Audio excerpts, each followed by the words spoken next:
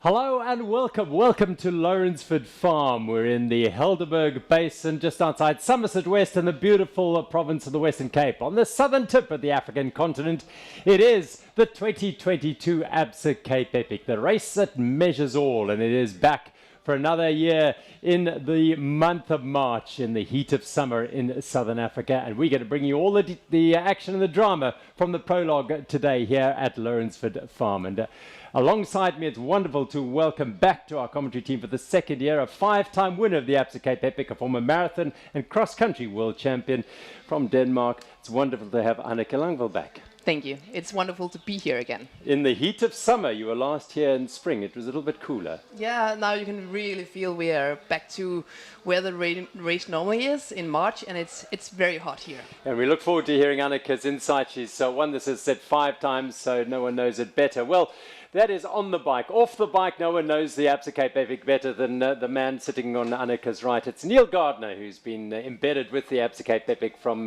very, very early years. Neil, welcome back, and looking forward to this year. Yeah, thank you very much, Gerald. 2007, I think, was the first year that I began really paying attention, and the 2021 event was not that long ago. It was 5 months ago, and it feels like we were just here moments ago. So excited to see what unfolds with the racing. Neil's ridden the route along the trial ride months and months, in fact almost a year and a half ahead of this route, so he knows everything that there is to know about the challenges that await the 550 two-person teams taking on the challenge of the 18th Absa Cape Epic. It's the race that measures all, as I said earlier. It's the race that every professional rider aspires to win, and all the top and committed amateurs really want to take part in. And, well, this is early visuals of the trails around Lourensford Wine Estate, which is back on the Absa Cape Epic roster after a break of 8 years. 2014 was the last time we were here, and it was the grand finale. And for the first time it hosts Prologue, and for the first time it'll host stage 1, which is on the Monday here. So great excitement around the village here. There's a terrific vibe going on here as riders have been out on the route from early this morning in their time trial Prologue roster, starting from 7:30 South African time this morning, tackling this 24-kilometer route. And it's a tough and uncompromising route, as one always expects at the Absa Cape Epic. Beautiful conditions. It does look certainly beautiful, but we've touched on it already. It is brutally hot today, and that'll test the riders.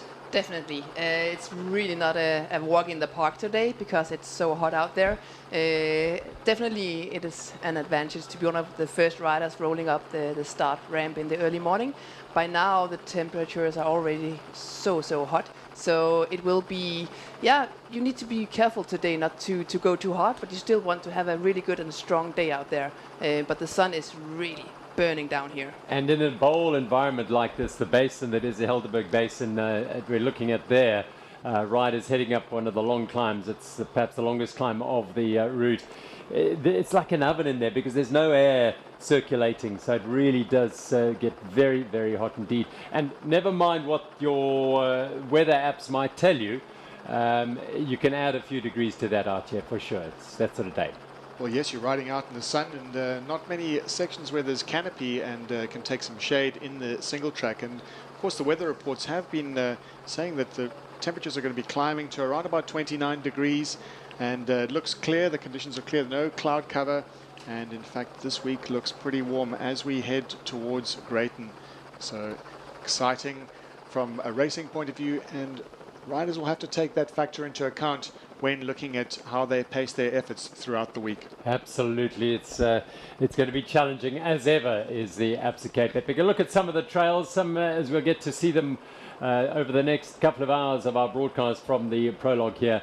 Some brand new trails created around the Absa Cape Epic, and some historic old original trails as well I'll be riding today. Yeah, definitely a mixture of old and new. And this is the beauty of having the Prologue in this region, is that the course designers have the pick of the bunch. They can really design the most perfect mountain biking course designed for mountain bikers. And it'll be really great to see the riders go through the old trails, some of the old trails from the old days, from the Wines to Wales, and some brand new cut single track.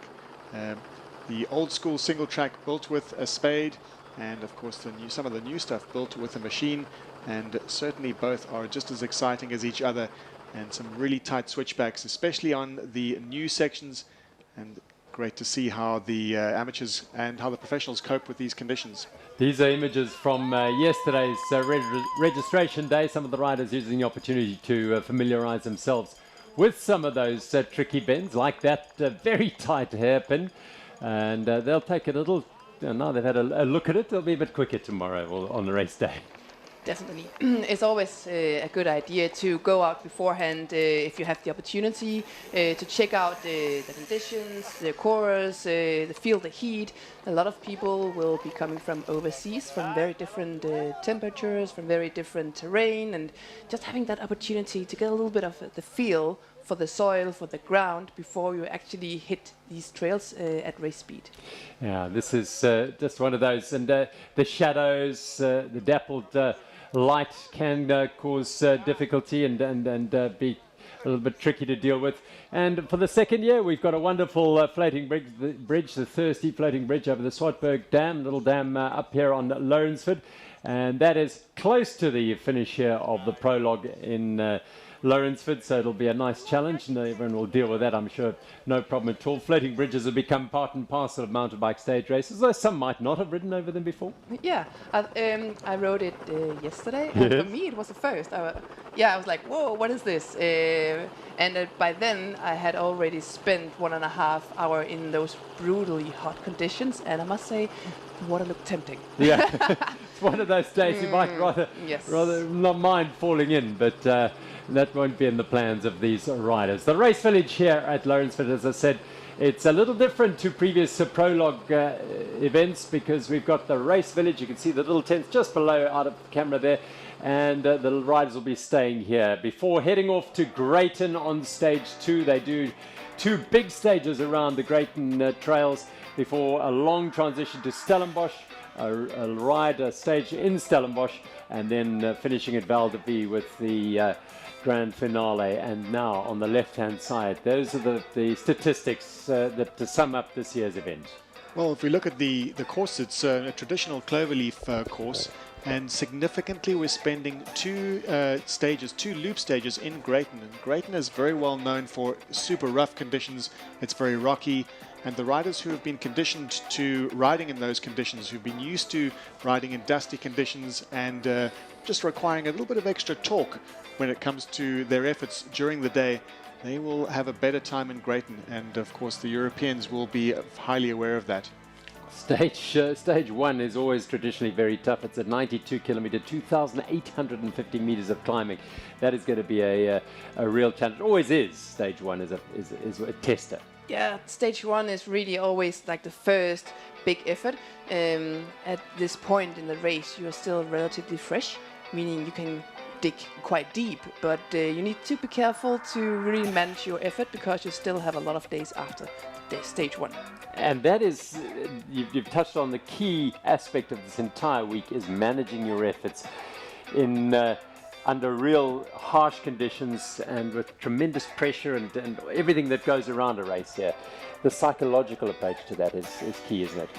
Oh yeah, it really is. It really helps to be in a team, having a partner, because you can share a lot of knowledge within the team and just really get the best out of it. So it's important to always measure your own efforts, but also to be aligned with your partner. Right, key 2-person race, of course. Let's have a look at the route map for today's Prologue. Lourensford Wine Estate on the slopes of the Helderberg Mountains here.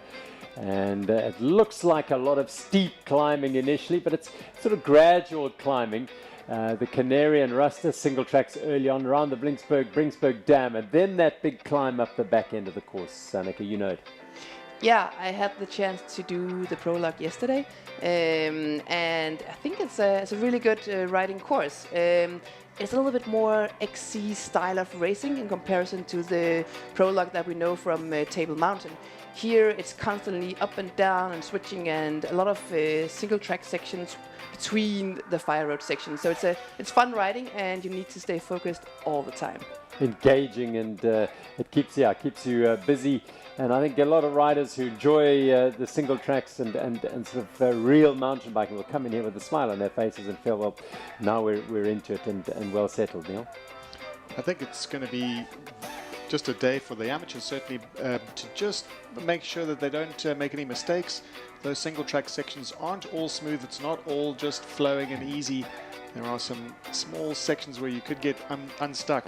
And it's like so many times we've seen riders in the prologue just overcooking it a little bit and essentially risking their chance of finishing overall. And even the professionals say you can't win the entire race in the prologue, but you can lose it.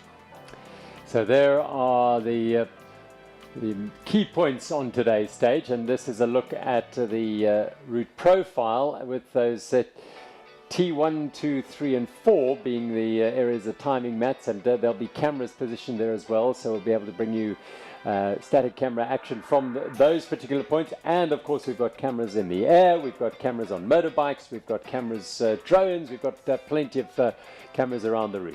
We're going to get some great coverage, and we'll be keeping a very close look at that 7-kilometer mark. That's the time check 1, which is at Brinksdam. And we should expect the top riders to come through in around about 15 minutes from when they start. And that'll be the first idea of how well the teams are going. But really the tester, the indicator for us as fans and as viewers will be at the time check at 10 kilometers, which will be the top of that the climb that we were just talking about. And it'll be around about 25 minutes when they reach there from their start time. That's when the men are expected at that point, and about 29 minutes for the women's teams. So we'll have maybe an idea of who's going to win the race, certainly who's on form today. Right, it's fascinating, isn't it, how we build up to the prologue. As I said, riders have been out there since early this morning, the amateurs testing themselves and settling the nerves. And I think that's what is key for a lot of the amateurs, is just getting into it. Some of them have waited since 2019, the cancellation of the 2020 race and the October 2021 race. Some of them couldn't commit to that, so it's been a long wait for them to come and get to grips with the Absa Cape Epic. So there's the Brinksberg Dam, where we've got a timing mat and a camera there. It's beautiful. It's just before the start of the first big climb. There are lovely views out towards the Helderberg Mountains on the other side of the basin, and then out towards False Bay. Formula E is the first of the single track sections. Once you've climbed that longish climb, as you see, from around just after 5.5 kilometers up to nearly 10 kilometers, and that's the drop into the Formula E single track. And that's them coming down Young Bafana, which is you cross a couple of fire roads during this descent, and dusty, and as you see now, rocky. Young Bafana, it's the descent after the climb it's single track clearly, and it's the machine built section, and the surface is pretty good, although it is pretty dusty, and there's loads of big berms and 180-degree turns to test the riders as they go through. Here we have the Thirsty Bridge. We're talking about some of the riders looking longingly at that cool water after a hot day in the sun. Some of the riders having spent over an hour and a half, perhaps 2 hours, riding this prologue section. The fastest time we've seen so far, and that's we've had riders leaving since early this morning, is the Exaro Academies Ndebele and Silala, and they've passed that finish line in 1 hour and 8 minutes and 10 seconds. That's the time to beat. They've been in the hot seat for quite a while. Well, there's the finish line of the Absa Cape Epic. The rope down the middle, of course. The riders head out on the right-hand side and come home on the left-hand side here at Lourensford. It's a beautiful sight. We've got racing back here at the Absa Cape Epic in its traditional March date, and really great excitement for the next week of racing as we take you round the beautiful Western Cape and finish at the grand finale at the Val de Vie in a week's time. It seems like just a week away, but for these riders, they drop into this bubble that is the Absa Cape Epic and get absorbed by the vibe and the atmosphere and the emotion and the commitment that it takes to complete this jersey.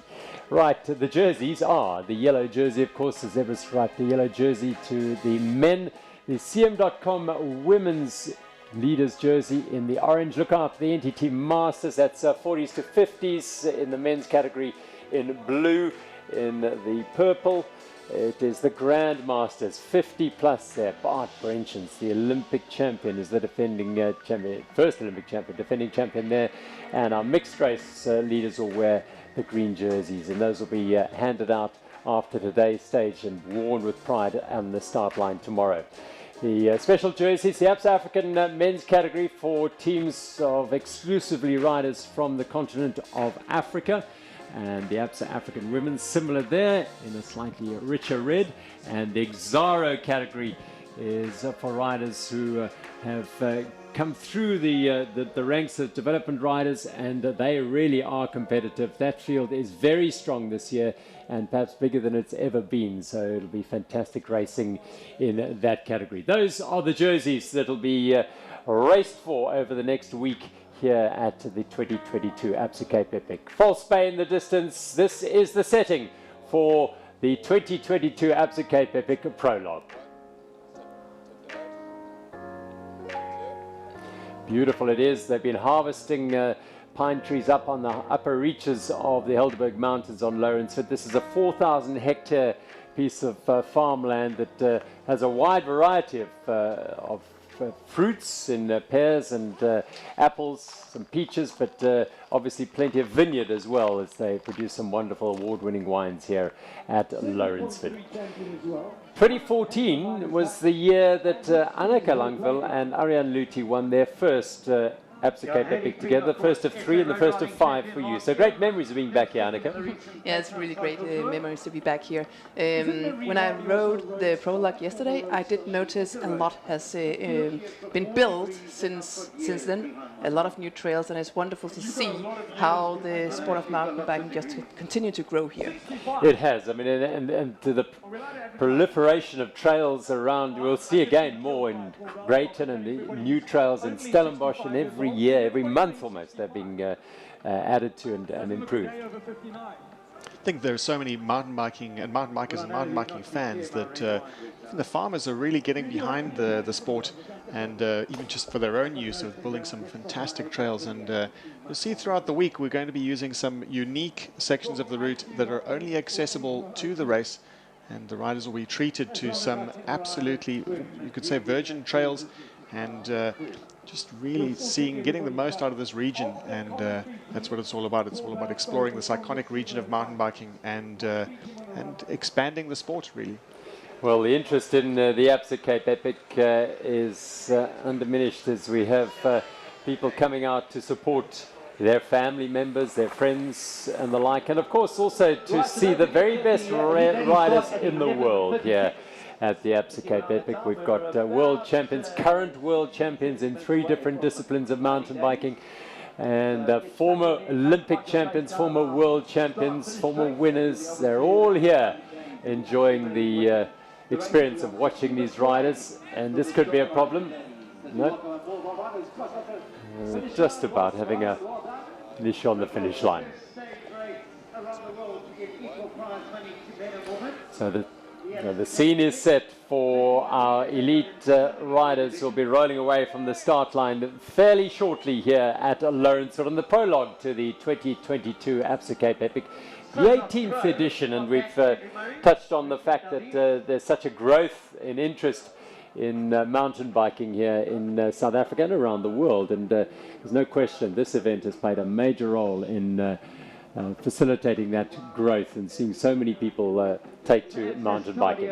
One man who has completed the Absa Cape Epic is down on the start line, and he's our man on the hoof, if you like. He's catching up with the riders, both the pros and the amateurs, and getting the general vibe down on the start line. It's Jazz Kushka. Thank you, Gerald. Yes, beautiful day down here, and it's a happening. It's so good to have the vibe back. So many people and the great support. And you know what? It's been touched on before, but the amateurs are definitely going to need the support.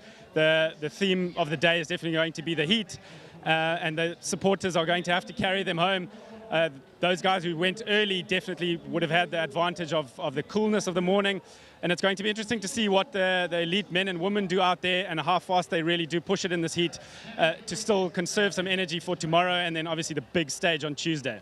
Jesse, any idea what the temperature is down where you are now?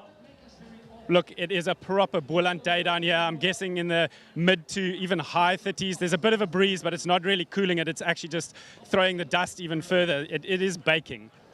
Right, Jazz, thanks very much for that, giving us a little vibe and the feel and the sense of what it's like down on the start line. There's a lull, riders rolling into the finish at regular intervals, and still those will be rolling out the leading riders in the various categories, the Masters, the Grand Masters, the mixed, the women, and the men rolling off that start ramp in a little while. So leading into a day like today, Annika, it is particularly hot, as we've heard. What's, from an elite rider's perspective, what's the plan, and what extra precautions do you take today on a day so hot? Well, before you start, you need to spend as little time in the sun and the heat as possible. It's a good idea to stay in the shade, maybe stay in an air-conditioned room if you have the opportunity to do that. So really only go into the sun when you need to. Just try to stay as cool as possible. Wear maybe some ice vest, some ice in a sock over your neck. Keep your jersey a little bit moist. That helps to cool you down as well. So really just stay out of the sun as much as you can, unless you have to be on your bike and race your bike in the sun. And hydrate as much as you can before. That as well, yeah. Both during, before and after. Very important.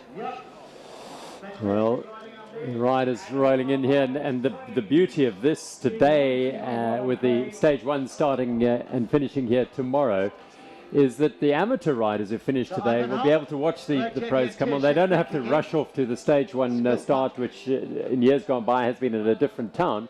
They'll be staying here in the village here or nearby, so they can watch the amateurs. So it'll create a lovely atmosphere. They won't see too much of them for the rest of the week, so this is the opportunity to engage with those pros. Right, let's go down to the start line from earlier today. In fact, as I said earlier today, the riders were rolling away from the start at 7:30 South African time this morning. It was much cooler then, and our first team were rolling off the start line. Let's catch up with them, and Jazz was down at that start line as well. Yep.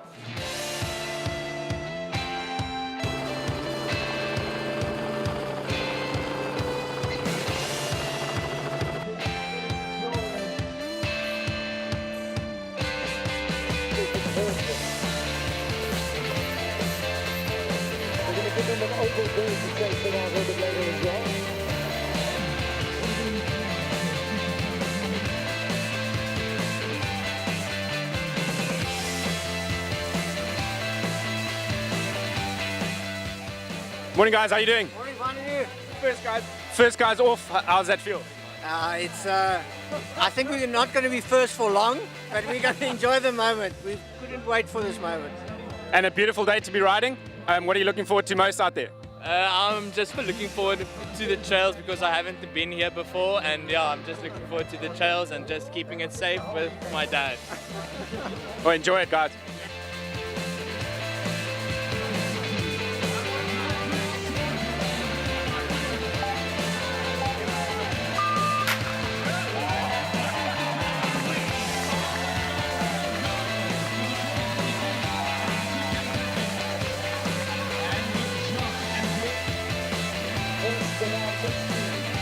John, BJ, beautiful morning, beautiful setting after so many times. Do you still get nervous? Do you still feel the start line nerves? Definitely nerves. Like the first one, I think I was 180 beats per minute on my first epic, so you sort of get a little bit more into it, but I promise you, it's the longest week before Prologue. You just want to get it done. When this clock starts beeping down, that's when the anxiety starts. So Prologue's that could get out of the way, and then your race really starts. And tell us, who's the captain out there? Who's going to lead today? Yeah, no, we're definitely in a tag, you know. We'll work that, and we'll see how we go, and we'll kind of climb as good as we can, and then we'll come down the other side. But good to be here, and great to be surrounded by supporters again, and get the vibe, you know. It's like co-captaincy, like in a new age where you feel like you have to choose a back. They make it co-captain, so the backline player feels like he's like a captain. Enjoy it. Go and earn your beer.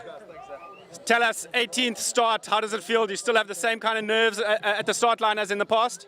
Yeah, I think irrespective of the number that you've done, you always get those butterflies at the start of the prologue, eh? But we were saying now, what a great venue this is, eh? Brilliant start, and it's going to be a hot week. Really looking forward to it. And did you guys test ride the prologue? What are you expecting out there? Oh, we didn't test ride it, but Mike's been around everywhere, so I'll just follow him. He'll be my Sherpa. I'll keep an eye on him. Welcome to South Africa, Julian and Julian. Tell us, where are you guys from? From Spain, Madrid. And it's your first time at the Absa Cape Epic?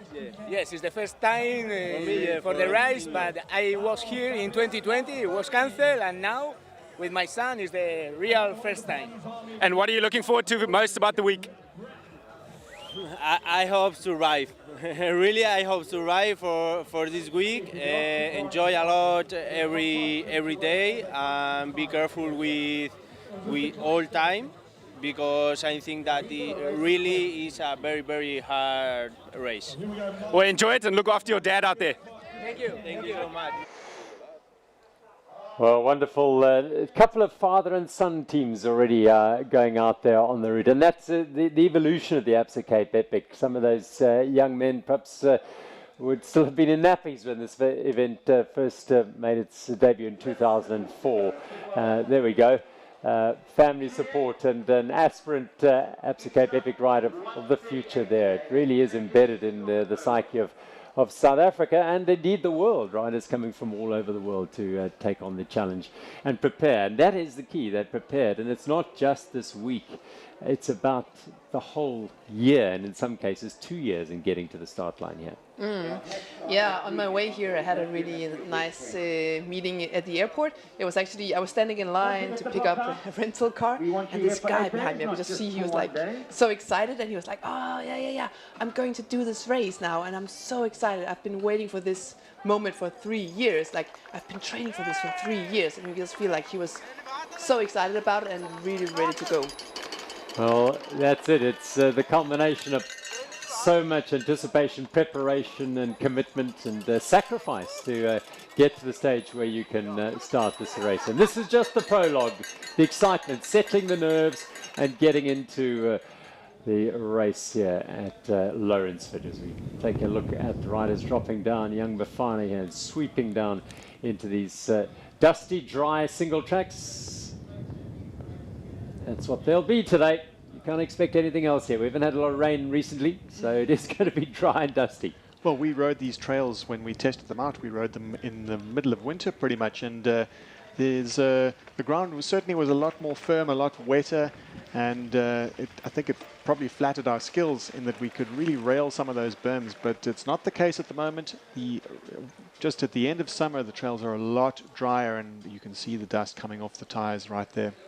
And there's our last on-course camera. It's just or no more than a couple of 100 meters from the finish line as they emerge from a section of single track in the forest here and out into the bright sunshine. There we go, and roll towards the finish. Prologue under the belt. Everyone feels like a celebrity and a hero when they come in here, and so they should. As we've said before, just getting to the start line has taken an enormous amount of sacrifice and commitment. There's some riders though who on Thursday or Friday morning didn't have any thought that they'd be riding the Absa Cape Epic, and were at registration yesterday registering, because various riders have dropped out for various reasons, and suddenly that rider who has lost his partner is looking for a partner, phones up someone and connects riders, and the next thing they're taking part. So you haven't had any time to get nervous or prepare, but you're in race condition to be able to ride.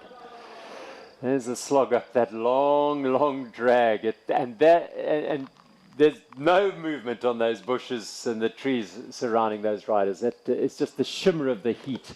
And if Jazz says it's 35 degrees plus down at the start, I reckon it might be closer to 40 up there. Yeah, it's brutally hot. We just briefly touched on the whole how to get ready for this race and to get ready for the heat and how to cope with everything in the best possible way.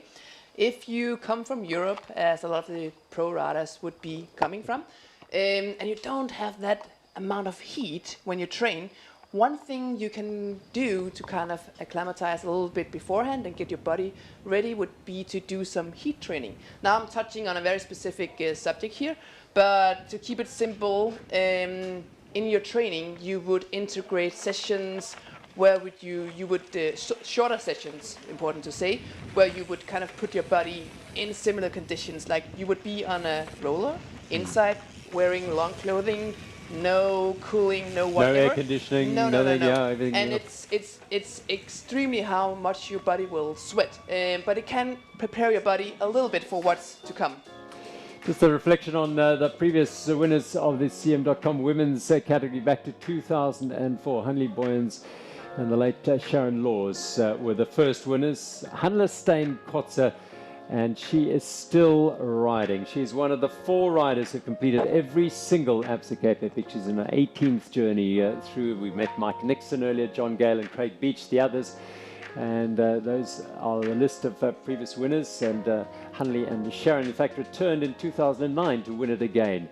And we get down to the latter years here once the route changed to the cloverleaf format in the Western Cape.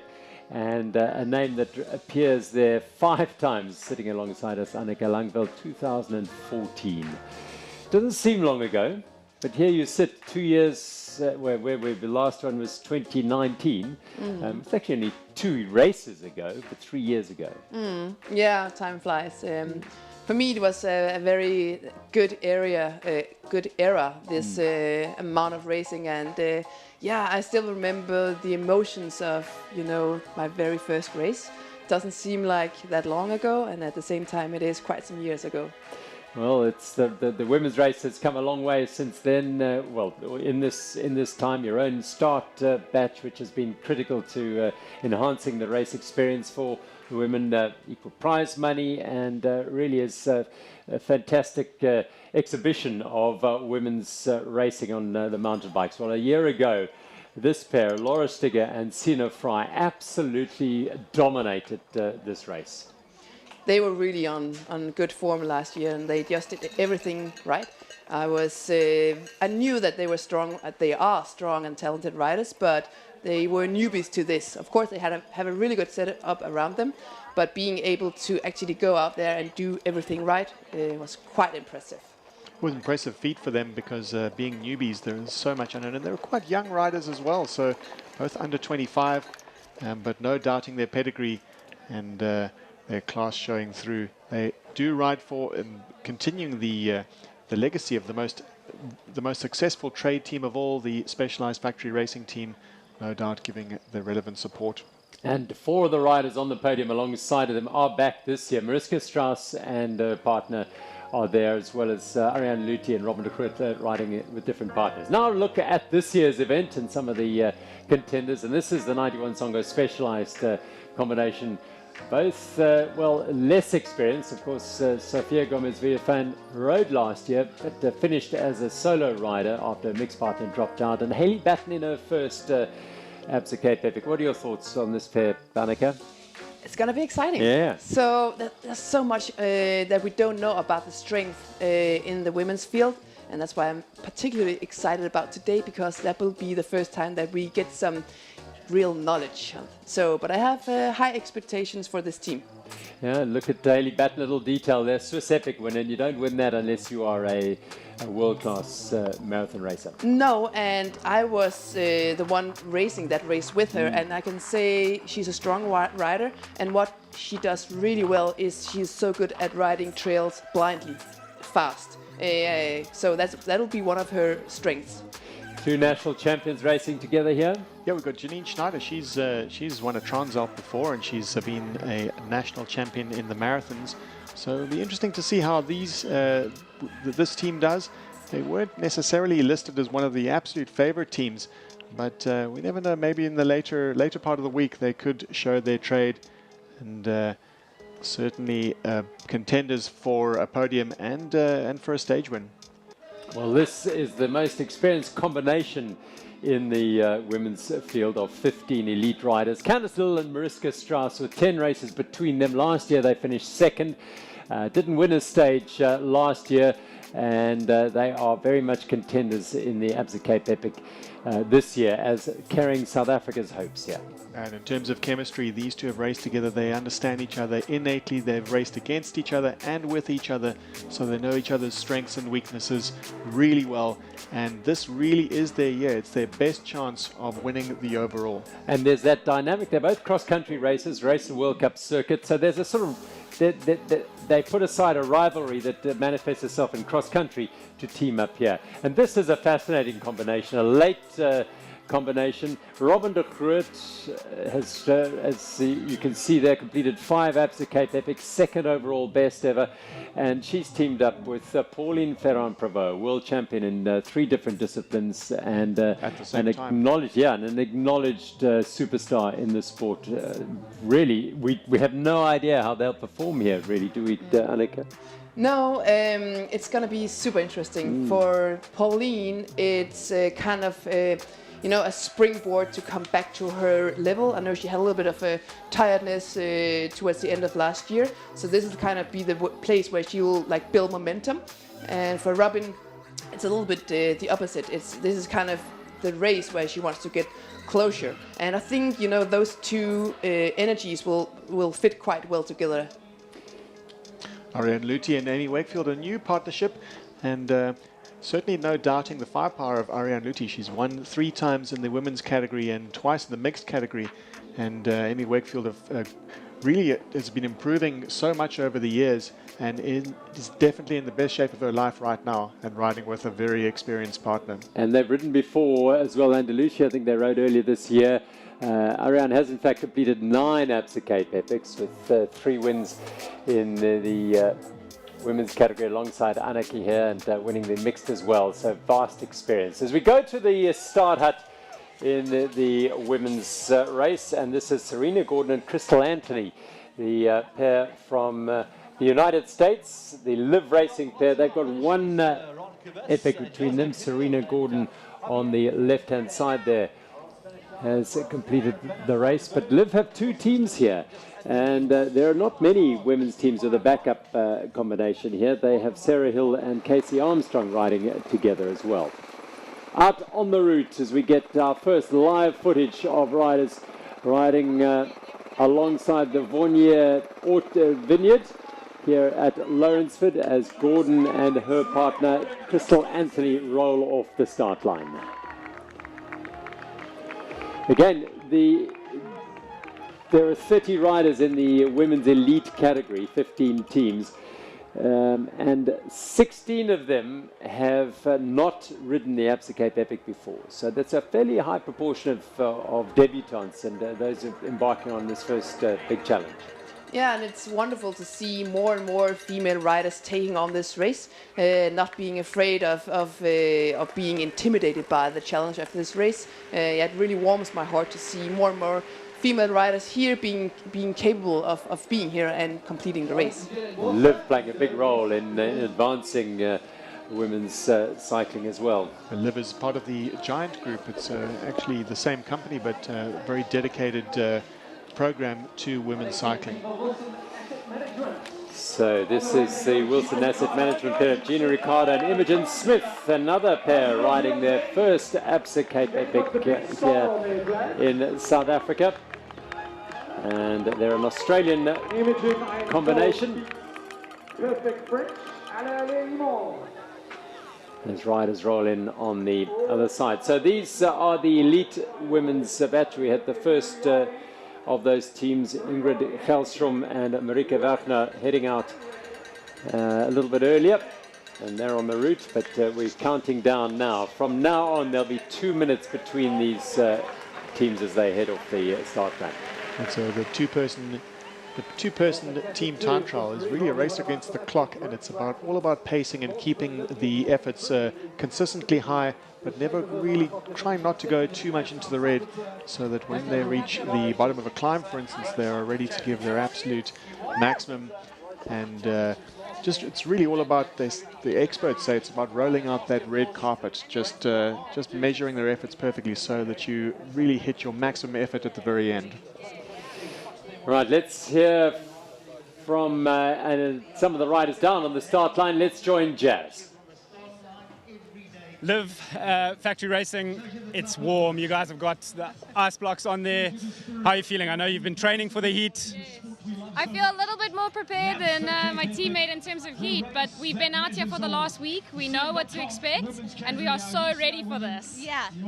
And the plan out there today, I mean, you can easily lose the Absa Cape Epic on the Prologue. You can't win it. What are your tactics?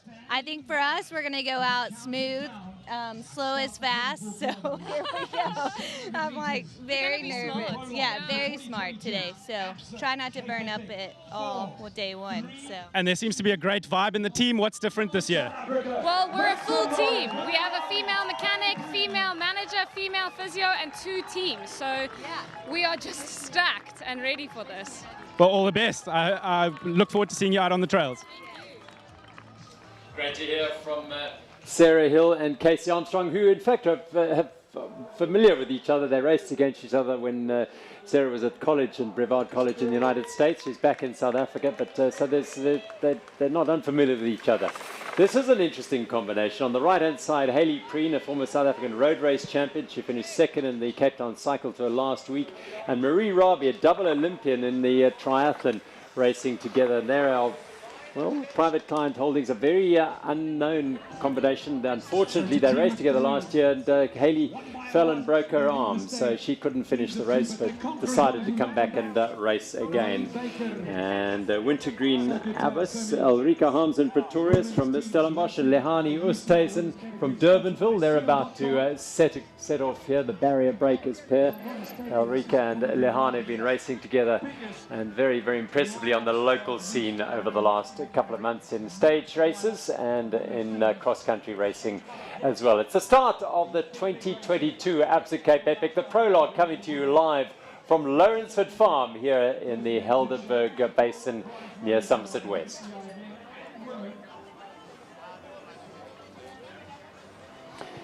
So a pair that have been doing very well locally, and this is a big opportunity for Ulrika Harms and Pretorius, who works at Stellenbosch University, Lehani Oosthuizen, who's a pastor and an artist as well as a mother, but are very, very committed to their sport of mountain biking.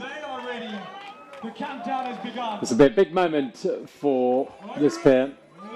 Away they roll. Ulrika on the left-hand side, Lehani on the right, riding for wintergreen Abbas. The barrier breakers, they call it. It's a little club, if you like, that Ulrika formed a couple of years ago, targeting specifically in getting women into mountain biking. And this is becoming a very strong theme, which is a great theme, in fact. Yeah, we see more and more programs popping up, getting especially young women out on the bikes, not to be afraid of mountain biking, and it seems to be working, and we see more and more female riders tackling events like this. It's pretty cool to see.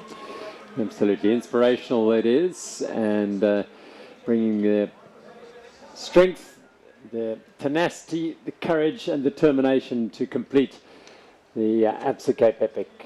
Clear blue skies it is. Well, this is a massive moment for a very strong combination here. Rare street it is, and it's a combination that's only just really formed because Tiffany Keep, the 21-year-old South African, alongside Irina Litzelschwab from Switzerland. Well, Irina was due to ride with Vera Lossa from Namibia, who pulled out a couple of days ago, and a replacement had to be found, and it was Tiffany Keep. On the left-hand side is Tiffany, and Irina on the right-hand side. And what a moment for the 21-year-old former junior and under-23 road and mountain bike champion of South Africa to ride her first Absa Cape Epic. She's had no time to prepare mentally for this event. She's physically in great condition, and here she is to start the 2022 Absa Cape Epic.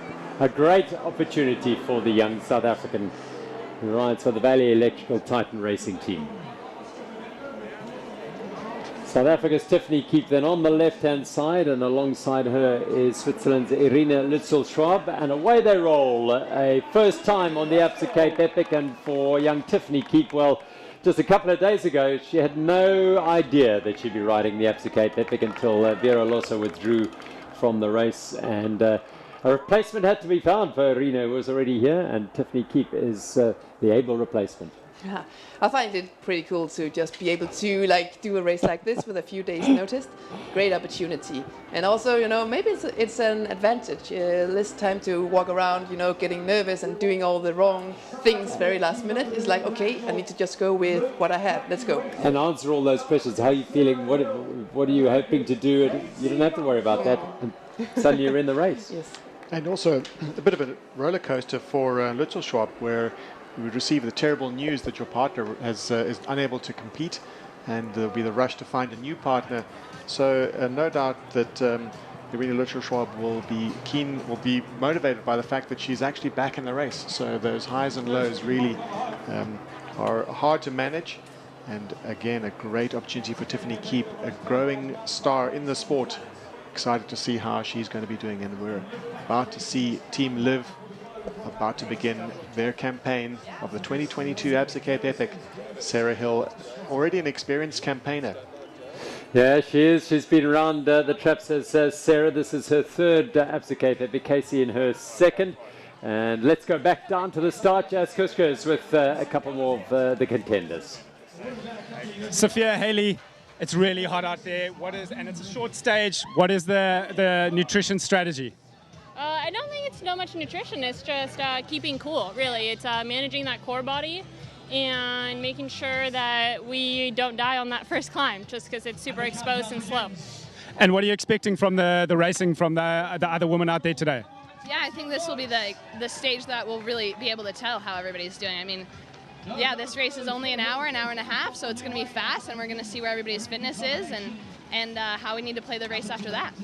Well, enjoy it. Good luck out there. As the Liv team head out now, Casey Armstrong and Sarah Hill, as I said, both raced against each other at collegiate level some years ago, and both also fairly talented at different sports. Sarah started as a rower at school and achieved fairly well, but when tried to advance that after finishing school, was told that politely that maybe she didn't have a future as a sort of top-class rower, so she turned her attention to mountain biking, following in the footsteps of her father, and has turned to be a very, very useful and more than useful mountain biker. Next on the start list, team number 55, Partners Group SK, Janka Kesek-Stefkova and Martina Krahulkova from the Republic of Slovakia. It's great to see the Slovakian champions jersey there on the left-hand side. It's always a nice thing to see in the races, the national colours of those particular champions in their respective categories, respective countries. Well, Janka has 3 Absa Cape Epic finishes to her name, but Martina on her first, one of those 16 riders who are competing for the first time at the Absa Cape Epic. Very focused, very tense. Is there some tension about standing up there?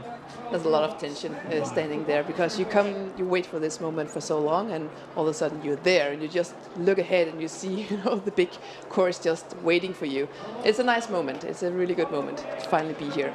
Stefkova on the left in the champions jersey has a 3-time Olympian, so she knows all about racing at the very highest level.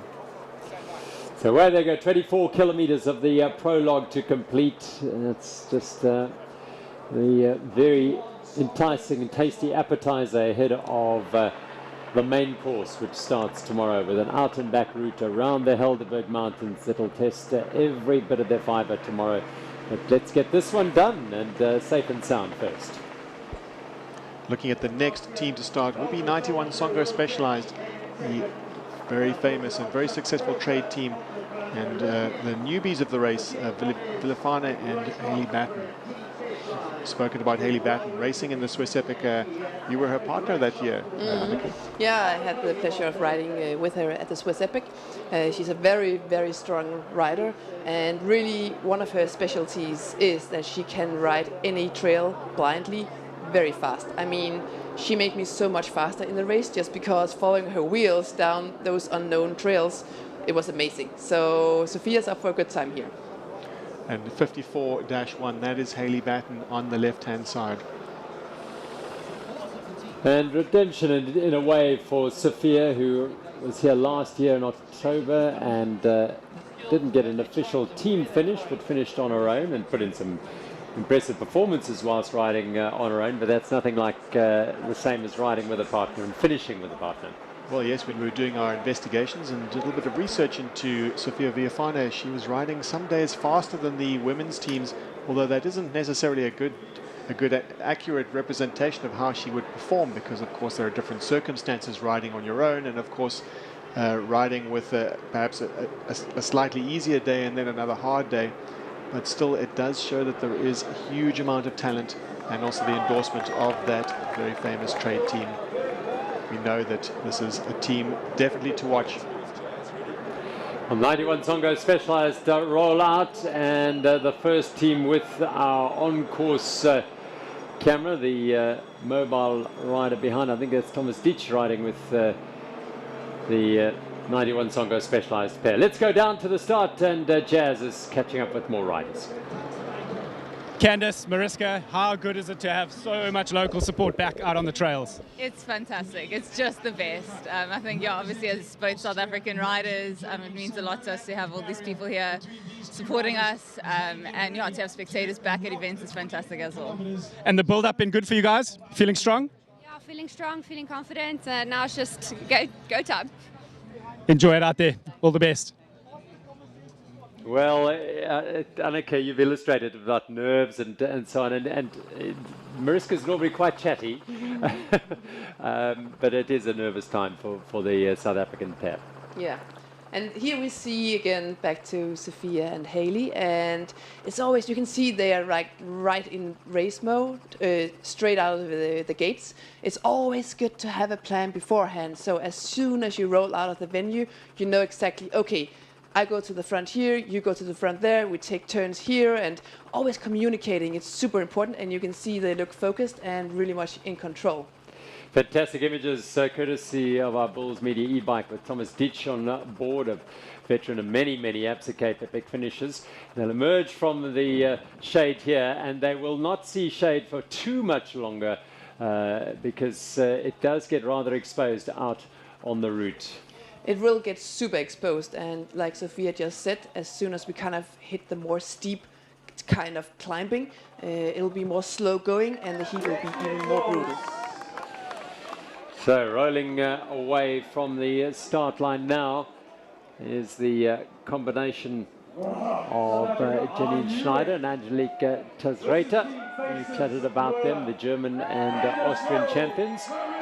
And well, always a bit the grass is getting flatter and flatter, but grass is never a comfortable place to start a ride. It sort of sucks your tires, doesn't it? It really does, it really does. And the thing about this course is also, if you look to the route profile, you would say, oh, the real climbing only starts after, I don't know, 5 or 10 Ks. But actually this part leading up to that point is kind of like falls flat. You think it's flat, but it's actually a slow gradient, so it's still pretty hard. Yeah, you look at your computer, you think you've done no climbing, and suddenly you've done 70, 80, 120 meters. Yep, that's it. Let's go back to the start. Jazz Kushkik once more. BMC Factory Racing. Robin, you've seen this movie before. What has been your advice this morning to Pauline? Yeah, you can't really prepare anyone for Cape Epic, but she's been open to any advice that I've given her, and yeah, just really looking forward to start the journey now. And today's obviously a super short, super fast day, and it's really hot out there. What's the nutrition strategy, if at all? Yeah, I think it already started at the warming up, so we had to drink a lot, and yes, today will be short, but yeah, you have to manage also for the other day, so. Yeah, it's a long stage race, so you have to take it day by day and to see how it's going. All the best. Enjoy today. What a fat, yeah. Stripes on the sleeves. And Robin de Groot has the national championship, multiple national champion of marathon, and Pauline Ferrand-Prévot, former world champion, marathon and cross country. Big roar for the all South African pair, the Faces Roller pair of Candice Lill and Mariska Strauss who head out on the prologue. Their first few pedal strokes of a very, very big week for this combination. Both of them multiple national champions in cross country. But teaming up now, and well, the hopes of South Africa rest on their shoulders. Well, this is really their moment, and they have the chance. They're both at the perfect age. Physically, they're in their prime, and they've tried and tested their equipment. They've tried and tested their partnership, and it's all theirs to win, as long as they can keep it together. There is a week of highly unpredictable things. There's obstacles along the way, and they'll need to work together and keep themselves calm to make sure that they can overcome these obstacles as quickly and easily as possible. They do happen, and if you look, we just see the Bulls logo. Incidentally, we're talking about obstacles. The Bulls, the team Bulls, Carl Platt, Stefan Sam, Ursula, they're the masters of managing those disasters and coming out. So they'll know, this South African team will no doubt have taken a leaf out of that book, so that they can put themselves through a really successful campaign at this year's Absa Cape Epic. It is a wide open field. We've seen so many different races over the years, and they always seem to end up with one dominant team, but right now there is no clear dominant team, no clear favorite in the women's category. It's going to be fascinating as it unfolds. Certainly today will give us an idea. Here's Jazz and two contenders for sure. Amy and Ariane, you come with obviously with a wealth of experience and years in the Absa Cape Epic, and you guys are carrying a lot of confidence after your big win. How are you feeling ahead of today? Yeah, obviously a bit nervous and very, very excited. It's so nice to have so many spectators here. Thanks for everyone joining. I hope we're going to give a good show. And with all the South African support out there, you're obviously looking forward to the crowd and the support out en route? It's absolutely amazing. I hope they realize how much of a difference it makes for us. It just really gives us those extra few watts, and we may not smile and say, hey, thank you, but it really does give us that extra boost, and we do super appreciate it. Good luck out there. Enjoy it. You saw there the two different jerseys. Normally the riders will be racing in the identical kit, but of course Ariane Luthi, a multiple Swiss national champion of the marathon discipline. And the win that Jazz was referring to, the Andalusia bike race recently, they won that ahead of Janine Schneider, and her partner at that stage was Irina Litschelschwab. So good win and showing them some good form. Well, the early season racing is a good indication of how well the riders are doing, but if we're careful, we would be jumping to conclusions, because early season form isn't always an indicator of how well the riders will do at the Absa Cape Epic. It's all about timing their form perfectly for this race. Which is really looks like that this team has done. You can see Haley here at the front pushing it. Actually, I think she's pushing it quite hard, taking the wind a little bit for her partner Sophia. They look very determined. Alongside the irrigation canal that comes right down from the Brinksburg Dam and irrigates the various orchards and vineyards on this farm in the upper reaches of the mountain slopes. And the Faces roller team of Candice Lill and Mariska Strauss. And back to March, a very different dynamic to last year's race in October, which came at the end of a year, an Olympic year, and all things, World Championship and so on. This is a totally different setup, one that you're used to when you start the year. But again, it's like the slight difference this year is that the World Cup starts a bit earlier. And in Brazil, which is the other side of the world. Exactly. If you are a top XC rider, you need to make a very good plan to make it all happen. If you want to do the first World Cup, you need to be smart in this race. And I know, for example, Haley Batten, she's not going to Brazil. She's targeting this race and leaving out the first World Cup. That's one way to do it. In my opinion, if you do this race and you recover well, you can still do both, but you need to really be smart and careful. Yeah, we'll see later on. I mean, the number of out-and-out cross-country races, World Cup races, is fewer this year than we've had in previous years. But what it has done is it's brought a lot of the marathon specialists back into the picture here. So it's going to be that sort of race within a race, the battle within a battle. And we just saw Ariane Luthi, very much a marathon specialist, and Amy Wakefield. She was Amy McDougall, but she has also turned her her focus very much to marathon racing now, having dabbled a little bit in cross country initially, but very much in South Africa, that's pretty much what it is. This is the first little drag between these apple orchards here. Yeah, and this is what I'm talking about. You think at the beginning, it's not that much of a climbing, but you constantly have those like kicking climbs in between the tiny descents. It's not easy to find a constant rhythm here at the beginning. It's on off, and then like here, I wrote this yesterday, and it's actually much steeper than what you see on camera here. But I wrote it perhaps before you yesterday, and there was the stones were sort of more evenly spread around the trail. You look at it now, and the lines are very clearer, much clearer now. With the riders heading up there, but it's that initial little drag up there. And you think, oh, yeah. There we go. On board with Isla Stowe. I think this is indeed Isla, a South African mountain biker, talented rider indeed, and she is very strong on the road and the mountain bike, highly skilled, and she'll be keeping an eye on the women's race, courtesy of that Bulls Media e-bike. Just get immediately out the saddle there. They've had different build-ups. In a way, they did ride the big, there's a big stage race not far from here a couple of months ago in the series area, and they won that. But then they went their different ways. I know that Candace took a week off to ride a journey ride from George to Franschhoek at a more leisurely pace to build some base. So this is Ariane and Amy of Simtech ZA. Really optimizing the teamwork here. It's clear that they have decided that Ariane is going to take the front here at the first part of the course.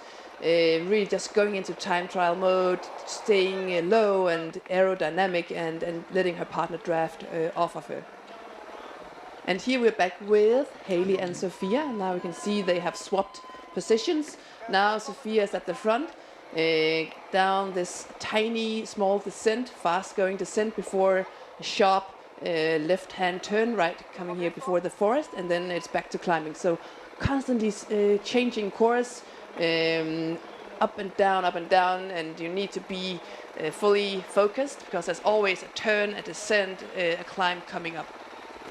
I can tell you at our first time check, just throwing forward, that Marie Rabi and Haley Preen, a private client holdings here in South Africa, they are the fastest through there in 21 minutes 0.5, just ahead, in fact, nearly 50 seconds ahead of Serena Gordon and Crystal Anthony of Live Racing. Gina Richard and Ricardo and Imogen Smith nearly 2 minutes back.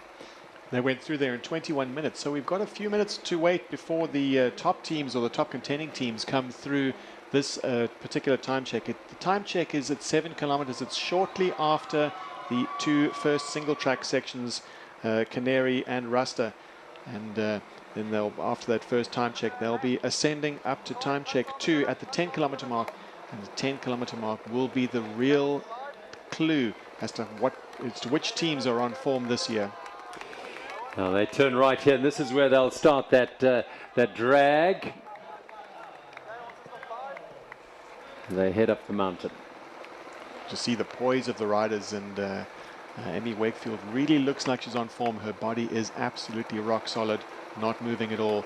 And Ariane Luthi just charging at the front, taking charge of the pace. And Emmy Wakefield riding in her slipstream, saving energy. And no doubt she'll be going to the front soon on the steeper climbs. Well, Amy's had a great career, but this is a really, really big opportunity for her to put her credentials right up there alongside some of the best, because she's prepared very, very well for this event, knowing that it is a big opportunity for her. Ariane had asked her to ride with her late last year, and this is the chance to really make it count. Well, among the top teams that we've seen, there are new partnerships all the way down the list, except for, of course, the South African team, Faces Roller. They are a tried and tested partnership, and it is a very important part of two-person team racing, where that team dynamic, that just that chemistry can make all the difference between really performing very well and being in sync and If there's just a little bit of doubt between the two, that can really expand and make it difficult throughout the week. Pauline and Robin here. Yeah, this is one of the new combinations in the women's category, and you can see they're not quite in sync like we saw with the more experienced teams. Here Pauline is taking the front, but the gap back to Robin is a little bit bigger than what you would want it to be ideally to get the most out of the drafting. And we will for sure see these two become more of a unit as the week progresses. And starting with a short prologue like this, it sort of suits Pauline's skill set and her experience. She wants to really hammer it out here and smash it around what is a bit like a cross-country course. And Robin is very much a marathon racer. She's got a great pedigree on the road, but the last 10 years has been at the pinnacle of marathon stage, racing up a medalist in the Marathon World Championship. So this is a difficult day for them, really, in establishing that. Because they didn't have much time to actually race or train together, so they don't know exactly each other's strengths and weaknesses. So in this case, communication on course is super critical. And you can see Pauline at the front every now and then having a little bit of a glimpse. She might be pushing the pace a little bit too hard because Robin is not quite on her wheel. But we will, I'm sure, because they're both very experienced riders, we will see them grow together as a unit as the week goes on. And talking of that experience, I think Robin de Groot is an extremely experienced camper. She knows exactly how far she can push her body before she goes into that red zone. And it's so difficult to recover. Once you hit that anaerobic zone, to get back into a more sustainable mode, you could say, is so much harder. So she will not be tempted by the hair up the road and not be tempted to chase too hard and be looking at her own efforts as much as she will be looking at her partners. They're heading into the convection of it now. That's that section of the climb, long climb up the far side that is so brutally hot. It really is tough. And Robin is out the saddle there digging. She's made it very clear this is her last Absa Cape Epic. I think she's drawing a line under her mountain bike career. She said that when she finished her road career after the 2012 Olympics in London, and she said, well, I'm going back to being a bike and educator, and I'm going to carry on that business, and then got lured back into mountain biking and made a great career of it. And now finally I think has decided this is it. This is Amy Wakefield and Ariane Luti on board with this pair, the Simtech ZA combination. Well, they'll be hitting that time check in around about, call it 11 minutes or so. I'm looking to improve upon that time. The fastest time at that time check we've seen so far in the women's category is still Private Client Holdings, Marie Robbie and Haley Preen at 21 minutes. You can see on their body language, they're really going for it. They're not leaving anything, they're not leaving anything out there because in my opinion, if you come into this race well prepared, if you've done your training, you can easily go as fast as you can on this day and still recover for tomorrow. And it looks like they come here well prepared and they're really going for it on the prologue. This is the Bringsberg Dam, and we should have a time check here as well with our leading riders going through there.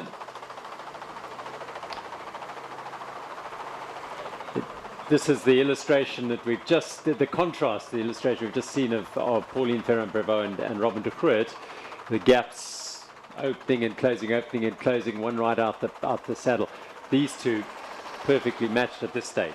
Definitely an advantage that they had the opportunity to actually already do a race together as a team and just recently. So they know exactly how to ride together and also like where the form of each other are at the moment. And it's a huge advantage because you can really benefit on the teamwork because you can draft off each other. You're not losing energy being like too far back and you're not losing energy that one rider is pushing it too hard and kind of make force the other one to overcook a little bit. You can see they look very much in sync and it's a huge advantage to have.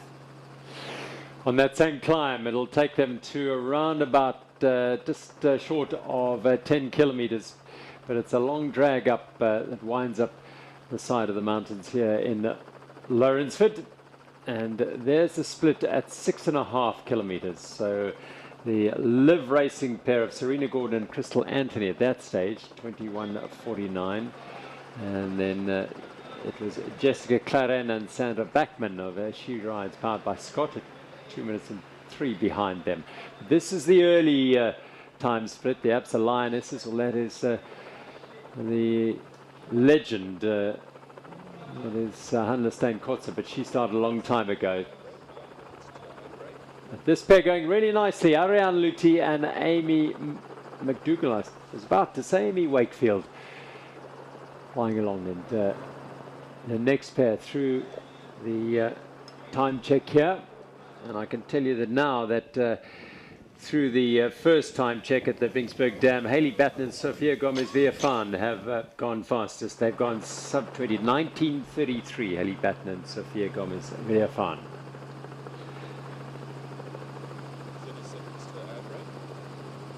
So Amy goes to the front. It looked like on the flatter parts, Ariane was setting the pace, and here hitting a little bit more of a steep part. Amy takes the front, and now they're just about to go into the first single track, and maybe Amy is faster there and can kind of lead the way for Ariane. We'll see what the tactic is. It's a prologue of the Absa Cape Epic 2022. The women's race is well underway at Lourensford.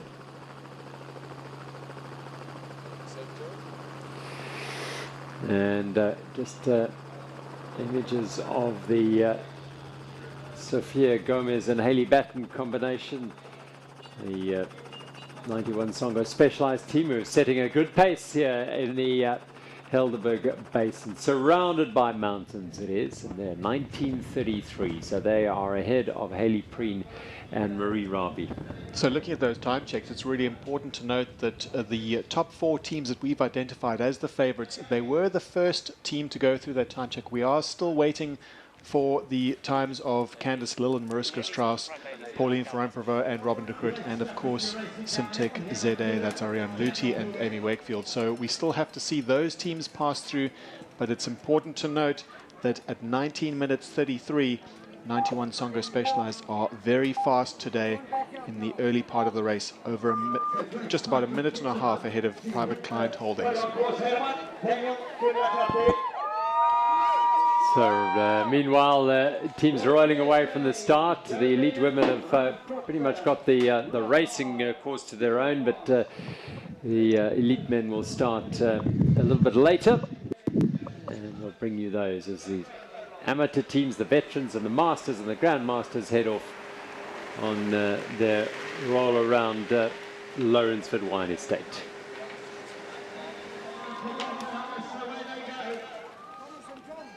Enjoying the heat. Well, I'm not entirely sure that many will be embracing the heat here.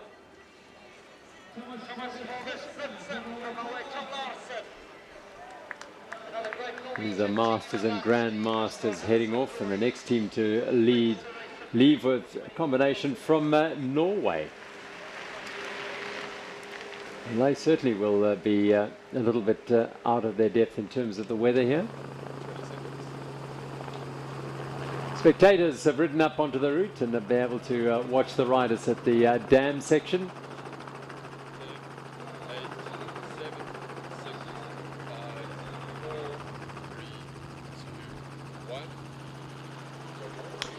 Lourensford Farm here in the Western Cape, and the prologue for the Absa Cape Epic is underway, and the women's elite race is on the course. Every single one of those 15 teams now out on the route, and this is how it stands after the first split at 6.5 kilometers of the 24 kilometers, with 91 Songo Specialized, Haley Batten and Sofia Gomez-Villafan leading at that first check, ahead of the Bicycle Garage pair, who are one of those pairs, like so many of these women's teams, who are an unknown quantity as they head around this course here. The Bicycle Garage pair, Janine Schneider and Angelica Tazreta. Perhaps a dark horse team, and no doubt they will be. They'll have been doing their homework in the past few months, and that build-up has been quite a long one for this team. But I think it's interesting to see that they were not that far behind. They were 58 seconds, and we've just actually got news of a new time check And Faces Roller, the South African team, are the fastest so far at the 6.5 kilometer mark, 10 seconds ahead of 91 Songo Specialized. We are still expecting to see BMC, MTB Racing and Simtech ZA to come through that time check. But a very good sign from the South Africans, who really are they're riding totally in sync together, and to be a little bit ahead of as we've talked about, one of the favorite teams in the race is going to be a big boost for these riders here. That's Mariska Strauss and Candice Lill. It looks like we're up for a very exciting race this week. It's going to be good. I think it's going to be one of the closest races we'll see in the women's category for many, many years. Yeah, I mean, I think as long as, I mean, in mountain bike, anything can happen. We know the Absa Cape Epic, all sorts of things can bedevil teams' aspirations. But if the leading contending teams stay on track and stay healthy, strong, and mechanically sound, we're in for a fascinating women's race. Really, it's going to be a real battle all the way to Val de Vie, I think. It's going to be great for us to watch as fans, to see how close the race is. Not that easy for the riders. It's a very stressful week if it's so close. Often a lot more relaxing if you can put in a good lead early on and defend that lead. But it doesn't look like it's going to happen that way this week at the Absa Cape Epic in the women's field for sure. I mean, winning the Prologue, Anneke, is I mean, it's obviously you want to win every stage you can, but it just must give you that little bit of confidence. You've got the yellow, the orange jersey with you. Yeah, it means everything to have a really good start of the race. So you shouldn't underestimate it. But look at this. This is super interesting. So just as we're talking about favorites, we see BMC, MTB Racing coming into the picture, actually setting the fastest time at the first time check. We had our doubts about the form of Robin de Groot and Pauline Ferrand-Prévot. They haven't shown any great early season results, but no doubt they've prepared themselves perfectly. And going through that time check, 15 seconds ahead of Faces Roller, ahead of the South Africans. It's a wide open race for sure. It is for sure a wide open race, and yeah, it makes me so excited. We will see a lot of drama, a lot of action, and it starts out like so well. Well, I mean, already we've had. Yes, the teams starting later, you expect them to post faster times, but in this environment, at this year's event, you're not really sure. And to see Robin de Groot and Pauline Ferrand-Prévot put their heads up and say, hang on, remember us? We're in this race as well. Well, no doubting the pedigree there. And within a minute or so, we should get indication as to how well the, really, well, you could say the favorite team of Ariane Luthi and that's Amy Wakefield coming through that time check. All keeping a very close watch on that screen to see how well they've been doing throughout the first part of the course, throughout the first 6.5 kilometers. That's after the single track. Still one climb to go up to the 10K mark, and that's going to be perhaps a more important telling point of the race, but really important to remember that it is a long race. It's an 8-day race, and the Prologue is just an indication. It's just really the riders throwing down the gauntlet. We heard the talk from Matt Beers that it's a big psychological advantage to win the Prologue, because then you can go into defense mode. You don't have to think about how you're going to take back 10 seconds, 15 seconds. You can sit back and really defend that leader's jersey. So we will be looking carefully at that time check at the 10K mark, but of course the first real marker will be tomorrow after stage 1. That was one of our mixed contenders, Jacques and Ruda Grobler, married couple racing in the Mixers Drivetrain Academy. And this is another of the strong mixed combinations. Marlene Lourens on the right-hand side from Stellenbosch, and alongside Zach Swart. And they are going for the podium in the mixed race, this pair. Phenomenal riders, Marlene. The mixed race unfortunately lost a former women's winner, Jenny Steenhoch, a week or so ago when she had to withdraw due to illness. I think she got a positive COVID test and had to pull out of the event. But it's one of those things that happens in this day and age, and she did the right thing and pulled out of the race. So there's confirmation of BMC MTB Racing's fastest time at 6.5 Ks. But we did see Pauline pushing it so hard at the front. And the question will be if she now has pushed it so hard that she's pushed rubbing a little bit too much into the red, because they are like an untested partnership in this race, and how will it unfold from here on? But for sure they had a really good start to the race, strong start. Absolutely, they'll give them I'm sure that they'll have someone, or perhaps not, I don't know, someone passing them split times out there and their position now. No, and maybe they will have some of their staff out there giving them splits, but the thing is there will probably also be a lot of spectators being able to catch time splits. Yeah. And the thing is, I've experienced that myself. You hear like something like, oh, 2 minutes, 30 seconds, and you don't know to the team in front, to the team behind, and at what time in the race did we have this gap. So you shouldn't really trust all that information. No.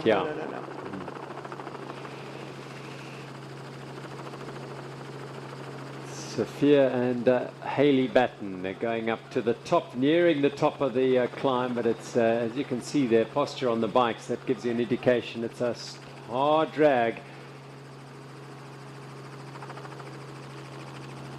And the Liv cycling team ahead of them. There's a hand out already. Yeah, and that's the thing in this race. You race in teams, you create a partnership, and you are allowed to help your partner as much as possible with a little push. You're not allowed to use like other equipment to pull or push, but you can easily take your hand and push your partner, or take your hand and pull your partner. That's allowed. I think that's Sarah Hill and Casey Armstrong just ahead of them. And they'll be heading into a piece of single track fairly shortly.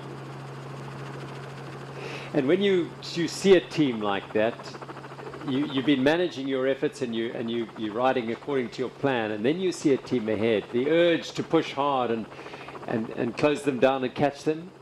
Yeah, it grows as soon as you see another team on the horizon. No matter what team it is, it's like yeah, we wanna, because you are a racer, and whenever you see someone in front of you, you're very tempted to, okay, we need to chase them down. So for sure, Sophia and Hayley here will be encouraged by passing another ladies' team. But not going too hard as to expend too much energy in closing them down. And then the team that have been passed, well, they just say, look, let's not lose any more here. As Sarah Hill, there's a hand on Armstrong's back, giving her a push. And Hayley Batten leads up the climb. Well, they're certainly looking very much in sync. There is hardly daylight between the two, between the rear wheel of Hayley Batten and the front wheel of Viafane. They are very much riding very cohesively together, and good to see. They've obviously been speaking to some of the senior guys at the trade team at the 91 Songo Specialized. They'll have had great advice from none other than Christoph Sauser, and certainly from Annika sitting next to me. We will be, they will have a clear understanding of what it takes to win this race, and also what it takes to win this prologue. They are third best at that time check, although they still have to get to that 10-kilometer time check to really tell, just to kind of get a bit of a balanced idea of how well they're climbing and how well the teams are going through that single track.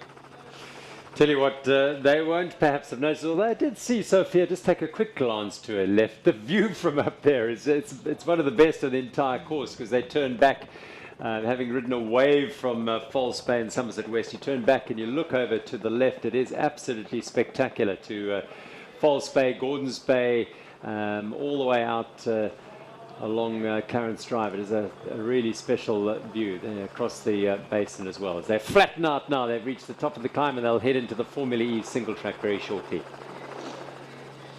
A nice, well-built single track. At this point, I rode it yesterday. It is super dusty. A lot of braking bumps and ruts because it's been so dry for so long. This is the BMC team of Robin de Groot and Pauline Ferrand-Prévot.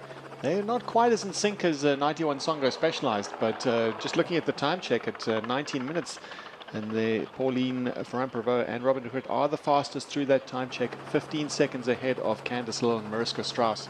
So no doubt they are on a blinder of a day, and good to see that any of the doubts, any of the question marks over their form are now put to rest.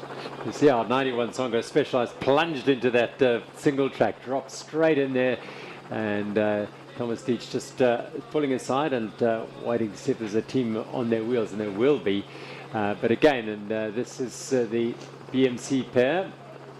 So 91 Songo Specialized they are the first major favorite team to pass through that time check, and we still have to wait for Team BMC, Faces Roller, and of course Simtech ZA to go through that time check.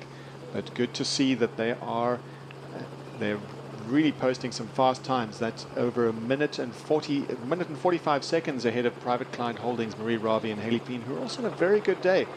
That team, the all South African team, is let's have a look. They're certainly riding in the top 6.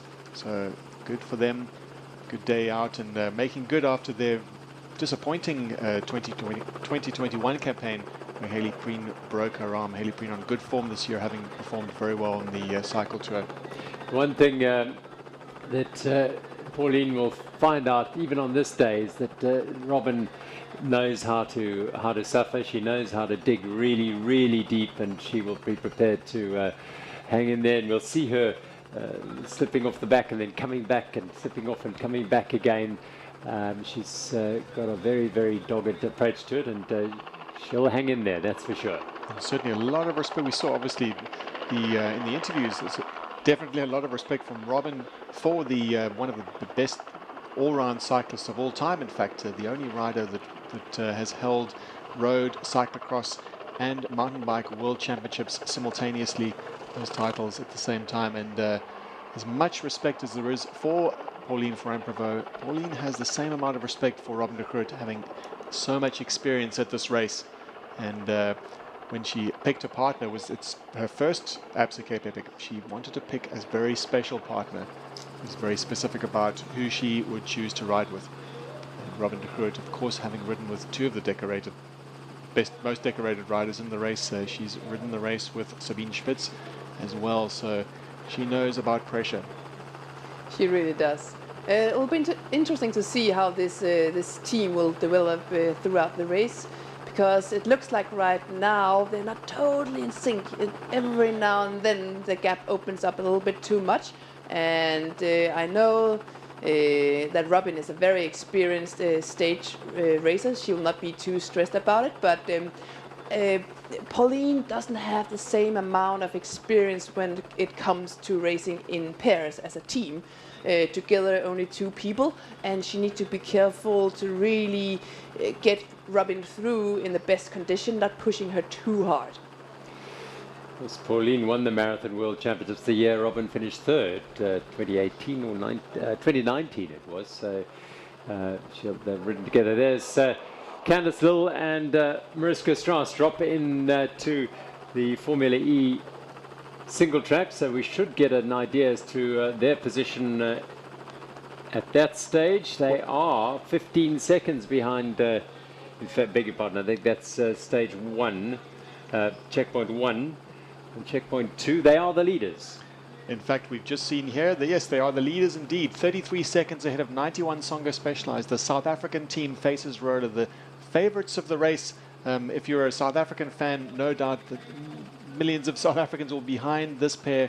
And 91 Songo Specialized 33 seconds back. Bicycle Garage almost 2 minutes back. So it looks like this racing is starting to develop.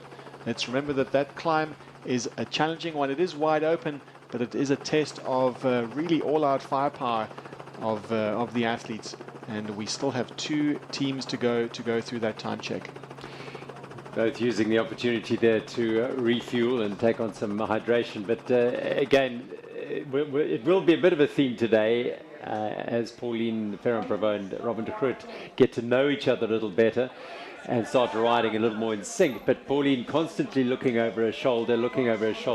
And when you ride in sync, as we've seen with the other combinations, particularly Amy and Ariane, is that they seldom look over the shoulder. They know exactly where the other one is, right on my wheel, or just... Yeah, and that's clearly the advantage of teams like Faces, CST, and some of the other teams, that they have the experience of riding together. They know each other so well, and we see that Pauline and Robin, they are very strong. They post the fastest time through the first checkpoint, but they don't have the experience of having ridden together for a lot of time. Oh, this is fantastic. On board with Pauline and Robin flying down that Formula E single track. Spectacular stuff. From the air and from on the bike. And you'll get a first-hand look, well, not quite first-hand, but a closer-to-hand look at how dusty these trails are. Not too bad there. Not too bad here. Some sections also go into the forest, and that combined with a lot of dust sometimes make it even more tricky, because vision is a little bit difficult. But here it's wide open and good visibility, so here it's all good and nice flowy trails. One thing we haven't talked about is that this year is it's the first year that Robin de Groot is riding a BMC. She has been on Cannondale in the past, and getting used to a different bike is one of the factors that comes to being a professional, and seems to be doing fine and seems to have adapted well to her new machine, being able to match Pauline Ferrand-Prévot on these trails. Pauline Ferrand-Prévot, one of the most skilled riders on the circuit. But let's not talk too soon. Let's hope that Robin de Groot makes it down these trails in one piece. She is following one of the fastest riders of all time in cross country. So holding thumbs that she makes it all of these really dusty berms, and taking great care to not scupper her chances of getting through this prologue. And in fact winning. They are in the lead right now. They look like they are the fastest team on the trail. And they drop down there, plenty of little sections. There's another switchbacks and berms, little bridges, and there's a very tight section of switchbacks coming just after this as well in there. Beautifully crafted. Jan van Schalkwyk and various other trail builders have been putting this all together over the years. Some of them date back many years, and some more recent. Now let's go down to the start. Jas Kushka has caught up with some familiar faces from the Absa Cape Epic. So I'm down here with Carl Platt and Christoph Sauser. I don't have enough hands to count the amount of victories between the two of you. Obviously very different memories from Lourensford in the past. How good is it to be back here? It's super exciting and very good to be back, to breathe in the atmosphere, the vibe. It's just unbelievable. Christoph, tell me, who's paying for dinner tonight? Who's buying the wine? Well, luckily we're very well organized. We have already lots of wine in the company, depending how much Carl's gonna drink. And what's the strategy going out there? You're just going to take it easy, or you full gas? Never take it easy. I mean, we are old racers. As we hear the clock, we go full canona. Go full canona. Enjoy it. Well, two Absa Cape Epic legends, 10 races wins between them, and they've combined to race at the Masters. Christoph Sauser and Carl Platt. A great story. The two of the fiercest rivals at the race. You couldn't look at any other rivalry and say that these two were really at loggerheads for decades. And certainly for the history of the race, it's been great to watch, and fantastic story that they've paired up. And we've asked both of them if they're going to be sharing any secrets, and I think what they were saying is the secrets will be told out on the trails. Yeah, Christoph Sauser with well, neither of them have had number boards below in double figures. I think perhaps Christoph has in the past, one or two of his partners when he had retired, but having the number 70, and I said to Christoph, and he said, well, he's got number 2 as well, which he's not quite used to. But yeah, he's quite happy.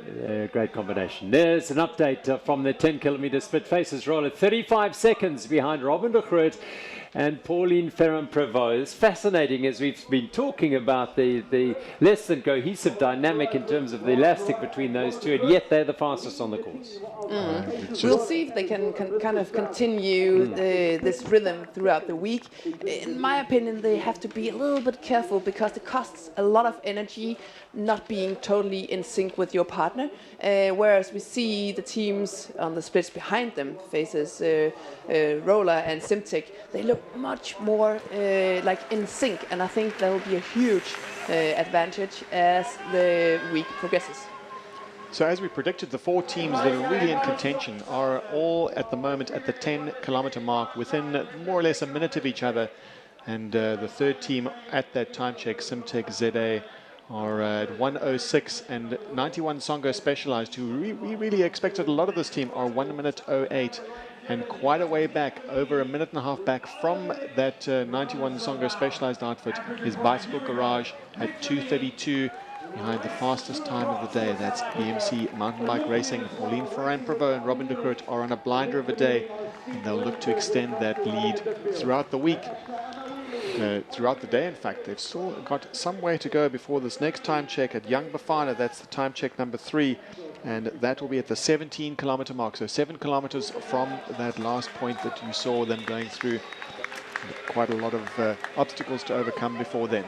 Interesting combination heading out there, Oliver Munich and Nicolas Clamini. Nick Clamini, a World Tour rider, Tour de France rider, Grand Tour rider, and riding alongside Oliver Munich in his 12th Absa Cape Epic is Absa Amaweli heading out on their first journey. And one of the favourites in the Masters, two very committed amateurs, Craig Urian and Andrew Duvenage from Restonic, and they will be looking to be on the podium once again in the Masters. Craig, an age group champion. Big competition there with the likes of Carl Platt pairing up with Christoph Sauser. So interesting to see how they do against the pretty much the world's best and the most successful Absa Cape Epic contenders.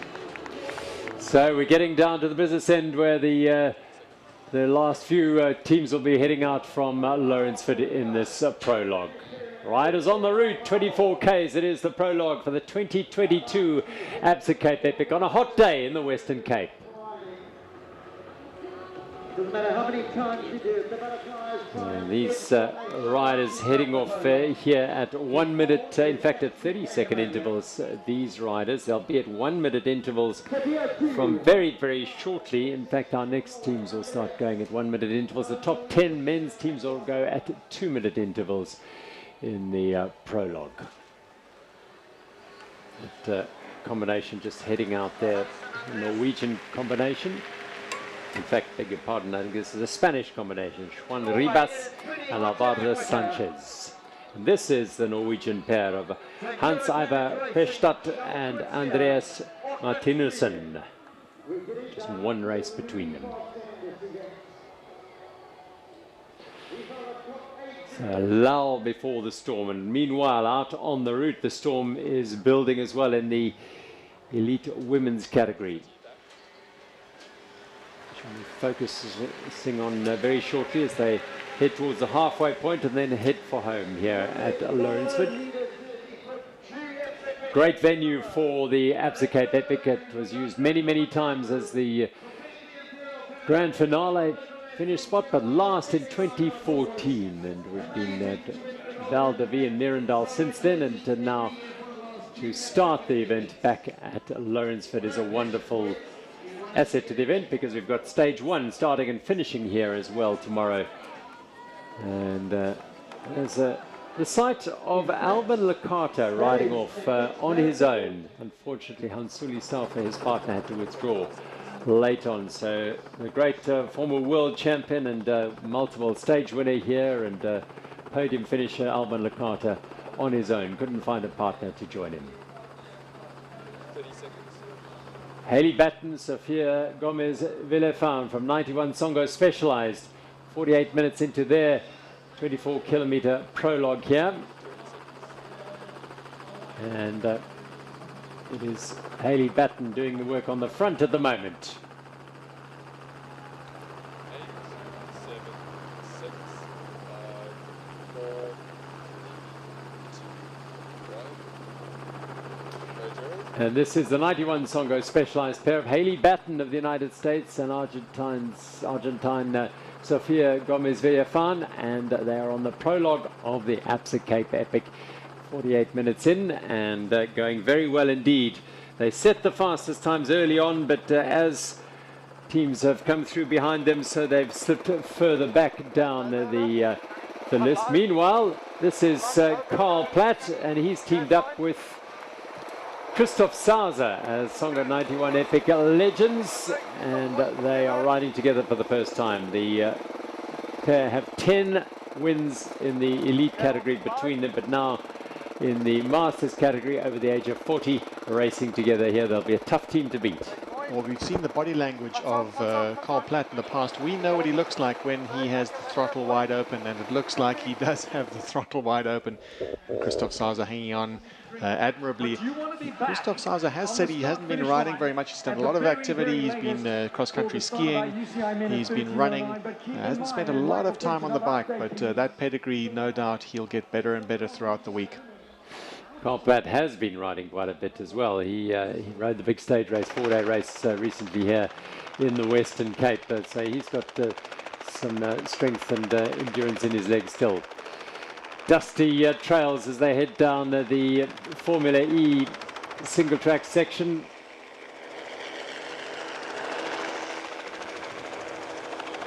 In the CM.com women's category, she rides powered by Spot. And that combination of Jessica Claren and fellow Swede Sandra Backman. Both riding for the first time. It's nice to see Scandinavian people making it all the way down here. It's definitely not easy. Right now in Scandinavia we have proper winter. We just may be starting to feel the first, signs of spring.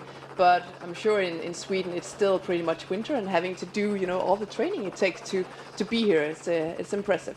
Well, one of the reasons they're here is sitting alongside us here, Neil. Anneke put the Absa Cape Epic on the map in that part of the world for the last 8 or 9 years. So. Yeah, definitely. You can feel the focus and the knowledge about this race is expanding also in my region. Yeah, it's a cool thing. More and more people want to come here to explore the adventure and the whole uniqueness of this race. And it's, as you suggested, not an insignificant challenge, because it's on the other side of the world, different weather conditions, different training conditions, everything is different. So kudos and credit to all these riders who've come from at the moment fairly frozen north to come and jump into the oven that is the Helderberg Basin today. Word is it might not be quite as hot throughout the rest of the week, but longer days for the riders, of course. Today is the shortest day of their entire Absa Cape Epic journey. And also the day that kind of sets you up for the rest of the week. Like I said before, if you come into this race with a good base, having done your preparation well, you can actually come out of this race stronger. You just need to be really careful about your recovery straight after the race. But if you get all of that right, you actually can, become really, really strong and in really good shape after this race. Yeah, it'll be interesting. Yeah, there's has been some debate about the value of riding the Absa Cape Epic, racing the Absa Cape Epic ahead of a busy season of cross-country racing or marathon racing, what your goals are later in the year. And with the cross-country season starting, as we alluded to earlier, a little bit earlier in the year, we'll only see, but again, there are not that many cross-country races here. Pauline's going to be racing, Pauline Ferrand-Prévot. It'll be interesting to see how this impacts her. It will. I really admire the fact that she is open to trying out new ways of getting ready for the season, and it'll be interesting to see. I know she has the experience from stage racing on the road, but you cannot compare stage racing on the road to something like this. Here, you're basically doing a time trial, a 4 to 5 hour time trial every single day, whereas on the road, you might do a 8-day stage race on the road, but the the effort is different. So you might sit in the bunch for 2 hours or something before the final, and that's only where, you know, things are starting to get really, really hard. So you cannot compare the physical effort of something like this to something like on the road.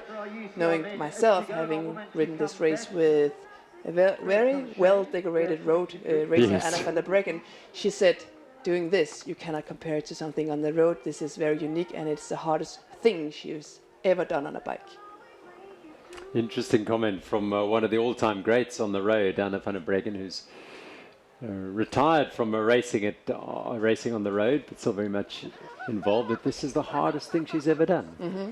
But for her, it was also a lot of new factors at the same time. She's not used to racing in the terrain, and just, you know, this rough terrain, where it's bumpy terrain, just added to the physical effort of actually, you know, pushing the pedals.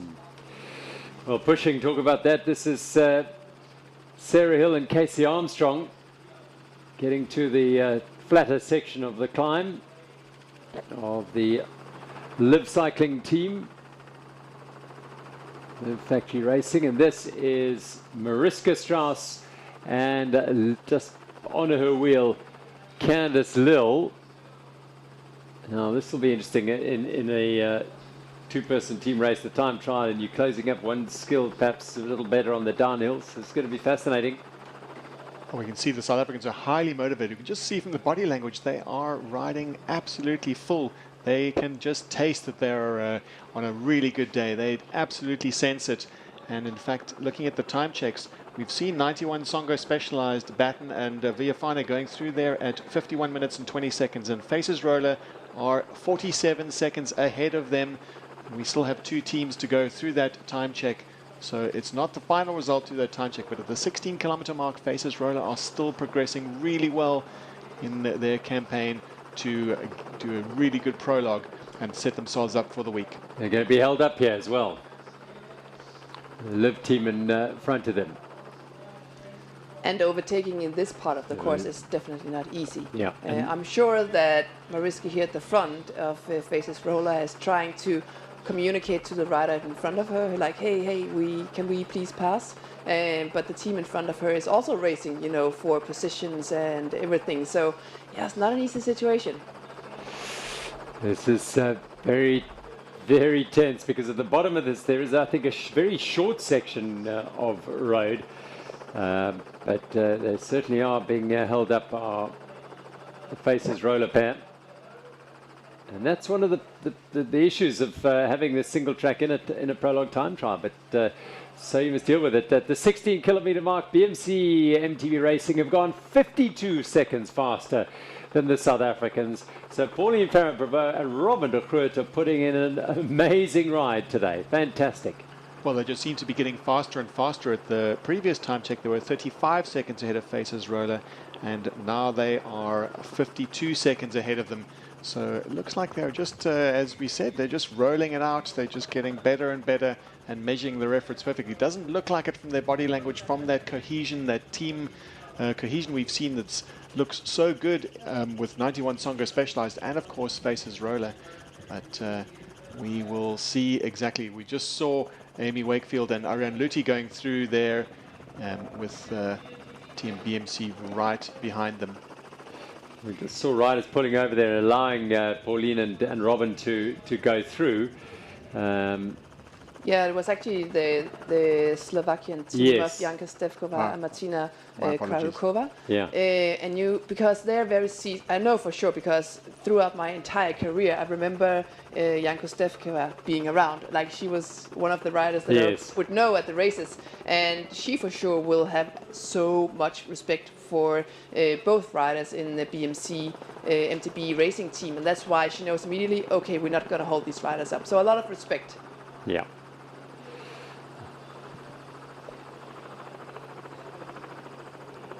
The prologue is fascinating because at one end of it you want to go as fast and as hard as you can to set a time to get yourself up the general classification, but at the same time it is a short prologue where you don't want to make a mistake. And on this course, perhaps more so than in any of the other prologue routes used in the Absa Cape Epic's history, there is potential for a mistake that can be fairly costly. So it's mixing the caution with the drive to go as fast as you possibly can. Long sections of sweeping downhill single track here. Really, really good fun. And it's what you wanted to ride as a mountain biker. Yeah, this part is a nice treat towards the end of the stage. You have done a lot of hard work to get to the top of this descent. But I can also tell you, having ridden it myself just yesterday, that when you arrive at the bottom of this section, your arms, or at least mine, were quite tired because it goes on forever and ever and ever. But it's good riding. Recently harvested pine trees on the slopes of the Helderberg Mountains as Amy Wakefield leads Ariane Luti down the single track. So this must mean they've passed through that time check, and no doubt we'll be getting some time checks pretty soon. But from our records, it looks like that Team Simtech are third at that time check. This is the last team on the trails to pass through that time check. And they look almost 1.5 minutes behind BMC MTB Racing. So Pauline Ferrand-Prévot and Robin de Groot are 52 seconds clear after 16 kilometers of the 24 kilometers ahead of Faces Rollers, Candice Lill and Mariska Strauss, Simtech ZA, Ariane Luti and Amy Wakefield, 125. Not much back to the Songo Specialized pair as well. It's them in that picture now. Yes, but it's still a very telling sign of what to expect for the rest of the week. This will be the team to look to, the BMC MTB Racing. They have shown their cards now that they are in form, they're in shape, and having very little, or actually zero experience riding together, they're still doing it very well and riding so fast. Amazing performance by Pauline Ferrand-Prévot on the front there, and Robin de Groot. They haven't looked the most cohesive, but that's as a result of their not having ridden ever together before, and one in Pauline Ferrand-Prévot not used to riding in a two-person team environment. But slowly but surely, in fact not slowly but surely, very quickly they've adjusted to that. Well, there were some big doubts when we watched this team coming into the race. We did our research and found that they firstly hadn't ridden together, and also didn't have many of the early season build-up races that some of the other teams had.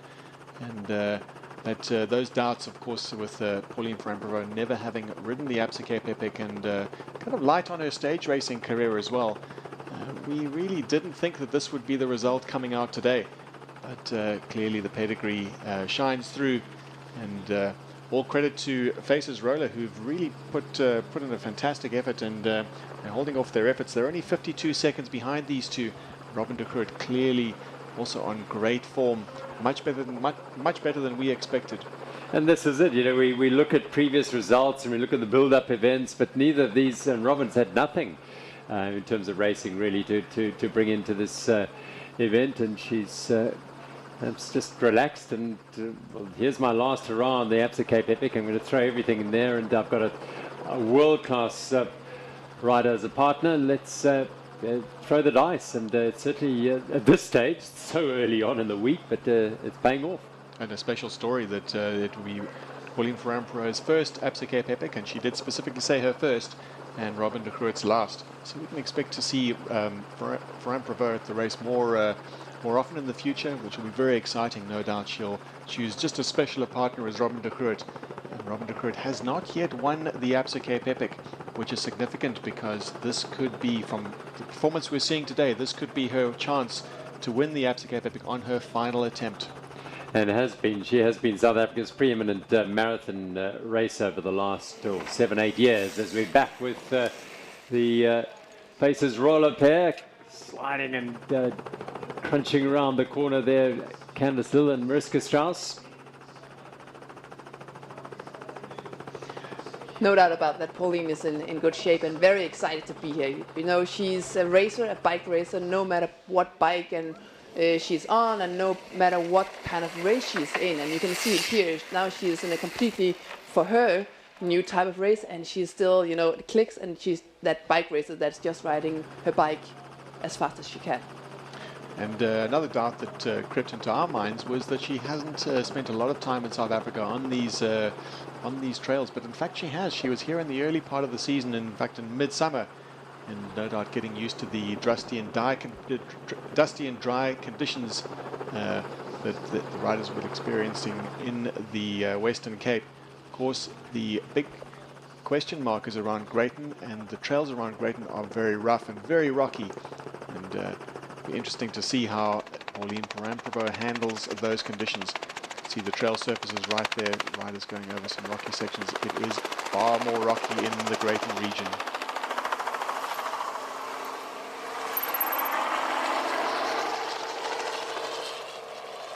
So the last riders through that little section in the women's elite category. And again, for the umpteenth time, Pauline just checks over her shoulder. And she's not having to look too often now because Robin is matching her nicely. Well, they seem to be riding far more in sync now. It's just a little bit of teething issues, just getting used to riding with each other. And Pauline, she's an absolute professional. She'll be adapting very quickly to this scenario, the two-person team racing scenario.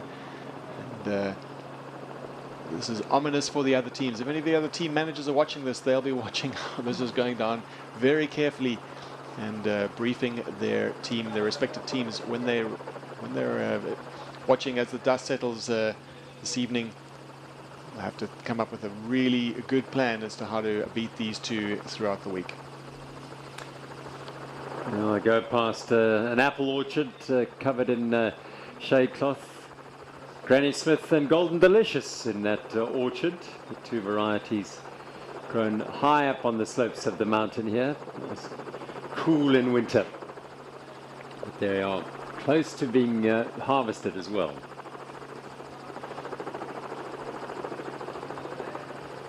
And really the last little pitch up, and then they'll be heading down. I can tell you that just out of our commentary box window, to see Hayley Preen and Marie Rabi come charging towards the finish line, so they'll put a marker down.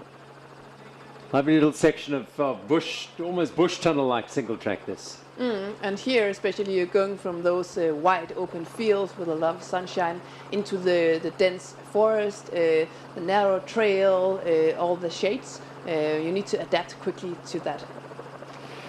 Well, Pauline did ride a 4-day stage race in the harsh Tankwa Karoo recently here, and rode alongside Killian Bron, one of the most dynamic, outrageous downhill and free riding riders around. So she's had that experience. I'm not sure at that stage whether the Absa Cape Epic was on her to-do list then. That was early February, but certainly that would have been great preparation. The terrain harsh and uncompromising racing as well. This is the graveyard section, known as, and this is one of those sections that's got a gravel surface. They've laid, it's not a natural surface, it's a loose gravel section. Can be tricky, but I think it's quite nicely worn down now. Well, it looks like they've got it completely under control. Very beautifully prepared trails that we are seeing here, and trails could be ridden by anyone. And it's obviously very different riding it in anger versus at your own leisure. And this team are more, we can calculate that they're more or less, could say 7 or 8 minutes before we see them start to enter the finish area. And they are on an absolutely storming day. I can tell you that Marie Rabi and Hayley Preen of Private Clients Holdings have put in the fastest time thus far at the finish, 1 hour, 15 minutes and 51 seconds. Ahead of Serena Gordon, Crystal Anthony, with Hanla Stone, Alicia Miles a long way further back, but certainly the Private Client Holdings pair, the all South African pair, putting in a very, very respectable ride. Well, the 1:06, 1 hour and 6 minutes is the time that it took 91 Songo Specialized to reach the time check number 4, the Thirsty Bridge. So we await to see how well the next team that started, the team that started just behind them, how well they get to that point. And That will be the South African's faces roller, so we're looking closer to see how well Mariska Strauss and Candice Lill are going through that time check at the 22-kilometer mark. Very good teamwork there from Pauline. This is a very tricky, very tight hairpin on the Royland Dam, and great footage from our drone operator there. But just as she was heading into it, Pauline was making very clear, sharp left hand dropping down there. It's a tight left hand with a drop, so good communication between the pair. And they will have had made a mental note of that. When they pre-rode the course, they will know that that is a possible danger point. It's not just about that corner, it's about the exit point and the rough section of trail just after that exit point. Really important that the riders take note of that. And Pauline, for an absolute consummate professional, knowing exactly where those points in the race are. Yeah, there's a rough, twisty section of single track in that forest, and then they'll drop out, and then the next significant moment will be the Thirsty Bridge, and then they're just about home and hosed on the stage. That's the Liv cycling pair. Sarah Hill and Casey Armstrong.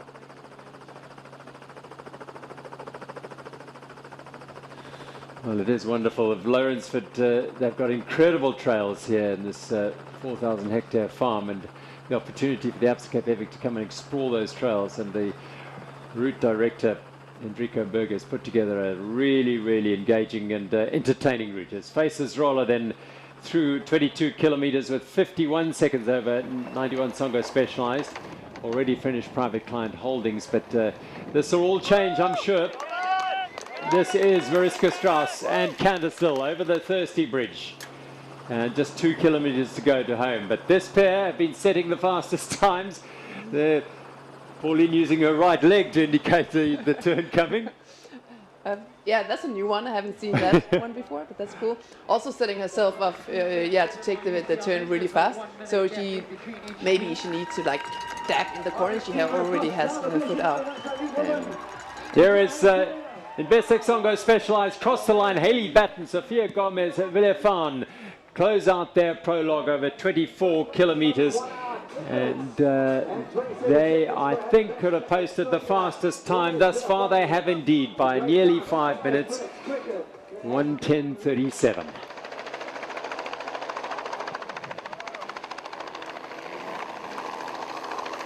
The Czech pair go through, and we await the arrival of Team BMC and Simtech ZA. And this is the Liv cycling pair, Casey Armstrong and Sarah Hill crossing the Thirsty Bridge from the Swartland Dam. We have seen Team BMC Racing have gone through that Thirsty Bridge checkpoint 32 seconds ahead of Faces Roller. So Faces Roller, South African pair, Candice Lill, Mariska Strauss have made back some time. They looked super in sync on that downhill section, and it's showing now that they have had a fantastic latter half of the race. Where your hands, where your cheers, where your voices.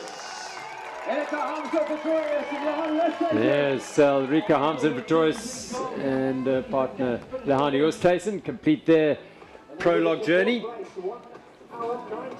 1 hour 19 for them.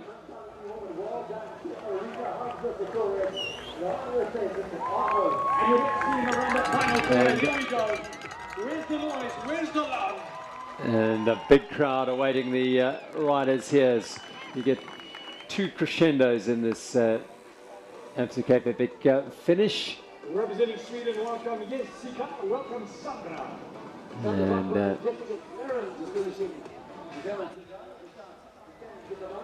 they're flowing in here. This is the Swedish pair of Ingrid Källström and Marika Wagner. Their first Absa Cape Epic as a combination. The CM.com women's combination. 2 more phenomenal women in the UCI women's category chasing the CM.com. And they cross the line. I believe we can expect to see Faces Roller anytime now. Yeah. And it will be interesting to see the gap at the finish line. Definitely, they had a really good latter half of the race, of the stage. Especially this long downhill here at the end was really in their favor. Yeah, I think the single track, they would have been very, very strong in that long section of descending single track. But, now the prologue is out of the way and time to prepare for the remainder of the week. This is Tiffany Keep and her partner, and here is the Faces Roller pair, Mariska Strauss and her partner Candice Lill, as they've charged for home here. The home crowd will give them a good welcome. And they will cross the line and set a time. It'll certainly put them on the podium. Whether it'll be enough to take the top step, we're not sure. But a really strong performance by Candice and Mariska.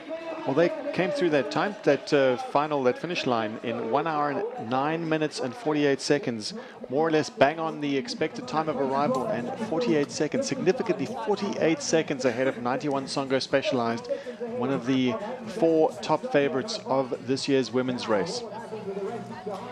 Well, there are 2 more significant teams to come. BMC, Pauline Ferrand-Prévot and Robin de Groot, and then Ariane Luthi and Amy Wakefield. But this pair at the moment in the hot seat is the leaders in 1 hour, 9 minutes and 48 seconds. Candice Lill and Mariska Strauss, they really cooked it over the last half of the route with that single track very much in their favor. They may have lost a second or 2 in that section getting held up, but this is the Liv team, and just behind them it is Team BMC, Pauline Ferrand-Prévot and Robin de Groot. They've set the fastest times consistently through the day, and Pauline Ferrand-Prévot and Robin de Groot of Team BMC MTB Racing cross the line here, and Neil, you'll have the time for us very shortly, but I think they are going to be the leaders after this prologue.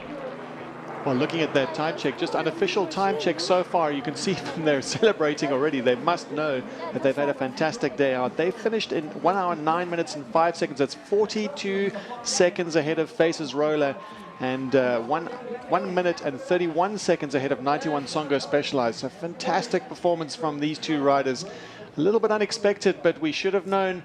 These are two of the best marathoners in the world, and clearly any doubts have been put to rest about their form. Wow, absolutely awesome riding by Pauline Ferrand-Prévot and Robin de Groot. Let's hear from them. They just got off the bikes. Jazz is going to have a chat to them. BMC MTB Racing, what a day out there. If I had told you this morning that that's how you were going to go, what would you have said? I didn't know what I was in for. I hung on to Pauline's wheel, and yeah, I think we had a super ride, considering we recce'd it once. And you took off some time off recently. Did you think you would have felt that in the fresh legs today? I knew I was fresh. I've been doing a lot of running training and 5 weeks of cycling, and yeah, I definitely feel better than last Epic. And Pauline, psychologically, the win on the first day, you take that into the week. How good is that for you? So, did we win?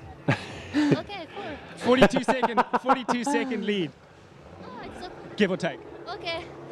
Yeah, I felt quite good, and Robin was also super good, so we managed to ride fast, I think. Yeah, and yeah, it's good to push hard and to have this blood feeling.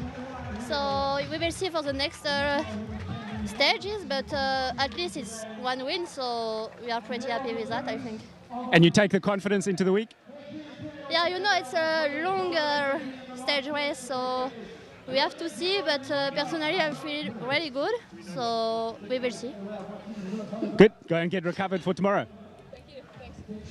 I like that. Did we win the stage? Yes. That's the confusion that hits you just straight after the finish line. You don't really know until you get the confirmation. You're like, whoa!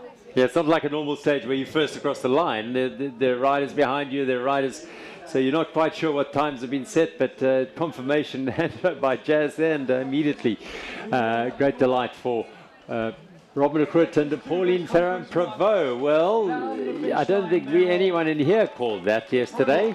And that is just what we're expecting from this this women's race, the unexpected. And that, I think, does set the tone for what is going to be a fascinating week. Can they hold on? How long will they be able to hold on to that? How will that combination fare as the week gets longer and harder? Definitely, we are up for a very exciting week. I'm very excited about it. So from tomorrow and onwards, it's a different type of racing. Today was short, fast, and you're not breathing down the neck of your competitors. Absolutely. So in fact, Pauline Ferrand-Prévot was correct to question whether they won or not, because we still were expecting this team to come through. However, Ariane Luthi and Amy Wakefield were well over a minute behind at that time check at the Thirsty Bridge. It was pretty much a foregone conclusion that BMC MTB Racing would in fact win the stage unless a sudden rocket were to attach itself to this team. They have been riding consistently. They've ridden very well. They are third on the day at 1 minute 27 behind at the finish line. With BMC Mountain Bike Racing, that's 1 hour and 9 minutes and 5 seconds, with Faces Roller at 42 seconds back. Well, it's been fantastic racing in the women's race. 109 for the 24 kilometers. When you came off it, you said it was really hard. What about those times? Those are really fast times, I can tell you, especially given the circumstances. A lot of dust, steep climbing, and a lot of heat. It's impressive racing. And how good it is to see people out here enjoying the vibe that is the Absa Cape Epic firsthand. And Ariane and Amy come into the I'll say winners circle, but the winners lounge. The top 3 riders and teams get taken in there. We may well be able to hear from them as well, with Jazz down there able to catch up with their riders as they finish. As spectators anticipating the racing still to come and enjoying what they've seen. Let's go down to the finish and catch up with Jazz. Simtek, ZA, Amy, Ariane, hot day out there, but super consistent racing from you guys. How did you attack the course? I'm super stoked with how we rode. We just rode it really consistent. Today was never going to be really our day to win against, obviously we did our best, but we're racing against cross-country races. So, yeah, I'm super happy. It's my first podium really in a Absa Cape Epic, but mostly I'm just really proud of how we rode together. Ariane, it looked like a tough day out there, even though it was a short race, but obviously you take a lot of confidence from this into the week. I don't know where we stand. Third. Oh, that's amazing. Yeah, first podium. I'll take some water first, thank you. Sparkling, please.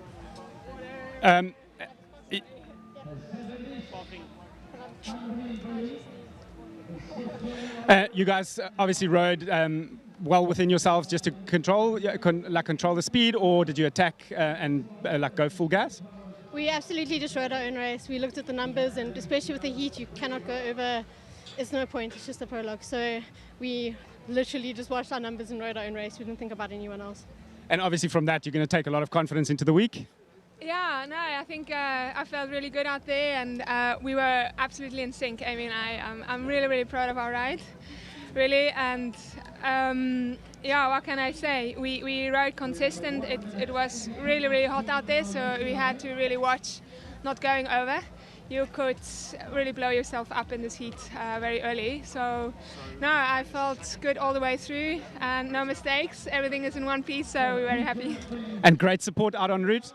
Oh, it was absolutely amazing. Like I said earlier, we're just so grateful for the support out there, and it really means a lot to us. We don't really have the time to say thank you. We're so in the zone, but I just want everyone, all the supporters, just to know that it really means a lot to us, all their support. We'll go and get recovered, and we'll see you at the start line tomorrow morning. Well, smiles all round for Amy Wakefield and Ariane Luthi in third place today, and in fact just over 90 seconds between the top 4 women's teams today. So that does augur well for a week of really, really good, strong, competitive racing. Let's now have a look back at what has been a really entertaining women's race here at the prologue of the 2022 Absa Cape Epic. Not to mention quite talented as well.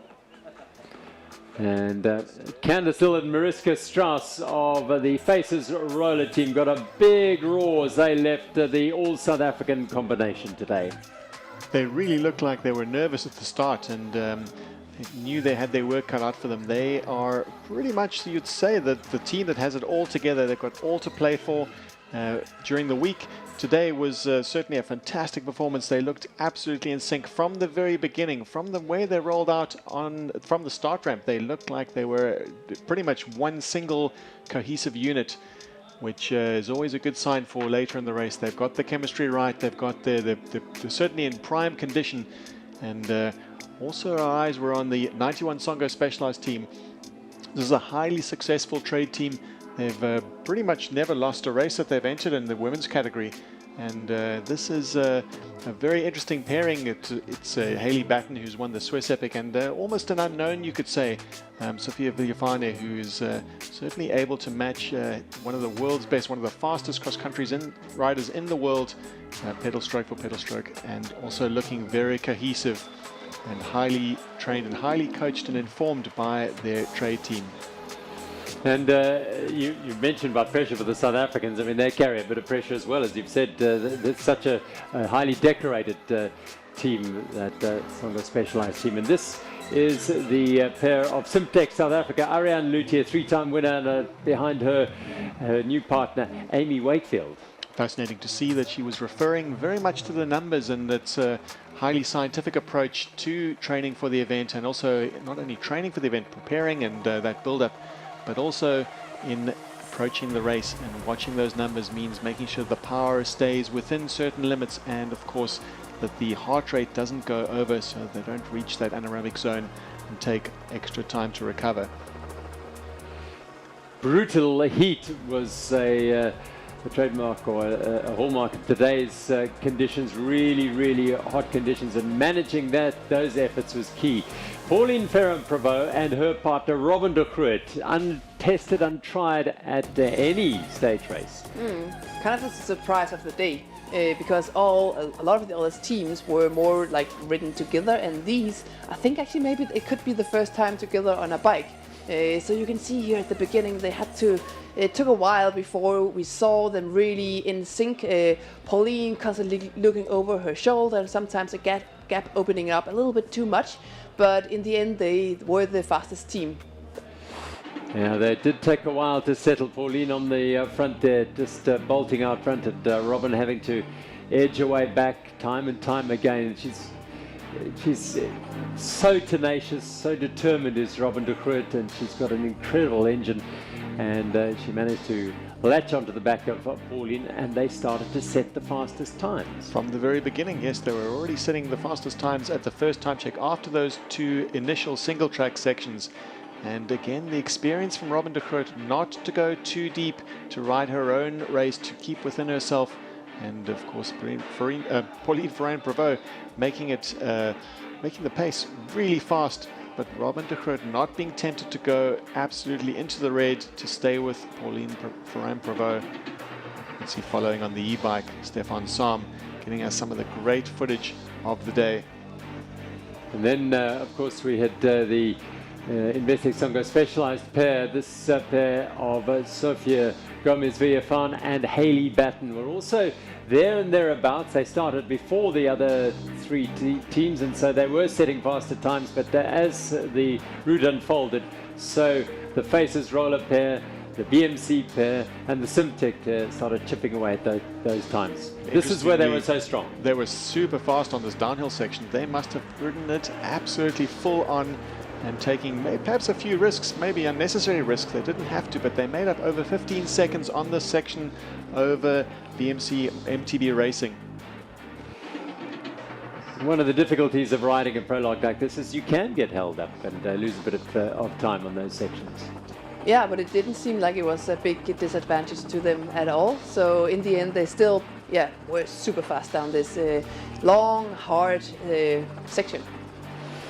Yeah, very taxing and testing. They'll ride more single tracks on stage one coming into Lourensford. Wakefield showing her skill, and Luti likewise as they fly down that section of single track. The Swiss-South African pairing, we have good hopes for them in the race. We didn't expect to win from them because they are self-proclaimed marathoners. They are, of course, racing against cross-country experts like Ferran Prevot, and of course Candice Lill and Mariska Strauss have been on the World Cup circuit for a couple of years now, and posting some fantastic results, well within the top 20. So they are seasoned World Cup racers themselves, and extremely fast and able to handle high-intensity efforts. Again, Pauline Ferrand-Prevot was on the front the entire race today, and Robin de Kruijt just holding her wheel, as she said after the race, occasionally just slipping a little bit off it, but now sliding into this tricky hairpin. It drops down, and very, very almost powdery dust in that forest. Onto the Thirsty Bridge, and the South Africans, Mariska Strauss and Candice Lill of Faces Roller. So the first of the really competitive times set by the Investec 91 Songo Specialized team. Hayley Batten and Sophia Gomez Viafan.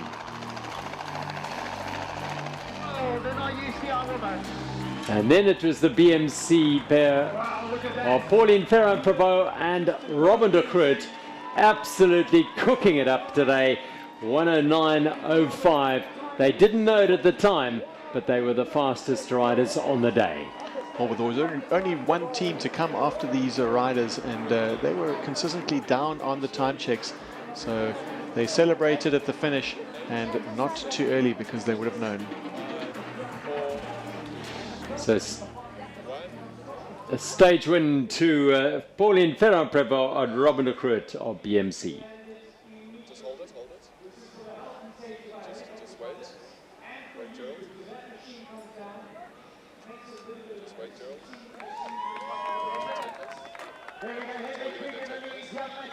Right behind them, the first time they are pairing up for the Absa Cape Epic. The Le Mans Sabrona. So some of the elite men's teams leaving the start hut. That's the Valley Electrical Titan Racing pair of Hendrik Kruger, HB Kruger and Matthew Kaiser of South Africa. And they will be racing certainly for the Absa African jerseys. They've had some good form of late. HB Kruger and Matt Kaiser won a race up in the Eastern Cape recently. 4-day stage race there. And behind them, well, a former winner of the Exaro category, and a man now working for Curo Colleges. Philemon Sibona used to ride for Paiga Eurosteel, and he's joined up with Jan Monchoya. They had all manner of mechanical issues last year going into the Wellington, the finish at Wellington. They ran their bikes for about 15 kilometers with a derailleur, broken derailleur. Philemon Sibona and Jan Monchoya. No longer full-time as a racer as Philemon, but very much committed to the advancement of the sport at very young ages, working through the Curo Colleges schools program. And this will be a great inspiration to those youngsters he coaches week in and week out at the schools around South Africa.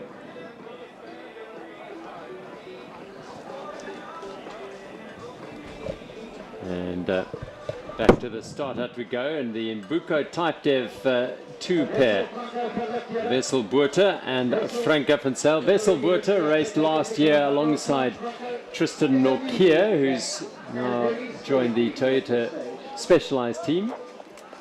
Wessel Botha, very talented young man. He had a significant win last year in winning a big, perhaps the toughest single-day race in the country, from Oudtshoorn to Grootbrakkerveld, beg your pardon, 130 kilometers. He won that in record time last year. Again, another pair chasing the Absa African jerseys.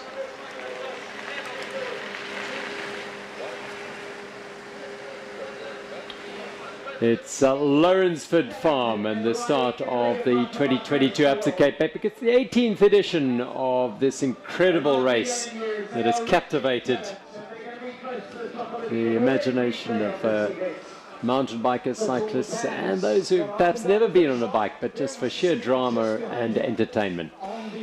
In the start hut on the 24-kilometre prologue, that was the Toyota 91 Specialized 2 combination of Tristan Nokia and Cameron Mason. This is the provisional results of the prologue in the CM.com women's category. We've seen them complete their journey around this prologue route, and Pauline Ferrand-Prévot of France and South Africa's Robin de Groot, top of the standings by 42 seconds from the all-South African pair of faces roller Candice Lill and Mariska Strauss, and Simtech ZA, Amy Wakefield and Ariane Luthi, the Swiss-South African combination, in third place, 127. Excellent ride from Robbie and Preen, making good after their disappointing campaign in 2021. And just to note that this is de Groot's first win in a prologue since 2017, so she's waited 5 years to stand on the top step of the podium at the prologue. And in 2017 she won in Mirandel with Sabine Spitz. So good memories for her, returning now with Pauline Ferrand-Prévot, one of the most decorated athletes in the sport. 91 seconds between the top 4 teams. That bodes well for the remainder of the week when the marathon stages take centre stage as they journey from here all the way around Greyton, Stellenbosch, and to finish at Val de Vie in Paarl. Schneider and Tazreite in 6th place. 15 elite women's teams racing, and I'm sure we're going to see some very, very exciting and close racing for the remainder of the week. So on to the start we go, and this is the pair of Cannondale TB Pro Tour, Alberto Losada and Roberto Martin of Spain. We're getting ready to welcome our top 3 women's teams. Across the start line, About to have the presentation of our women's podium as well. It's the Cannondale TV Pro Tour team, Losada and Martin head out.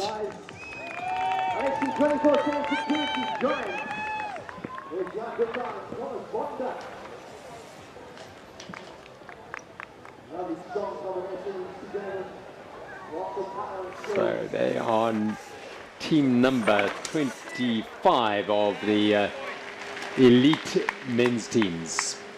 Enjoy the shade while they can, because there's not much more of that to come out on this rather exposed slopes of the Helderberg Mountains.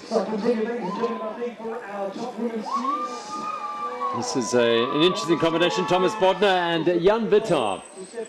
South African on the left-hand side. Jan Vittar, a regular at cross-country and stage races around South Africa. Has raced a number of World Cups in Europe, self-funded. He managed to get himself into shape to qualify and race those World Cups whilst also practicing as an engineer. Jan Vittar. And this is their second Absa Cape Epic together, he and Thomas.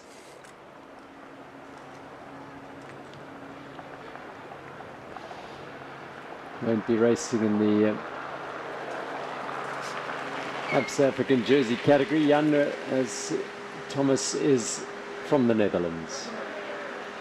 Plenty of interest around the Absa Cape Epic as the podium presentation in the women's elite category about to take place.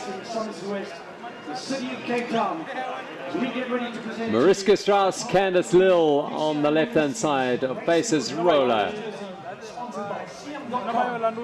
Ariane Luthi and Amy Wakefield, and in the middle, of course, in the race leaders' jerseys, a very impressive ride by Pauline Ferrand-Prévot and Robin de Groot. Super impressive. South Africa's Amy Wakefield. But I must say, I'm a little bit surprised by the outcome of the day. Beforehand, I actually thought experience as racing together as a team would overrule the power of Robin and Pauline, but boy, was I wrong. Smiles for the faces roller pair, Strauss and Lil, in second place today. Overall, CM.com women's leaders jerseys. It is the BMC MTB racing team, Pauline Ferrand-Prévot for France, and Robin de Creux, South Africa. Well, I think this is going to be a very emotional week for this pair. First time for Pauline Ferrand-Prévot. She's on the podium, and we know that Robin has made it clear this is her last Absa Cape Epic. So to be on the top step after day one is a significant moment for this pair. Yeah, must be a lot of emotion going on there. Pauline excited to get going with her very first Cape Epic, and Robin kind of saying, okay, this is gonna be my last one. I'm just gonna give it everything. 30 seconds. Cheers all round. Thank you. Your next Leaders going into stage one, Pauline Ferrand-Prévot and Robin de Creux of Team BMC Racing. So we saw them today, like this is more like a time trial kind of effort. You don't race like elbow to elbow with the competitors. From tomorrow on, you know, it'll be all about team tactics, and now everybody's looking to Pauline and Robin, knowing, okay, you are really strong. How are we going to beat you? And so many unfamiliar teams. They'll be looking around saying, just which ones are they? Who are they? Trying to recognize the colors and the teams and just settle into that whole scenario of recognizing your rivals and your fellow competitors. So we're getting down to the lower numbers of our men's racing teams heading out onto the Prologue course. Our last teams will leave the start hut at 1 minute past 2 South African time, which is in exactly half an hour's time. And that will be the Toyota 91 Specialized pair of defending champion Matthew Beers and his American partner Christopher Blevins. The team just ahead of them, 2 minutes ahead of them, will be the Scott SRAM pair of Nino Schurter and Lars Forster, winners in 2019. And the third last team to depart, Andreas Seerwald and Martin Storsek, the Canyon Northwave team. In those combinations, we have world champions in 3 different disciplines of the sport of mountain biking. Johnny Cartano heads out with Nicola Taffarel, the Italian pair racing for Williams 7C Force 1. Cataneo's had a good record at the Absa Cape Epic. He has finished in the top 10. He was 7th in 2019. And he has started the race twice. In 2018 he did not finish the race, but made up for it, more than made up for it, in 2019, winning stage 6. Here we go. This is a combination of a South African and Jaco Venter, former World Tour rider, has done all 3 of the Grand Tours in his time.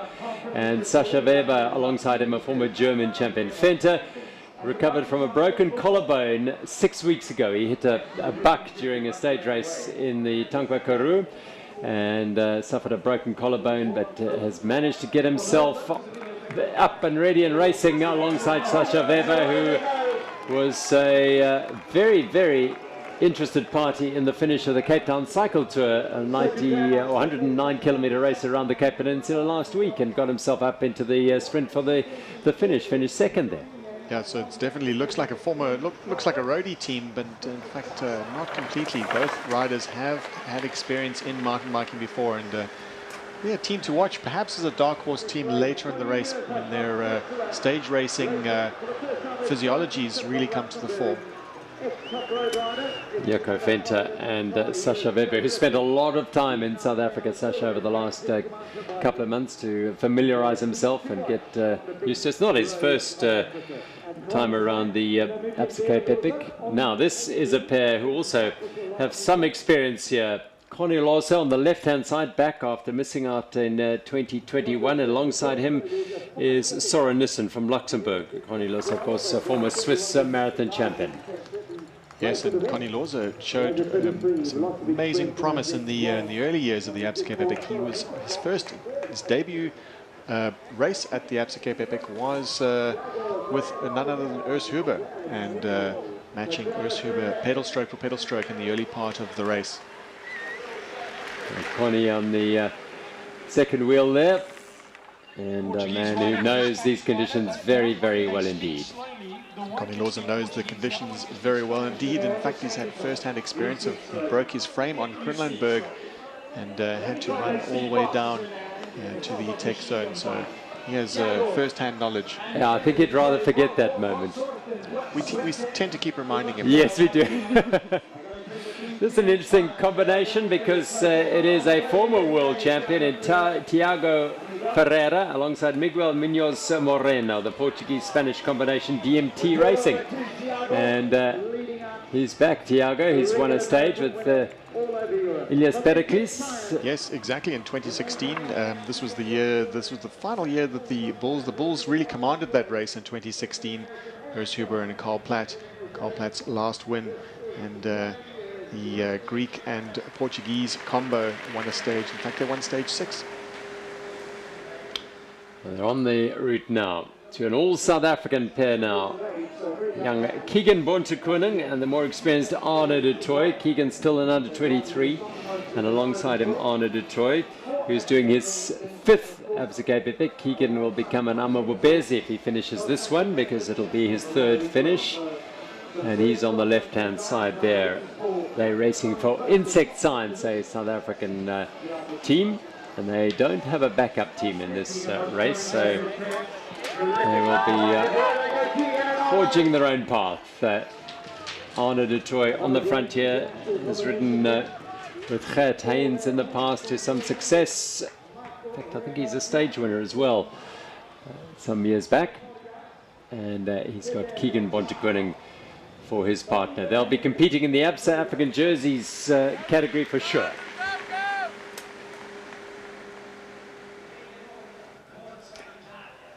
Out into the harsh, bright sunshine of the Helderberg mountain slopes as we reflect on previous winners in the men's category, Manny Heymans and Carl Platt in 2004. They're both riding this year in different categories. Roel Pollison and Bart Brenchens, he's back again. Saz is here. First win with Sylvia Bundi back in 2006. And then it started, that battle. The Songo Specialized, or the Specialized Bulls battle over the years, interrupted by Topi Gergens, Robert Mennen and Christian Heineck winning in 2014. And we see a lot of Swiss and German flags there, and also a couple of Czech flags as well. We've Jaroslav Kulhavy having won the race 3 times, and Christian Heineck, a surprise winner in 2014. In fact, his debut race, not his debut race of all time, but he was a newbie that year and shepherded through by Robert Mennen. A fantastic, very exciting race in 2014. Very, very tight. We were not sure of who would win the race until the very end.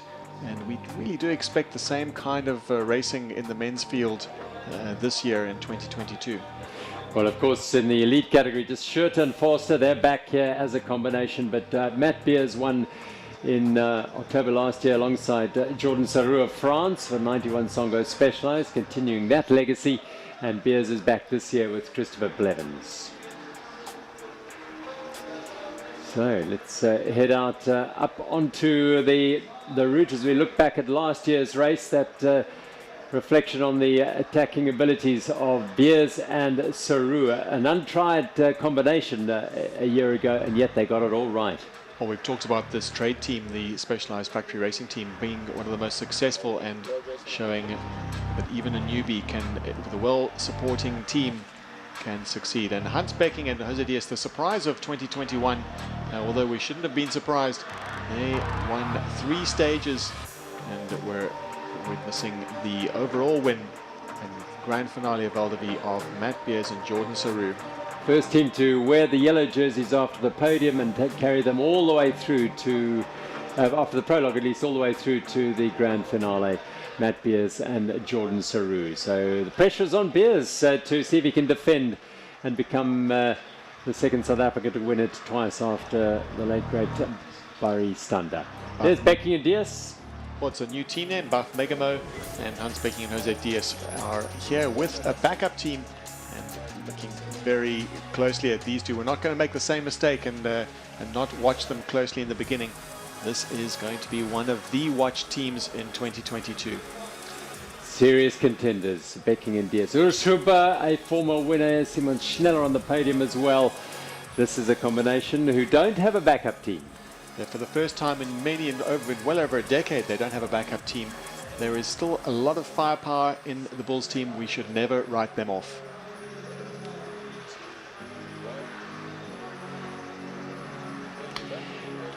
The World Marathon champion Andreas Seerwold is back for another tilt at the Absa Cape Epic for Canyon Northwave MTB, and he's got alongside him Martin Stosek, whom we had last year. Stosek took ill after stage 3. They'd won stage 3 and he had to pull out, and now they're back. And really highs and lows of the Absa Cape Epic, winning stage 3 and then having to not actually even able to continue on stage 4, having so weak from a stomach bug. And they do have a backup team this year. All-important team support has been bolstered. The winners a couple of years ago, 2019, Lars Forster and Nino Schurter, the world cross-country champion. We won't see him in that world champions jersey this year because it's no longer a cross-country event. It's a marathon event, but this is a pair that really could win it a second time. Yeah. Well, we thought that this team would be the my predictions were that this would be the winners of the Prologue. Lars Forster is clearly on form. He is the current European champion, cross-country champion. And you did mention that Nino Schurter will be wearing his trade team. No stripes on the sleeves, and just as plain as it gets. And possibly the first time he's ever competed at certainly at the Absa Cape Epic with a very, you could say, ordinary trade team jersey. He will hope to change that for a yellow jersey, though. As will these two. Matt Beers will start today in the South African champions jersey, the Toyota 91 Specialized pair. He is one half of the team that won last year. He won with Jordan Saru. This year he's teamed up with American Christopher Blevins, who is the short track world champion and won the World Cup final race last year in the United States. He put his name in lights there. Seriously talented. They seem to have got on really well initially, meeting last week, and they will be out to give it absolutely everything here and see Toyota 91 Songo Specialized at the top of the podium come the end of today's prologue. A huge respect between these two riders. Both know each other's strengths and weaknesses. Certainly intellectually, they were talking about how strong the other partner was in certain areas and how they hoped that those two possibly opposing skills would complement each other. And again, the pressure on Matt Beers' shoulders. Although he has won the Absa Cape Epic already, that is a big, you could say, a monkey off his back. There's been a lot of pressure on him being the next South African winner, and he has that ticked off. And now he can enjoy the race and ride as the favorite. Yeah, a combination that haven't ridden together. They've had a few training rides around the Western Cape in the last week or so, but as a stage race combination, untested. Didn't seem to bother Matt Beers and Jordan Saru last year, and they've got the team behind them, haven't they, Annika? Yeah, they really do, and it always brings a lot of motivation. You know, everything around you is in the right place, and you have a lot of people helping you, and actually all you have to focus on is getting on your bike and riding your bike as fast as you can together with your partner every single day. It means a lot, and I can tell you they are highly motivated. Yeah, I don't think they lack for any form of motivation to that pair. Place to be, standing alongside the track and watching the world's finest mountain bikers head out onto this dynamic and engaging prologue course. It's got several very, very good and entertaining and challenging single track sections. Some big long climbs, and of course that one factor that you won't get to see or feel where you are now, neither will we, and maybe fortunately or unfortunately in our commentary box, it is brutally hot out here in the Western Cape, and the riders will have to deal with that challenge and manage their efforts accordingly. So this is the number 2 team, if you like, Yuri Ragnoli and André Fischnecht of the Scotsram Dew pair. Just making tactics as they stand on the start line, looking in good spirits here. Well, they'll be very important to the hopes and ambitions of Nino Schurter and Lars Forster. as they ride in support of them. And Schurter has and Forster have had to need to dip into the support team over the years, and have been very thankful that they've had a good support team in close proximity. And in fact, we've seen them arrive at the finish lines on more than one occasion together.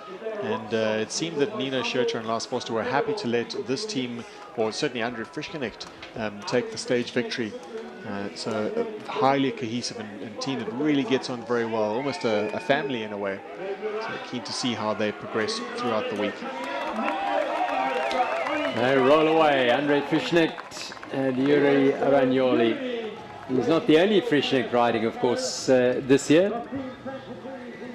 His father, Thomas Frischknecht, is one of the legends of the sport, having been a world champion, Olympic medalist, and back essentially racing against his old rival, Bart Brenchens. Well, talking of that, those categories, the Masters and Grandmasters, the fastest Masters team on the course at the moment, not Carl Platt and Christoph Sauser. We'll get back to that in a moment. Let's go to the start line and Jazz Kushka.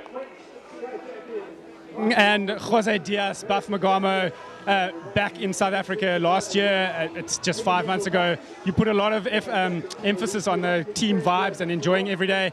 Is that how you're attacking this year again? Yeah, for sure. We enjoyed a lot the race last year, and now there's even more sunshine, so we're going to hope to have a really good race this year. You mean you're not expecting snow out there today? You never know, but I don't think so. And how do you attack a day like today? Super warm. Is the nutrition important, or you just manage your numbers? I just spoke with Bart Brenchens. He just finished the States, and he told me the heart rate, don't look at the heart rate, it will be incredible high. You're fresh, it's super hot. You need to drink well, and I think we just approached it today really easy. We're just going to smooth into the race like we did last year, and last year it worked, so we try it again this year. Enjoy it, ride well. So the Diaz and Hans Pecking, always good for a chat before and after the ride. Maxime Marot finally gets to the start line of the Absa Cape Epic. We look forward to seeing he and Keegan Svensson go out and tackle this course in the black kit on a hot day today. They'll certainly feel it. Away they go. Svensson on the right, Marot on the left. He's a man who knows South Africa's conditions. Maxime Marot has spent a lot of time here over the years in training camps, but not in racing, and this is a very different kettle of fish. You've spent a lot of time, Janneke, training and racing, but racing does bring an extra dynamic to it, doesn't it? Oh yeah, it does. You can't really compare it to training. It's quite brutal out there, especially here. Now we're racing, it's in the middle of the day. It's actually the warmest it will get during the day. So normally if you just go for training here, you can actually try to put your training like very early in the day before the temperatures are too hot. And now here you have to race in the middle of the day, and it is brutal, I tell you. Well, a team that have also changed names, but familiar faces. Well, certainly one of these two. Fabian Rabensteiner back for his 6th Absa Cape Epic, and alongside him, Wout Alleman, the Belgian champion, the Italian champion on the left. This is a seriously strong combination. Yeah, the Willier, another team, new team name, the Willier Pirelli team, is a fantastically animating team towards the end of the race. They are true marathoners, and they've always put up a good show. They always seem to sneak away with a stage win, and this is, like I said, great to see the national championship. So we saw Hans Becking wearing his Dutch national championships jersey, and we've got Holland, Italy and Belgium represented, and South Africa. We've seen the South African jersey, and it's great to see them all on display, and a real indication that this is the most competitive mountain bike stage race in the world, and it's all to win for several teams, in fact, and this could be one of them. Yeah, it can be life-changing for the winners. It's the race all the pros want to win. So let's go down to the start here, from some more of those contenders with Jazz. Urs Huber, Simon Schneller, unfortunately you lost your backup team earlier in the week. How do you approach the rest of the week? Yes, it's a new situation for us, but we hope that we don't need them, and still looking forward for a great week. And how do you start? It's a short, fast stage. Usually you guys used to manage your time. How do you approach today? Yeah, it's important to have no mechanical and came good through the prologue, not lost too much time, and then we are looking forward to the longer stages. Enjoy it. Good luck. The thoughts of an out-and-out marathon stage racing team. I mean, they don't have a pedigree as cross-country races, so their ambitions here on this prologue, Annika, just manage it, make sure you don't lose too much time, and then focus on the longer days. Exactly. It's all about knowing where your strengths are, and the both team having a lot of experience in this kind of racing, stage racing. They know that they shouldn't put too much emphasis on the prologue, that they will kind of get stronger and stronger and more stable as the week progresses, where other teams maybe tend to fade a little bit. Yeah, and we've also heard though from prior to today from Matt Beers that they feel that getting an advantage on the prologue really does help.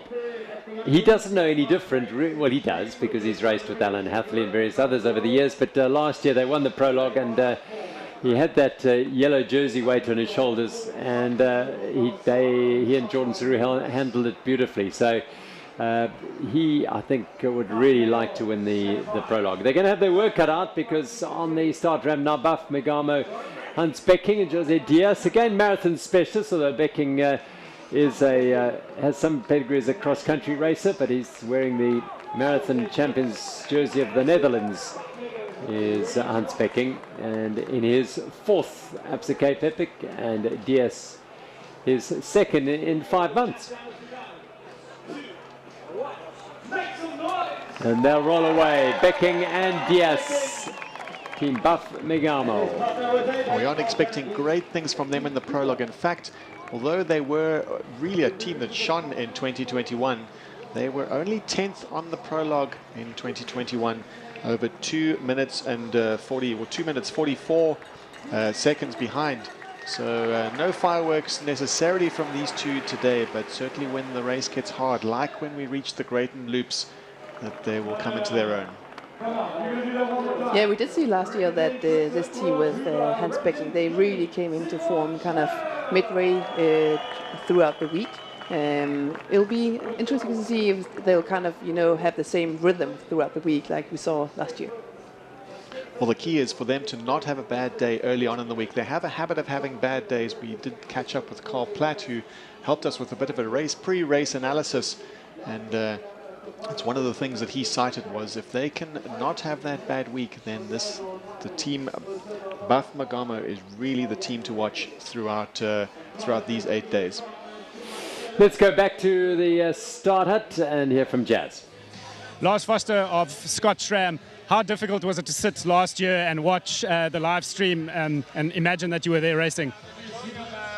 I actually had a good time there. I was on holidays, actually on honeymoon with my wife. So yeah, for sure it's a pity we didn't race, but end of season it was pretty hard. We were mentally down and couldn't do the effort.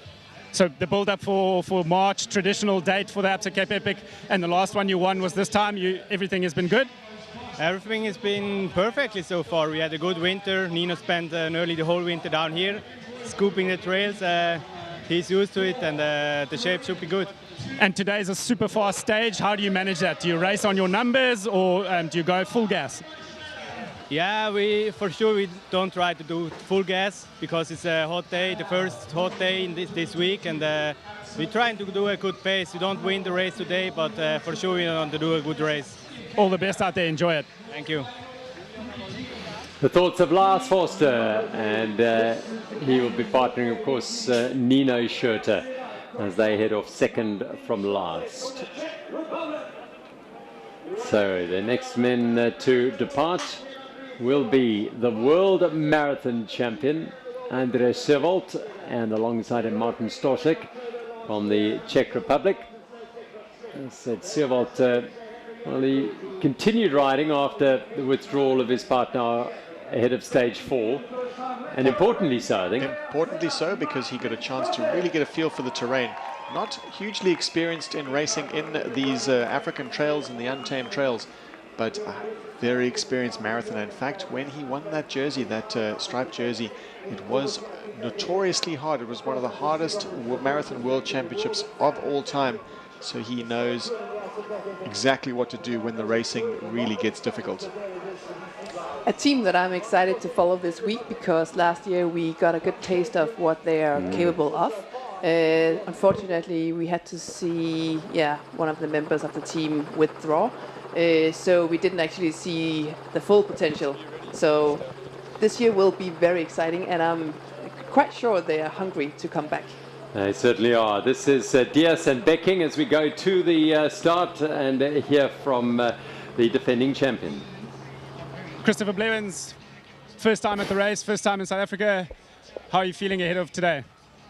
Great, yeah. It's been a lot of fun being here for the week, but a long wait. So I'm happy we're finally racing. And how do you start? How do you attack the course today? Short, sharp stage. Last year, Matt set the tone on the prologue. Is that your plan again for today? Set the tone for the week? Yeah, for sure. We want to, be smart out there. It's obviously really hot today, but leave it all out there and hopefully have the yellow jersey. Enjoy it. Right, apologies, not the defending champion. Of course, he's one half of the final team to ride out. The other half is one of the defending champions, or the defending champion, in Matt Beers, who won last year with Jordan Saru for the Toyota 91 Songo Specialized team. Toyota 91 Specialized team, beg your pardon. And now into the start had to come Nino Schurter and Lars Forster. Nino Schurter's had an interesting journey at the Absa Cape Epic. Initially came out at the behest of his sponsors and his trade team, and he's ridden with South Africa's Philip Bass, and just enjoyed the journey. And I think it might have got its hooks into him then, and he came back as a serious racer with Matthias Sturnemann. They won it, and then with Lars Forster, and now it is very much part of his year, and a very, very big goal for him. Certainly, and we saw Nino Schurter when his debut at the Absa Cape Epic. He was almost won a stage when he was riding with Florian Vogel, and they were just approaching the trails of Oak Valley. The lights just went out completely, and we lost sight of them, and by the end they'd been overtaken by 2 or 3 teams, and no doubt those lessons have been learnt. Nino Schurter is a consummate professional, the consummate professional of the sport, and will take all of those lessons on board and not make the same mistake twice, for sure. Away they roll, the World Cross Country Champion Nino Schurter and Lars Forster, the European Cross Country Champion, and the winners in 2019. They begin their journey at the 8-day Absa Cape Epic here at Lourensford with a 24-kilometre prologue, and you can bet they will hold nothing back. This is where they want to set the tone and put a flag in the sand in terms of their ambitions for this week. The world champion stripes on those arms, yes, they're there for Nino Schurter, and they'll be gunning for this pair ahead of them. The world marathon champion, we see his rainbow stripes, and Martin Stosek ahead of him of the Czech Republic. And already going nicely with Stosek on the front. That team cohesion, very important, and already starting to play out. They've done their homework. They come just a slightly bolstered team. They've got a backup team this year, and in fact a former winner in the mixed category is none other than Eric Kleinhans. He is managing this team and making sure that everyone is on point in terms of the backup service and of course the backup team.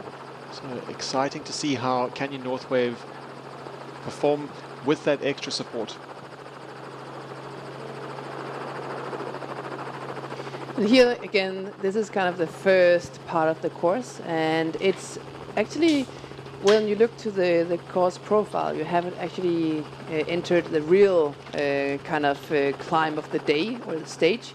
There's a lot of false, flat sections here at the beginning, so you think that you're kind of you're not riding on anything that has any gradient on it, but it still has, and it's quite hard. And you need to manage your power quite well here at the beginning. It's easy to go way too much over your limit. And this specific part right here is actually much steeper than the camera does justice. Well, big cheer for South Africa's Matt Beers as he leaves the start out to the prologue alongside America's Chris Blevins. The first time they're racing a stage race together, and Well, big weight on their shoulders. They're the last team to leave the start hut, as a team rolls in with their own mechanicals on the left-hand side, and Beers and Blevins will be hoping they don't have any of those as they roll out today. And this is the last team to leave in the prologue of the Absa Cape Epic. So every rider, every team is out on the course, and excited to see Nino Schurter not taking the lead this time, letting Lars Foster take the lead and set the pace. No doubt they've got their team tactics 100% dialed.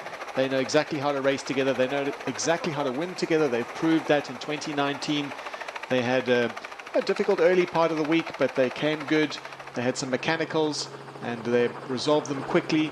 They took a leaf out of the Bulls book. They learned the lessons that the pioneering Bulls team really they came to the sport and they changed it completely with the unprecedented level of backup and support. And Team Scott definitely learned a lot from that and applied it in 2019. In no small way responsible for that victory.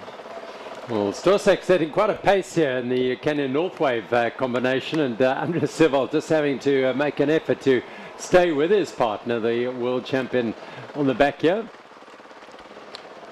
Well, Andreas Seevold spent some time in Grand Canaries in January preparing, and he is highly aware of how much the heat and, of course, the dust will play a role in this year's racing. So he has in his training included some training in these dusty conditions. So no doubt really taking no chances with his preparation for 2022, and also really hoping to make good after the disappointment of last year. And this is what I think we'll see quite often, is the rotation of the workload on the frontier between Schurter and Forster. Yeah, that is actually what really characterizes a smooth team, is that you're very similar, you can take turns at the front, and you don't need to communicate a lot. Of course, communication is key. You need to keep updating your partner with anything going on. But if you can kind of, start going into that mode where you don't talk much, you just, take turns at the front, that's the best feeling. And it shows a highly experienced and motivated and strong team. Yeah, talk about that communication, Annika. I mean, you've ridden with a lot of different partners. Did you... I mean, who dictates the terms of communication? Some people like to talk and like to have a lot of talk, and some people just little gestures and nods and elbows flicked and so on. How does that work? Well, you need to communicate both before the stage, have a strategy on communication, and really put emphasis on the importance of communication, not only when you need a change, but also when things are going well. Like, continue doing this there's no doubt out there. You know exactly what to do when, and it's super important. And I suppose the better the synergy between the two riders, the easier it is to interpret those signs and to understand. And so, if you can interpret them easily and quickly, you don't have to do a lot of talking. It's just a sign. Okay, I see this. I'm going to back off or ride a bit. Yeah. Exactly, and that's also where it really matters that you've done stage racing before, because then you know, okay, my partner is all of a sudden very quiet. What does that mean? Yeah. Yeah. Okay. Small stuff like that. That's super important. Perceptive to the surroundings and the needs. They cross over that canal, the irrigation canal that snakes along the upper part of this farm below the forest, but just irrigates the various orchards and vineyards down there. This is Nino Schurter. Yes, it'll take a while for those who've seen Nino Schurter race at the Absa Cape Epic to understand that is the world champion racing in his Scotsram trade team colours. This event now carries UCI marathon status, so it is the marathon world champion and the marathon national champions jerseys we will see, and not the cross country world and national champions jerseys on the backs of these riders. And the European champion is also Lars Foster, the European cross-country champion. Highly decorated riders, and Nino Schurter has won the World Championship, the cross-country championship, 9 times. So if you compare that to his Absa Cape Epic history, he's completed 5 Absa Cape Epics. He's won 2, still a fantastic record. And question is he going to chase that 5-time record of Carl Platt and Christoph Sauser and, of course, Annika Langfeld? We'll see. He shall be welcomed.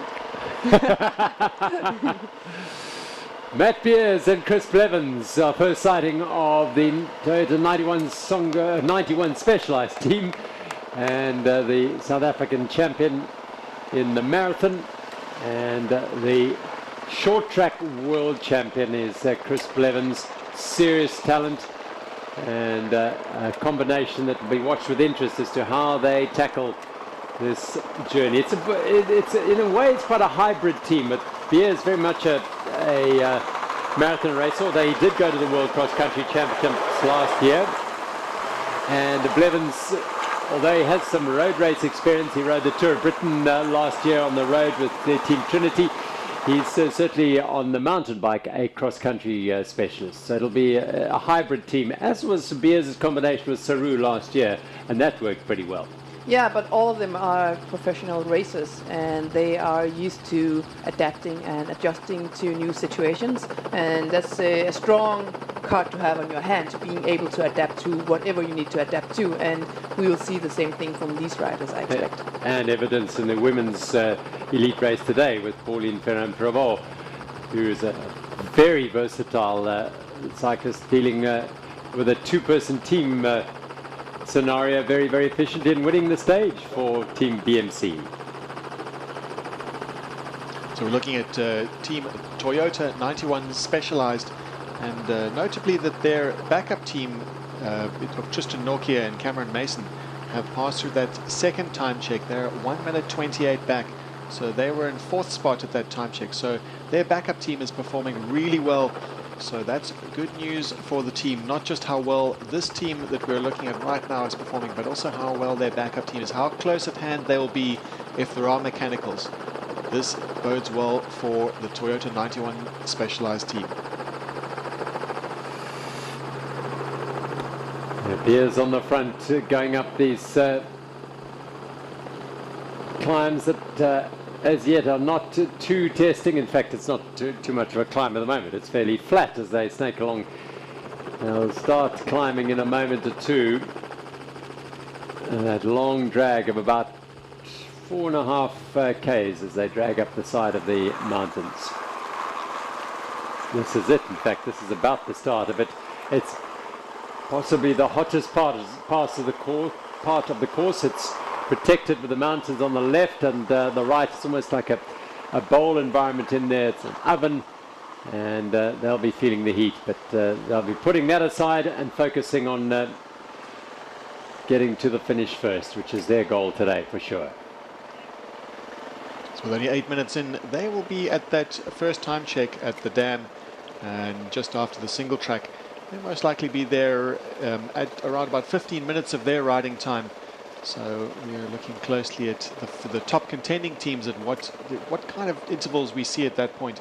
So far we have Team Speed Company Racing, that's Egger and Baum, having set the fastest time, and second fastest time Frisch Connect and Ragnoli, the backup team of the Scott SRAM team, and they are 30 seconds back. So also good that the backup team of Nina Schurter and Lars Foster are performing well. Let's go down to Jazz, who's got someone to chat to down at the start-finish. Oliver Munich, Nick Lamini, you guys look like the vibes are good in the team. The team spirit was good yesterday. Obviously, you had a good ride by the looks of things. Jazz, it was a superb day out there. Very dusty, very slippery, but Team Amawele conquered it. And Nick really, he became a mountain biker in these 1 hour and 8 minutes. I'm very proud of him. And we worked brilliantly as a team. And we changed our strategy during the race. He can tell you a bit about it. Nick, cross-country racing next or not quite? Tell us a bit about how you adapt to these conditions. Sure. No, I'm starting to really enjoy mountain biking. But also, to be honest, doing these trails on a training ride is very different when you're actually racing it. And yeah, I got a bit of a taste of that today. But also having Ollie sort of piloting me around is quite an honor. Like I said, I mean, we had to change strategies along the route, where on the climbs I would take a bit of time off him and get to hit the single tracks first. So he would go ahead. Yeah. So Nick goes ahead. Once we can see where the trail is and we know, Nick goes ahead about a minute, 90 seconds, and then allows me to recover, and then I chase him on the descent. And then we catch up, we make time. And you think that's going to be your strategy for the rest of the week? Well, we'll have to go. Hopefully we won't ride this hard for 8 days because I won't make it. But we have to be careful. We'll take it case by case. It was superb today. Enjoy the recovery, guys, and we'll see you tomorrow morning. Yeah, thank you so much. Thank you. Well, the combination, I'm sure we'll hear a bit of through the week. Nick Lamini riding his first Absa Cape Epic. And Oliver Munich, I think, riding his 12th, I think it is. And he's ridden with a vast array of riders, including Matt Beers over the years. Indeed he has, and Eric Kleinhans too. So a new challenge and an interesting strategy. Team Bulls, Urs Huber and Simon Schneller gunning it as they head towards the climb out of those shadows after the Bingsburg Dam. And they will be weary of the cross-country races today, but as we heard before the stage, Urs Huber and Simon Schneller managed their efforts today, not lose too much time, and then focus on the big marathon stages to come. Yeah, it's a great vibe here at the Absa Cape Epic at Lourensford. The village is alive, and the vibe is great because racing is back, isn't it? It's a wonderful feeling. Looking back at that time check, it's not the greatest sign for the Bulls. They passed through that time check over a minute back off Speed Company Racing. And Urs Huber and Simon Schneller are lying in 16th spot at that time check with still 3 teams to come through. We still have to see Canyon Northwave, Scotsram and Toyota 91 Specialized come through there. So they could well be within the top 20, but that's a little bit beneath where we believe they're capable. Yeah, today is really the day for the hardcore XCO riders to shine, and that's why we see this young pairing of Gero Ecker and Lukas Baum from Germany setting the fastest time at one of the splits right now. We'll see if that is going to change. Well, the type div pair here going beautifully through the single track Vessel Boerter and Franco Fitzell.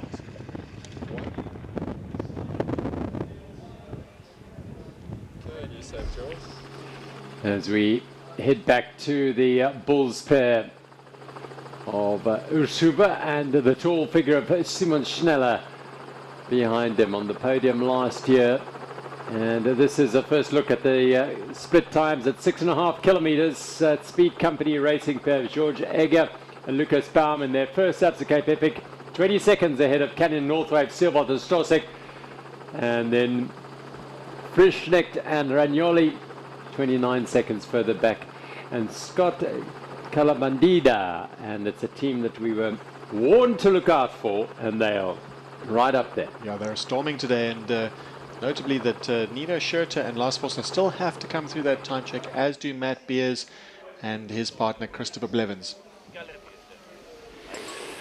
Well, it's an inviting sight. Is the Bingsburg Dam up on Lourensford's farmlands, but it's not one that the riders will be dipping into just yet. Neither will they go in there intentionally, because they've got that floating bridge, the thirsty floating bridge to get across. Lourensford, 4,000 hectares of beautiful farmlands here.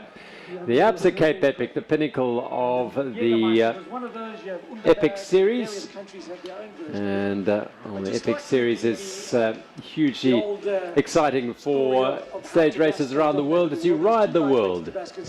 Yeah, you can really experience some of the most iconic regions with the Epic Series, and also knowing that you're going to be riding premium events, and also, of course, it's a two-person team stage racing at its best, and of course there's always that off-the-bike camaraderie that you experience at Epic Series races, so really a chance to experience mountain biking at its best.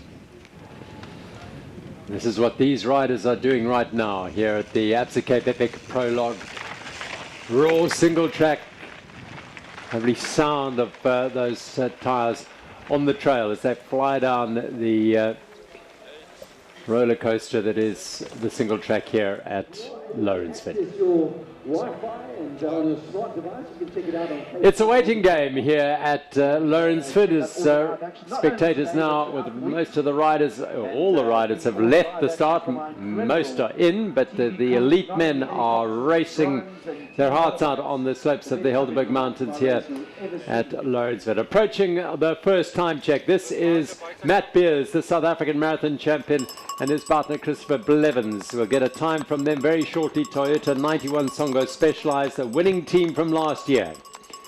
And they'll cross through the checkpoint now, and we will get an idea as to how fast they are. And I think at the moment, the course, they are going very well. It looks like they are riding the fastest out in the course. We'll get the official time checks very soon, no doubt.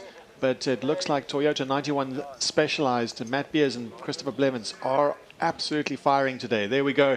Toyota 91 Specialized at 15:43 through that time check. And the surprise performance of the day, Speed Company Racing, are only 2 seconds back off that. And the marathoners, the pure marathoners, Canyon North Way of mountain biking at 23 seconds.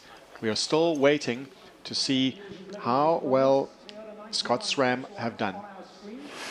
They are the next team to pass through that section, as it's these spectators waiting to see how their teams and how their favorites will be doing out on the trails, as we now catch Schurter and Forster coming through that point.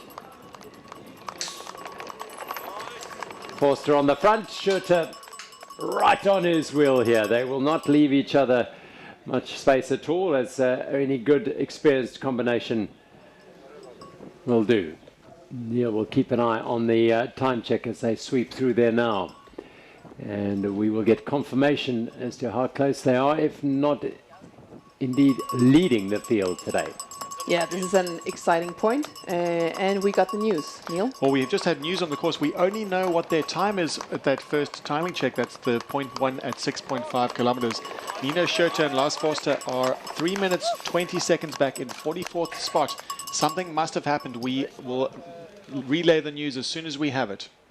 Well, that is very, very interesting. The Scott SRAM pair are way off the pace, and 3 minutes and 20 suggests they have had some major issue along the route that we weren't privy to. Toyota 91 Songo Specialized are leading by 2 seconds from Speed Company Racing, the team of George Egger of Germany and Lukas Baum, his fellow German, and then Canyon North Wave in third place, 23 seconds down. So it'll be intriguing to see how they go about the rest of it. They know they've lost time. How are they going to try and claw that back here? Yeah, it'll be interesting to see what type of issue they had. We didn't get any confirmation yet on just what happened, but we'll see. And this is the one day where having a backup team is not really much of an advantage. And especially since their backup team is riding really well at the moment. So Exactly. it's just one of those things about racing that in the Prologue they won't have that advantage. They don't have a team car behind with several bikes on the roof. They have to make do on their own. And knowing these two, they will know exactly how to deal with that adversity. They know that the week is a long week, and perhaps it might even play to their advantage that they are not the watched team. They're not the marked team on the road. And having lost, even if they do lose 3 minutes or 4 minutes on today's stage, they will have plenty of time to make it up. The gaps at the end of the week when they reach Valdeby will be far larger than 4 minutes, even between first and second place. So we're likely to still, we will not see the last of Nino Schurter and Lars Forster. Definitely not. But it's really not an ideal start to the race. You don't want to start the Prologue on the back foot, and that is the case here. Not ideal, but they are very experienced riders, and I'm sure we will see them show some coolness, some calmness, and kind of just claw their way back slowly.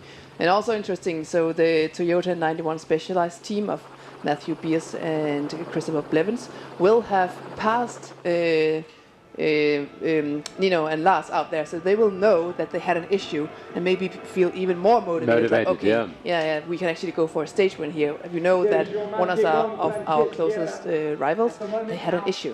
Yeah, they started 2 minutes ahead of Beers and Blevins. This will tell you why the race village down below looks fairly quiet, is that a lot of people have made their way up the mountain in this heat to go and watch the riders come over. That's the thirsty floating bridge, but there are some who've gone in riding groups up to the top by different trails and roads to make their way to significant points on the route to watch the races come in as they make their way around this beautiful Prologue route.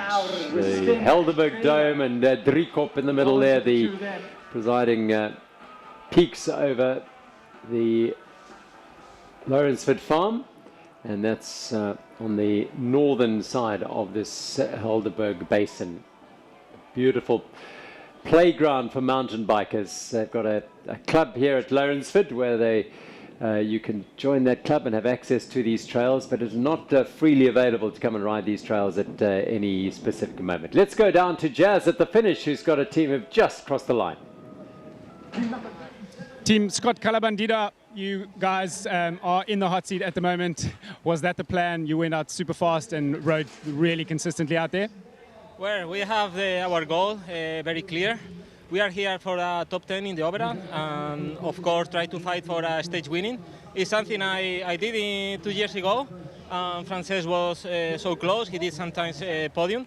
So we know we can do it. We have it in our legs. So it's the first year of our team, and want to start in the Cape Epic with the right conditions.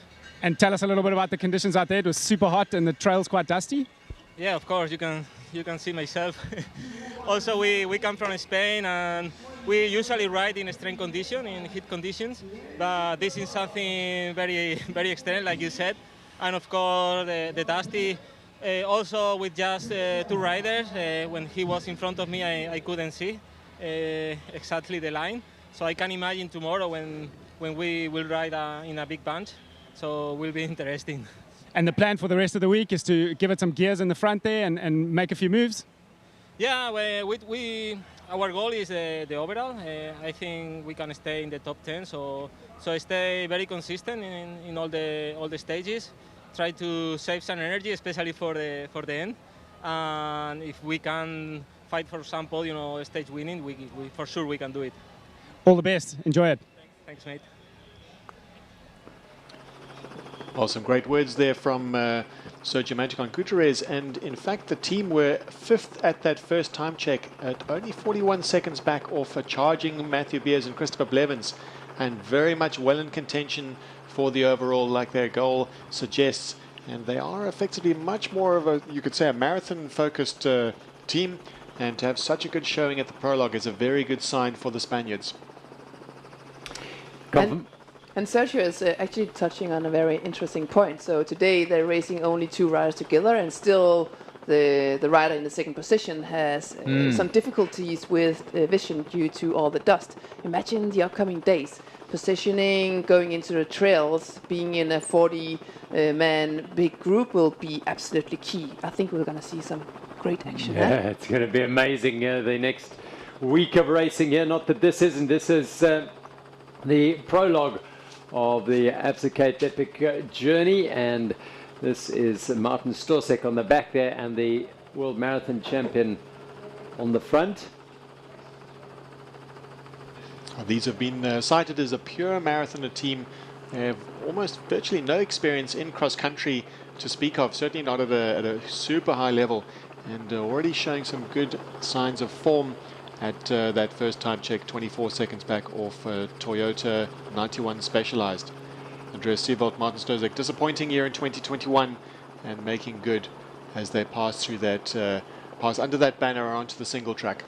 Yeah, the feeling is this edition of the Absa Cape Epic is seen as perhaps one, forget about the route, but about the entries, that it favours the marathon men, because there are so many marathon teams here, not too many pure out-and-out cross-country teams. We've just heard from Gutierrez about that. You know, they're a marathon team, they're targeting this.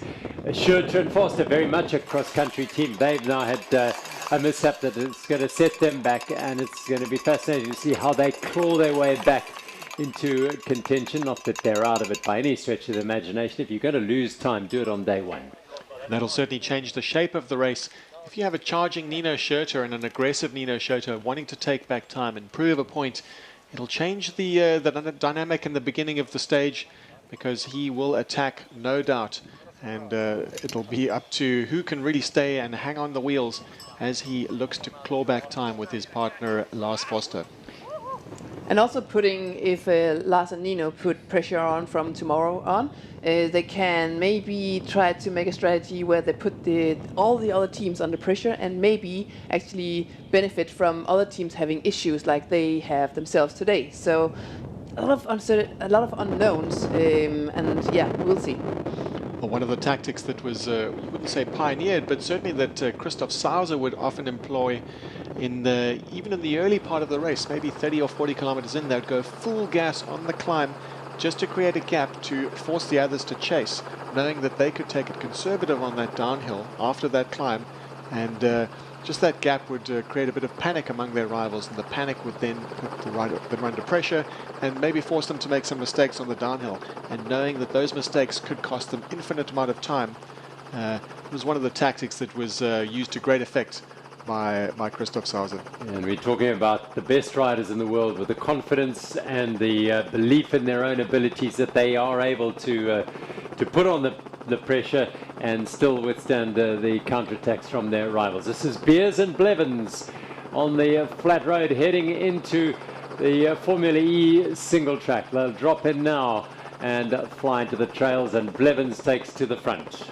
Yeah, we heard in the pre-race interviews that Matt Beers was speaking highly of the skills of his partner and saying, yeah, I'm more the motor, and Chris will be the one setting the pace downhill, and it actually makes a big difference. So if Chris is super skilled in these kind of descents, he can be fast at picking the lines, and Matt will have to follow.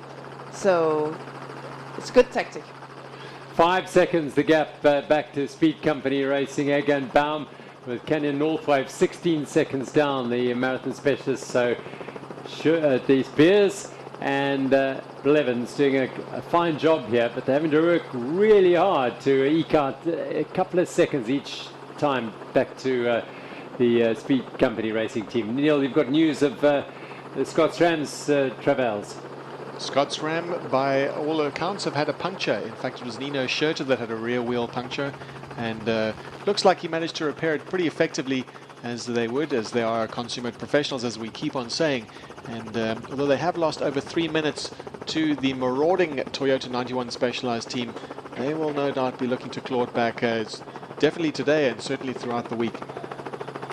We watched the last year's winner, Matt Beers, go on the descent with one of the rising stars of the sport, and certainly a name that we'll be seeing on the World Cup circuit in the coming years, Christopher Blevins, who has already taken a world title in the short track racing, and is really one of the fastest riders in the world right now.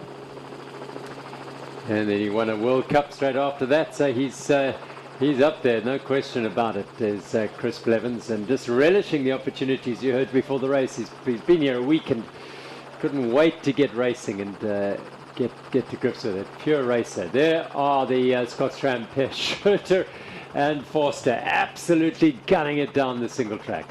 Well, they would need to be careful now not to put too much risk, not to risk their entire campaign just because they need to scrap back a few seconds here and there.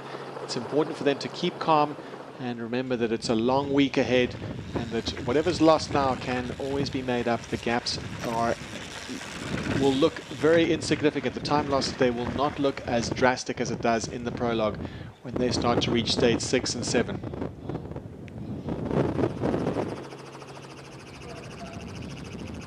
We're tracking back to find the next set of riders at this little section of single track next to the dam. They drop down there. So far, in my opinion, kind of the surprise of today in the men's category is a young pairing of Speed Company Racing from Germany. Two young riders, mostly focusing on the cross-country World Cup racing so far, having a really good go. I'm pretty sure that they had the target on today, knowing that it is a fast, short stage. They're still relatively fresh. This is the day to go for a stage win. Absolutely, and they've got put their names up there. Always in the prologue, there's a team that puts its hand up from the back of the class and says, "Remember me. We're in this race as well." And it looks like that pair of Speed Company Racing, George Egger and Lucas Baum of Germany, are going to mark their first Absa Cape Epic. Well, they have already by putting themselves up there. They may or may not be on the podium at the end of the day, but they've certainly caught their attention. Well, looking at that second time check, that is at the 10-kilometer mark. So really it's after that really difficult climb, that challenging climb. And Toyota 91 Specialized are still in that lead, but only 6 seconds at that time check, only 6 seconds behind Speed Company Racing, Egger and Baum. And looking back at their results this year, the early season results, they've already done a really good complement of races. They have in stage racing, there's one victory between them, and it looks like that this is the surprise. Every single year we have a surprise podium at the Absa Cape Epic, and this looks to be the surprise of the year. Yeah, Egger won a big race in Europe in similar conditions in many ways, dry and harsh and tough, but it was only 3 days. This is the ultimate of mountain bike stage races around the world. 8 days of truly testing conditions against the very best riders in the world. And this is Philemon Sabona and Jan Montoya. Across the Thirsty Bridge, smoothly done. Well, we have a time check from Scott SRAM's Nino Schurter and Lars Foster. They went through the first time check after that puncture. They were in 44th spot, and now they've moved up to the virtual 28th spot. And they are more or less the same on time. They're making back a little bit of time on Toyota 91 Specialized. Not a lot, but they're certainly churning through the field virtually. So we expect to see them in the top 20 at least at the end of the day. Having lost perhaps a few minutes, but that is going to be definitely determining the shade of the race going forward. A beautiful sight across the valley as they head past the Roy Plant Dam and then into this tight hairpin, done with consummate ease and tracked by the very skillful work of our drone pilot.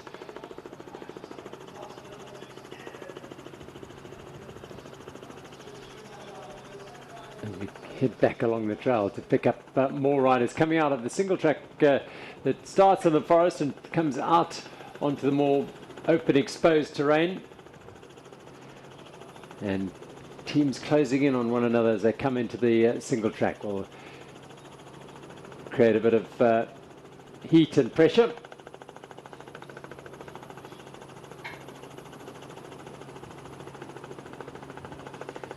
Beautiful shots here with the drone. It's amazing, isn't it? It's an amazing feature to have. And phenomenal piloting. That as well. That's good riding as well, just allowing the faster team the opportunity to pass before heading down into the single track. And you see just a foot off there, and it's that sort of tricky terrain. I think there may have been Tristan Nokia and Cameron Orr, but it does take some getting used to. If you haven't ridden this course at all, you'll be in a bit of bother, but most of these riders would have done a recce ride and know what this is about. And certainly when the riders do the kind of recce that they are required to do to be ready for what's to come, they have their minds tuned for all of those marker points, all those difficult points along the route. So that will certainly have been one of them that we saw in the women's section. Even Pauline Ferrand-Prévot took that section gingerly. She warned her partner, and it's clearly one of those danger points in the course from the rider's perspective. This is Bart Alleman and Fabian Ravensteiner of William Pirelli. respective Belgian and Italian national champions in the marathon. And you can see the shirt is absolutely undone there. That is a reflection on how hot it really is out there today. And they have had not a bad showing. They've been 14th around about there at the time checks, Ravenstein and Alleman, and their counterparts, their teammates, the Willier Pirelli factory racing team, Cameron Orr and Daniel Gesmeyer, are hitting the time checks around, certainly in the top 10. So always consistent, always together, and always keeping us guessing is that Willier Pirelli factory racing team. Yeah, you just saw Ravensteiner just lose the back wheel a fraction on the corner there. They holding nothing back on this single track, and it's as the day's worn on, it's got more and more loose and powdery in the dry conditions, with hundreds of riders going over it. But also, having said that, they created a line as well as in some cases a bit of a smoother line.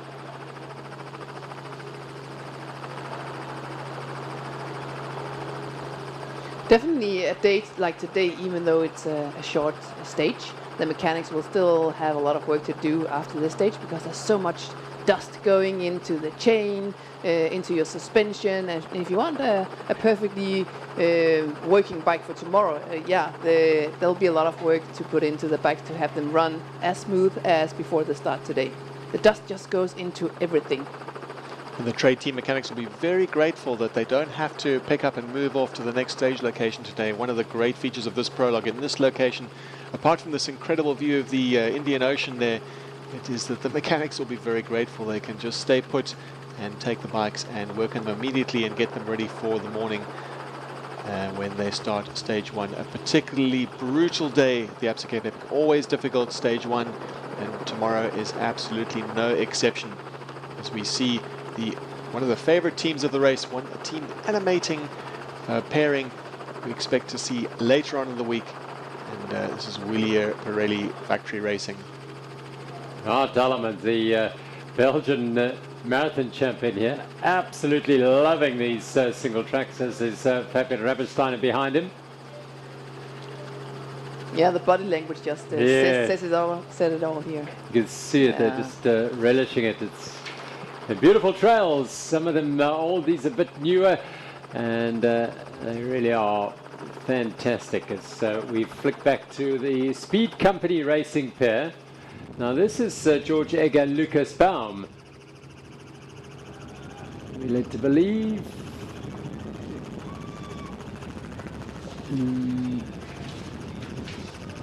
Just couldn't quite see the number. There's a 11, so in fact it's not them. This is Franz Klaas and Manuel Plim. So we're going to be on the lookout for the race number, the race board 13 of Speed Company Racing, Egger and Baum, and see how they're faring in the race. They have been posting some incredible times. In fact, we see them at that 17-kilometer checkpoint. They are still in the lead. We still have to see Toyota 91 Specialized to come through there, and of course that's Canyon Northwave are 1 second back off that, and a very creditable ride from Scotsram Due, which is Andrei Frischknecht and Yuri Ragnoli, and at 1 minute 15 back. Notably, we have Team Santa Cruz. We expected a lot of Maxime Marot and Keegan Swenson. They are 1:23 back at that time check, with still a couple of teams to go to reach that section at P3. And we are looking at that and looking at Team Bulls, who are improving throughout the day. So perhaps they also had a mechanical. Hard to tell. It's impossible to keep track of all the teams out on the trail. But Urs Huber and Simon Schneller are on the move back up the leaderboard. Yeah, Sewald and Storsek at that third checkpoint, just 1.7 seconds off the time of George Egger and Lucas Baum. And Frischknecht and Jan Ragnoli 1:15, 1.15, so 1 minute and 15 seconds, beg your pardon.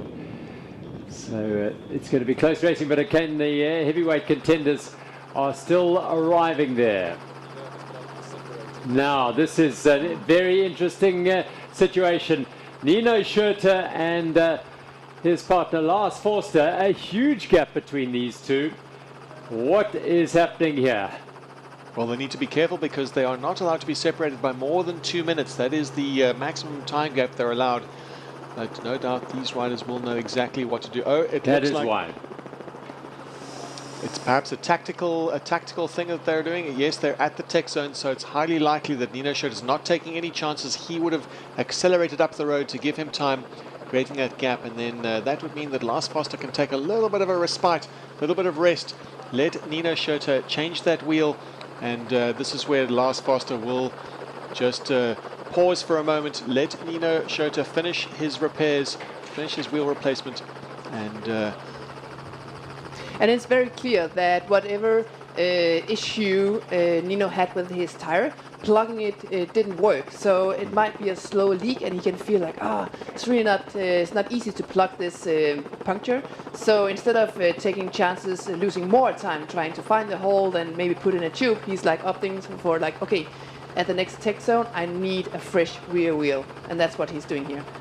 Yes, and of course all the tires are filled with extra sealant. Tubeless tires are they take no chances. The mechanics will put just a couple of extra milliliters in, and a puncture should normally be sealed by that sealant. So the fact that the tire went down in the first place must mean that that cut is a bad one, or perhaps on the sidewall where the sealant did not do its work, which means that some extra care has to be taken with that plug, and very often a plug is just not enough.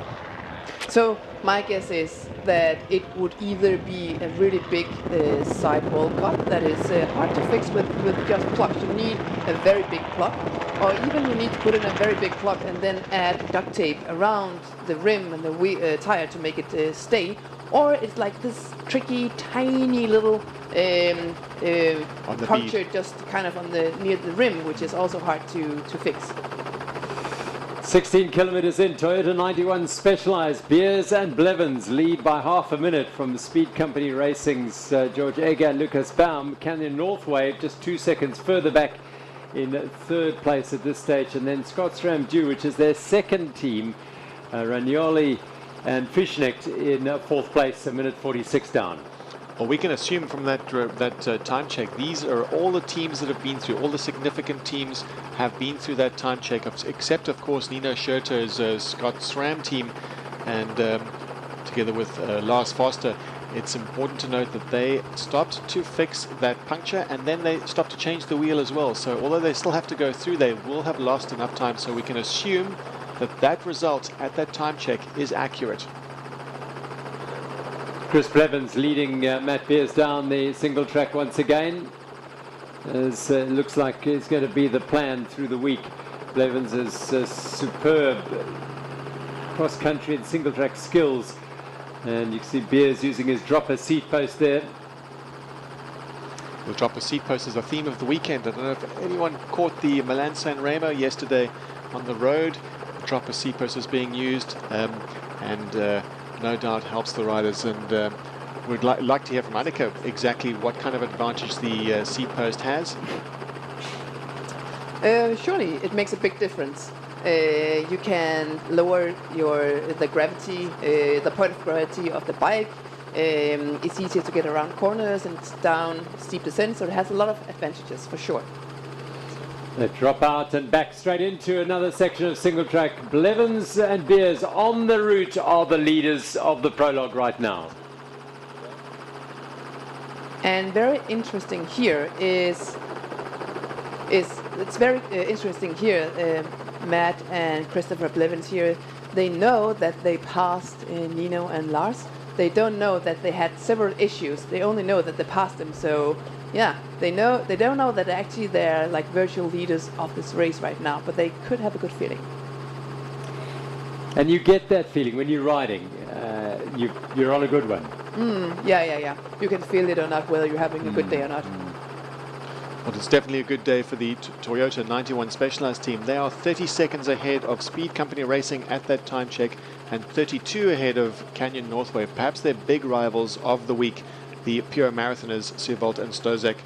And quite a bit down is Scott SRAM Due at 1 minute 46. That's Frischknecht and Ragnoli. And with another Scott team, Scott team with Sergio Manticon Gutierrez and Carretero at 1:54. So the race is really taking shape at this, even at the 16-kilometer mark. We can see which riders are on form this year in 2022. Well, this is Forster and Schurter trying to make up as much time as possible on the latter stages of this prologue, as they have hemorrhaged an enormous amount of time due to punctures, or one puncture that didn't seal and did a replacement wheel for Schurter. Well, we have got word out on the course at the time checks that Scott SRAM are in 21st place at that time check. So they have lost just over 4.5 minutes, 4 minutes and 38 seconds with that wheel change and that puncture repair. They are in 21st place with all to work for. Meanwhile, Alleman and Ravensteiner heading around the Rooiplat Dam here and into another section of Maisie single track. Although this single track in the forest is not quite as smooth flowing as the upper ones on the mountain. It's twisty and turns, and it's got quite a few stumps and trees to negotiate. But they'll do so very efficiently. Look at the dust.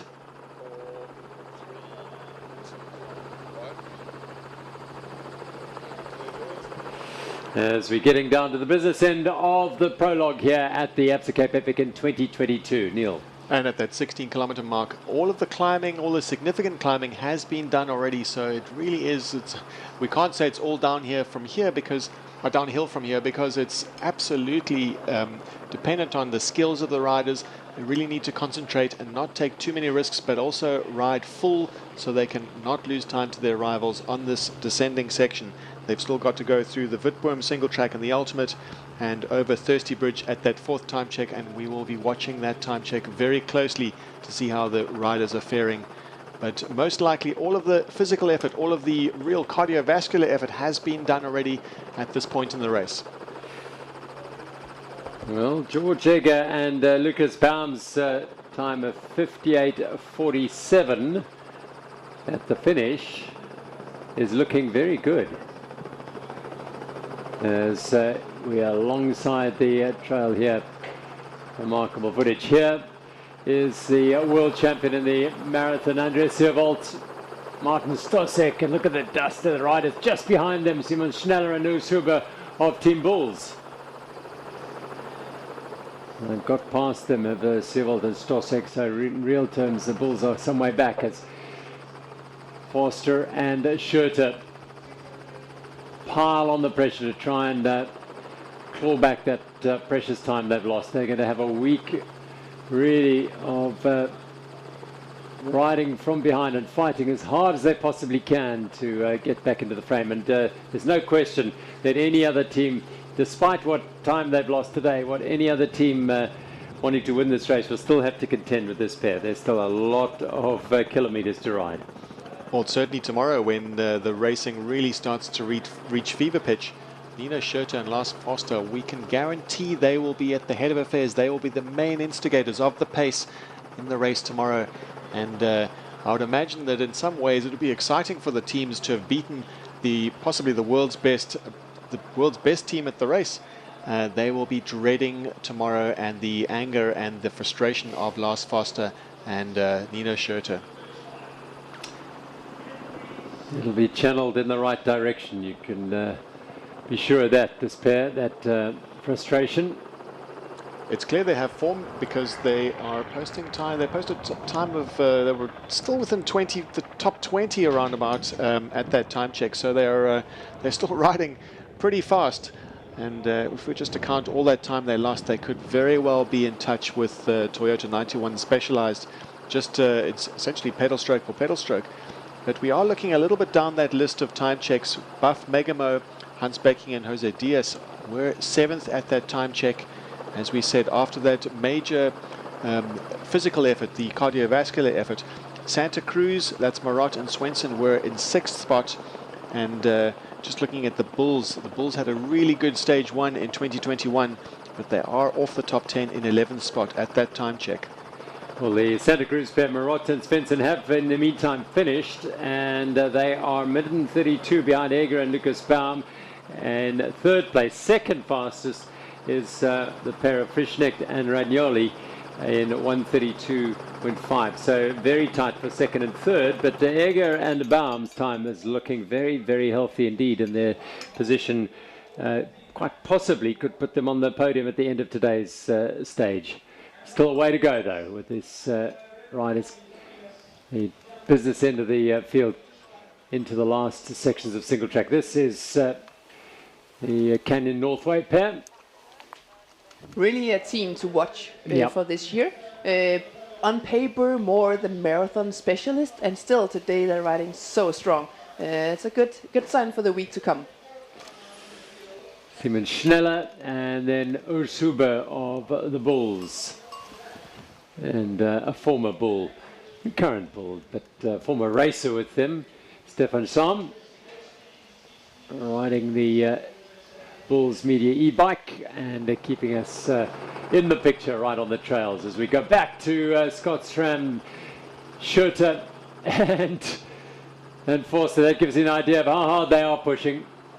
Even on the open roads, they're using every single bit of the width of it. Clearly going absolutely full blast. They're looking to limit their losses, really, which is always a difficult place to be riding from. Seevold and Stozek going through there, looking very much in control and very much in touch with the pace. As pure marathoners, we have to take our hats off to them because they've held together very well and they're looking ominously strong for the rest of the week when things go their way in terms of what the terrain is like and, of course, the distance. The full-fledged stages. We've got 3 stages over 100 kilometers, and no doubt that'll play in their favors.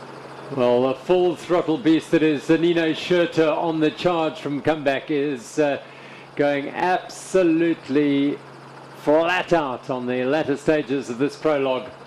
It's not been the prologue they were looking for.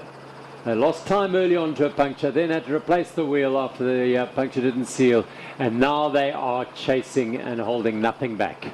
They mean business. It's quite clear. There's a little drag for them to go up, and then they'll be heading down here as Seevold and Stosek get over the floating bridge, followed by Schneller and Uber, who, as they said before, won't be too concerned with winning the stage, just managing their efforts and not losing too much time. What that be, it remains to be seen. Just looking at those times, passing that Thirsty Bridge section, we still have to see 91 specialized team coming through there, but we have Speed Company Racing still the fastest out on the course, apart from the team of Matt Beers and Christopher Blevins. The 0.4, that's the Thirsty Bridge section, and they are 22 seconds ahead of Canyon Northwave and 1 minute 24 ahead of Scott SRAM Due. Schurter leads Forster into another section of single track, the penultimate one before they get down to the Thirsty Bridge. And there's confirmation of that split at 22 kilometers. Speed Company Racing, 22 seconds ahead of Canyon Northwave. Frischneck, they're all in. They have finished the Speed Company Racing and the second of the Scott SRAM teams. Canyon Northwave still on the road. Look how dusty this is. Earlier in the day, we would this section would be like all grey because of the gravel on top, and you can see now it's with that many riders coming through, it's all worn out, washed away. So dusty, slippery, very slippery out there. The skill of these riders supreme at this speed. They are hammering it around here without any issues at all. Let's pop quickly to the finish and hear from one of those teams who's just come in. Speed Company Racing, George Eager and Lucas Baum, fresh into the hot seat. Amazing ride out there. What was your plan? How did you attack that route? Yeah, it's the first time for us, the Cape Epic, so we didn't have a real plan. I know I'm super fast in the flat sections, so I try to lead a lot and help Lucas through the flat sections, and then we try to stay safe and don't have any punctures or any problems. Lucas, what is the plan for the rest of the week? I mean, we have nothing to lose. We are quite fresh in the mountain bike scene with our brand new team. We definitely want to leave a mark. We're not here to take part, we're here to take over. And tell us a little bit about the trails. The route was obviously super dusty and really dry. Did you pre-ride the Prologue? Did you attack and have a few sections that you targeted? Yeah, we pre-ride it, and we didn't have any sections where we went faster than in other sections. We went constant high speed. So yeah, the downhills we just want to keep safe, and I think we will do the same the next days. You see how fast you can get punctures. I mean, Nino had 2 punctures today, their team, I think. So it's the most important to stay safe. Great racing, guys, and yeah, go and rest up, and we'll see you tomorrow morning. Thank you. Thanks, and greetings to the family and my girlfriend at home. I know they're watching, and it's quite far away, but we do our best here. Thanks, guys. Well, it is 2 young men who really are lighting it up here. George Egger, Lucas Baum of Speed Company Racing. They're not here to take part, they're here to take over, but they've certainly put their names up there, and they are ahead of Canyon North Wave, who have just finished.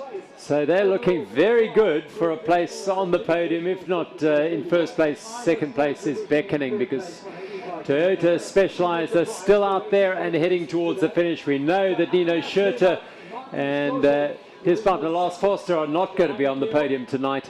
So they're looking good, Speed Company Racing.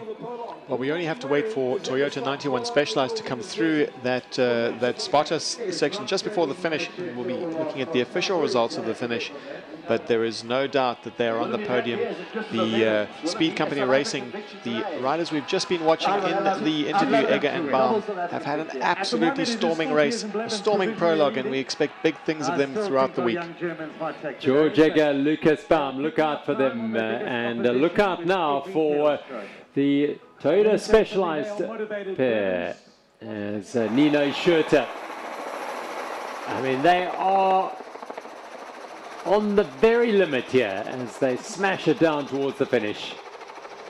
This is really limiting the damage of the day. You can see they're pushing it so hard. They are on a mission, and they're not gonna give up anytime soon.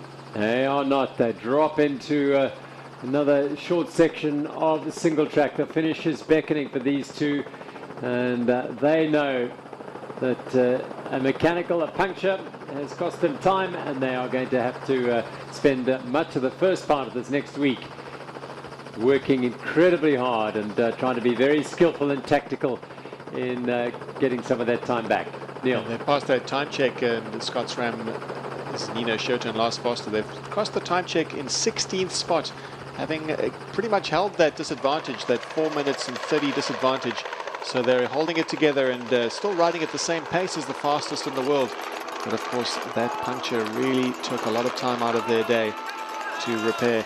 With 91 Songo Specialized still at the forefront at that time check, they still have to go through the finish line, and we are waiting with bated breath to see if they do overcome the super fast time of Speed Company Racing, 58-minute and 47-second time. Yes, Blevins and Beers are into the field here at Lourensford. The team that left the start had last, the defending champion Matt Beers with his new partner Chris Blevins. Oh, they're going to take yellow on day one here at Lourensford. They cross the line now. And that is a superb ride from Matt Beers, the South African champion, and his new partner is Christopher Blevins, and they are the leaders after day one in the Prologue at the Absa Cape Epic in 2022. A superb performance by Beers and Blevins. Fantastic performance for them. It's about calculator, not official time yet, but over 40 seconds ahead of Speed Company Racing, and significantly their biggest rivals over 1 minute ahead of Canyon North Wave. And as we watch this Nino Schurter completing the course with Lars Foster, and a bit of a disappointing day for them in terms of mechanicals, but they'll know that if they look at all those time checks, they'll know they're on form.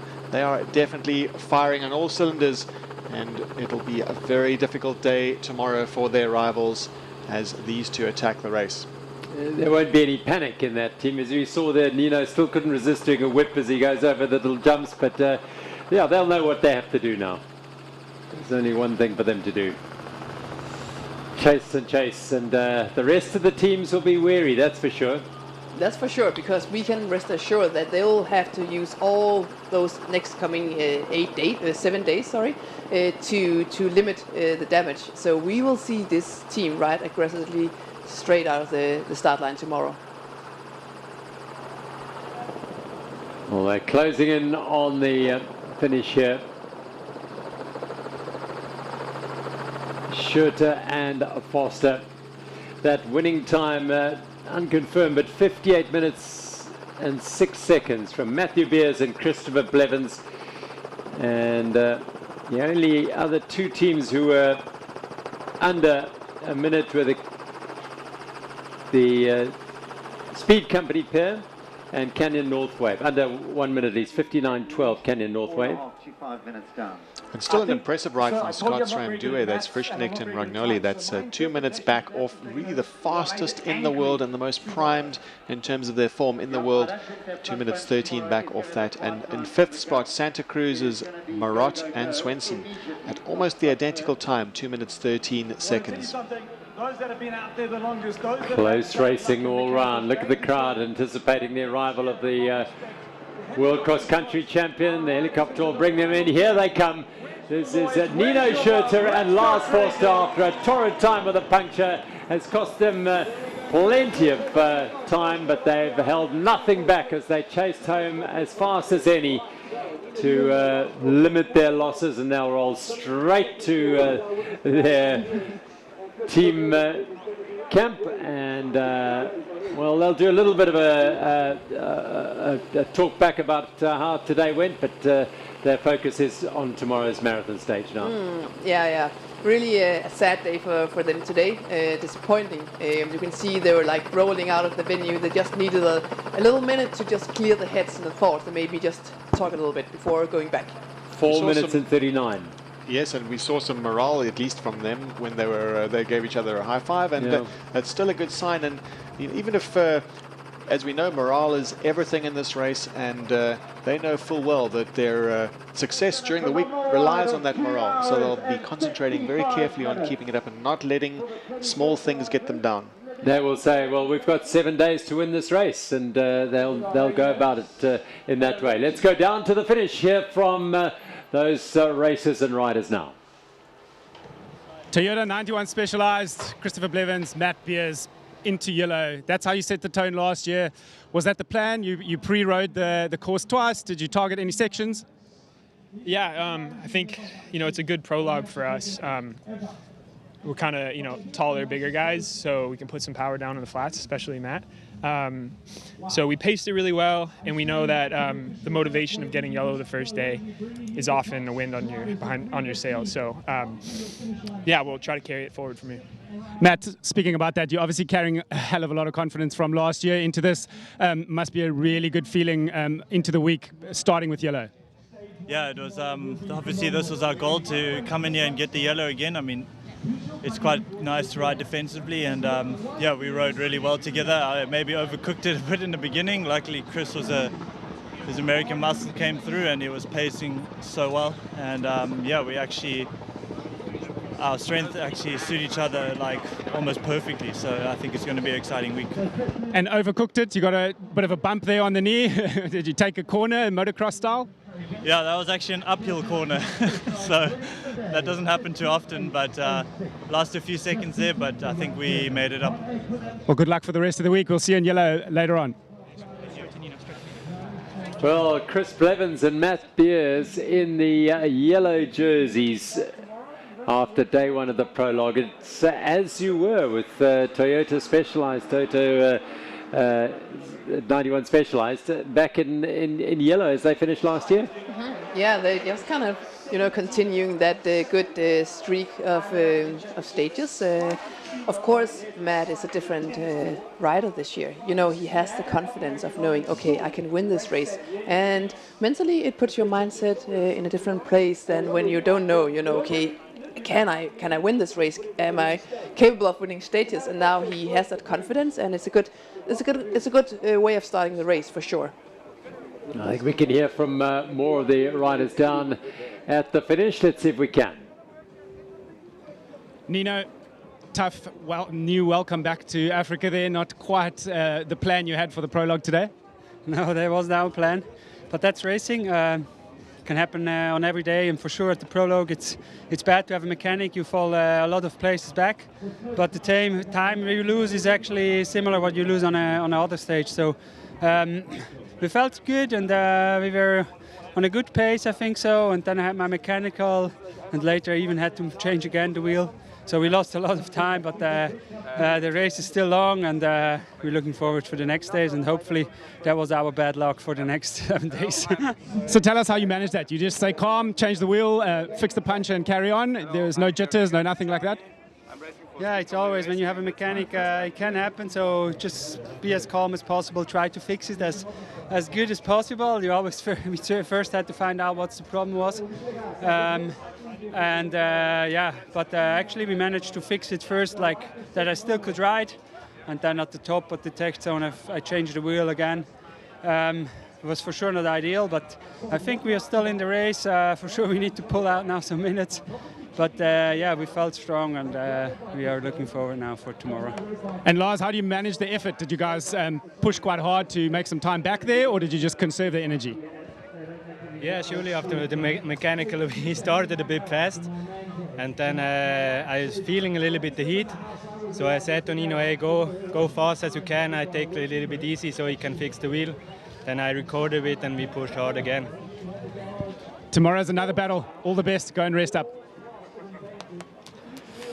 Yeah, it'll be a fascinating week now. It really has, in a way, set it up rather intriguingly with potentially the world's best combination, 4 minutes down and having to fight it back and claw it back. Well, if they're going to have a bad day, they've had their bad day. So let's, for their sake, they would hope that they put that behind them. Every team has a bad day. It's just what happens at this race. And no matter how dominant you are, no matter how strong you are, there is still that day when you doubt, when there are mechanicals. And they'll be hoping that's pretty much a thing of the past now. It's a good mindset to have, like, okay, this was our bad day. You know, from here we can only have good days. We can only move forward, because that is kind of, in this race you spend so many hours out there. It's just a matter of time before you have something happening that you weren't planning on. So kind of, you know, getting that out of the system, maybe that kind of lowers your pressure a little bit. Well, it's a reflection on the men's elite race. Becking and Diaz heading out there. Very, very impressive pair. The Buff Megamo team from the Netherlands and Portugal. And they've gone two better, in fact, from last year. Last year's Prologue, they were in 10th spot at the end of the stage. And this year they were ranked 8th. So notwithstanding the Scots-Ram pair, if they had been on form and not had the punctures, they've done pretty well. That's Buff Megamo. And of course, the story of the day, really, apart from the win, apart from that victory, is the mechanical. In fact, it looked like there were two separate issues with Scots-Ram, with Nino Schurter and Lars Foster having their bad mechanical day today. This is Schurter and Foster. As they said, they went out really hard, and then obviously the mechanical stymied their hopes of taking the win. Last to leave the start hut was the South African marathon champion Matt Beers, that man who won last year alongside Jordan Saru, and his new partner Christopher Blevins for Toyota 91 Specialized. And they set into a very consistent rhythm very early on. The mark of it, two riders who clearly understand each other. They've never ridden before together, but they understand each other's needs and understand each other's strengths and weaknesses. Yeah, that's actually the essence of true professionalism, is that you are so quick to adapt to whatever you need to adapt to. Of course, they had a little bit of time this week to kind of ride together and kind of feel each other, but they're actually executing it to perfection on the Prologue. And Martin Storsek and Andreas Servold, the world marathon champion, Servold behind here, and Storsek back for another bite at the cherry here at the Absa Cape Epic, and they went about their business also very, very impressively for Canyon Northwave MTB, as the Toyota 91 Specialized team had Beers setting the pace on the flats and on the climbs, and then Blevins would take over on the single track. He's got consummate skills. Talking about single track, there was plenty in today's route and ride, and the riders absolutely relished the opportunity to smash down these single tracks. As they did Cameron Mason and Tristan Norkier, and this is Foster and Schurter. I think this was after their issues, their initial issues, and we'd picked up that they were a long way, almost 2.5 minutes back at that stage. Into the Royland Dam section with our drone and keeping an eye on the riders as they headed towards the that big switch back and into more of the single track. Meanwhile, it was Sievold and Stosek, I think, here. And Sievold and Stosek has a storming ride today. Yeah. They did well last year at the Prologue, and they were, I think it was, looking at the records now, it's 1 minute 50 is what they lost on the Prologue last year. And this year, they were a bit better than to the Beers pairing at only 1:06 back at the finish line. So they're getting ominously better and better. And watching them closely as the race reaches the long format stages. Well, we caught a brief glimpse a little bit earlier of the speed company racing players, George Egger and Lucas Baum, but we didn't see a great deal of them through the stage today. They started 13th last, and they snuck through and laid down a time that was only beaten by 2 other teams on the day. So, in fact, by 1 other team on the day. So they're very much contenders, and a young pair that really will light up this race. This Prologue has thrown out incredible scenarios for the next week with that young pair, Egger and Baum, with the established pair 4 minutes down, with the marathon men, Sievold and Stosek coming in, and a hybrid pair of Beers and Blevins at the top of the tree. Yeah. Everything's on the table now. It surely is. And here we're back with Scott SRAM Racing having all sorts of issues today. Surely we'll see fireworks from the beginning on tomorrow. Well, they were 15th at the end of the stage. No doubt they will be shooting up into the top 10 as the racing reaches fever pitch tomorrow.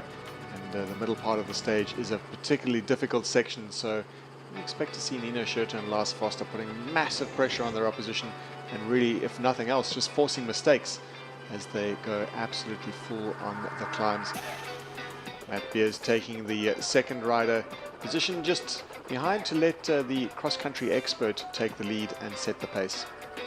Yes, and Becking, another very respectable day for them. 3 stage wins last year. Don't discount them at all as Blevins leads Beers through the smoking dust. It really was one of the hallmarks of today was that dust, but it didn't seem to cause too many problems for the riders. Schneller and Uber, well, they had a tough day, but they finished in the top 10. They wanted to manage their losses today, and they've lost just under 3.5 minutes.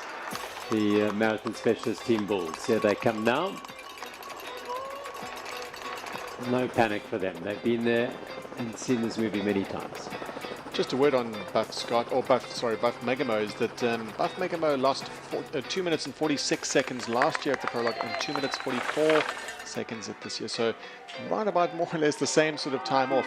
So similar performance from last year. So coming into the finish was Blevins and Beers to take the win and put themselves in the yellow jerseys going into stage 1 at the 2022 Absa Cape Epic here at the beautiful Lourensford Farm in the Helderberg Basin. So fantastic days racing, high drama and excitement all the way around this Prologue. It's delivered what we hoped it would in terms of drama and exciting racing for sure. Indeed, that's what we always expect at the Prologue, and it seems like we're always getting it every single year, huh?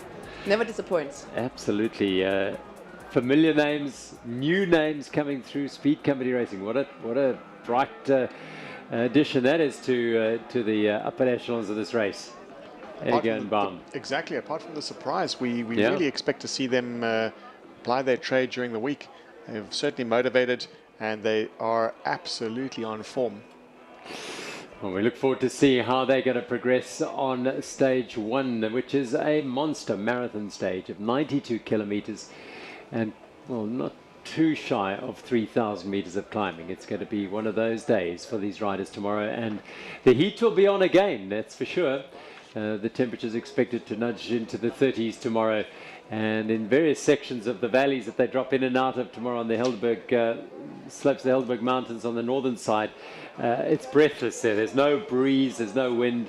They'll be suffering for sure, and that's the sharp end of the field, let alone what it's going to be like for the hundreds and hundreds of amateurs. True, but a lot of the riders at the sharp end of the racing have the advantage of starting relatively early in the day. Actually, all riders start relatively early in the day at around 7 or 8 o'clock in the morning, meaning they will, once it gets really hot, maybe around 10 or 11, they will be, well, the fastest riders will be close to the finish line anyway. Today, they had to spend the whole race in the most hot time of the day. It's one of the great anomalies of mountain bike races is how the very best, fastest, fittest riders have the best conditions, and those who, the amateurs, have often copped the toughest conditions. But that makes them such incredible athletes. Every single rider who completes this journey is deserving of incredible accolades, because it is a huge, huge effort all round, preparing and completing this journey.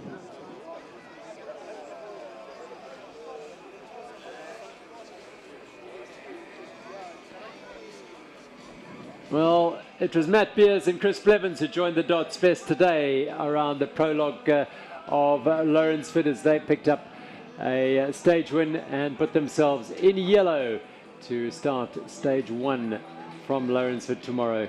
Resplendent as the race leaders, but it's a narrow lead, just over 40 seconds to George Egger and Lucas Baum, with Speed Company racing with Canyon Northwave, Andres Seerwold and Martin Storsek a minute back. And that's the way it looks.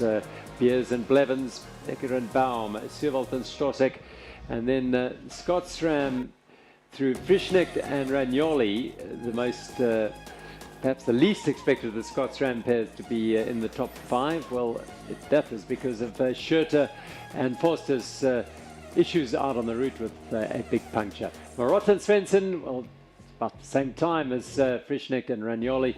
Manticon, Gutierrez and Carretero, 2:39 down, and Tristan Norkier and Cameron Mason, the support team for Beers and Blevins, nicely positioned in the top 7. Diaz and Becking in 8th, Uber and Schneller, and then Cameron Orr and Daniel Gersmeyer close out the top 10. The best performing of the South African teams, Peter de Toy and Marco Hubert from Imbuka Type Dev, with Heineken Nurman support for Seerwold and Storsek in 12th position. Rabenstein and Alleman perhaps would have hoped for better today, but they are marathon men. Their time will come. And leading the Exaro category in Ndebele and Stelala from the Exaro Academy. To the podium presentation. At the end of day 1, the prologue of the Absa Cape Epic 2022. Joining us on stage, Marina Bikes, host for Absa Montague Gardens. Third position today after 24 kilometers and 700 meters of climbing, Canyon Northwave MTB, Andreas Seerwold, Germany, Martin Storzek, Czech Republic. They'll be pleased with that on the podium in the prologue, the marathon specialists. Second position, Speed just over a minute Racing, to the leaders. the old German team of Georg Egger, Lucas Baum. Not a bad effort for a young pair making their debuts at the Absa Cape Epic. Second step on the podium. Certainly the team spirit award goes to them in terms of just motivation and just the real the will to succeed certainly is with these guys and to make their mark. South Africa's Matthew Beers, and for the USA, Christopher Blevins. Beers and Blevins, top step for the Toyota 91 Specialized pair, and they will wear the yellow jerseys. It's a familiar jersey for Matt Beers. 5 months ago, he took yellow at the Prologue in Cape Town on the slopes of Table Mountain, and he's done so again here. A little off, as he said, going up the hill, cost him a few seconds, but didn't cost them their position on the top step of the podium. They're already wearing the yellow jerseys. If it's any disappointment for Matt Beers is that he can't wear his national championships jersey tomorrow, but with some big charging from some of the other teams, there's going to be that yellow jersey is under threat. It's not quite as comfortable as margin they had last year. There is really just between the next team at Speed Company Racing, we're 40 seconds off that, and just over a minute Canyon Northwave.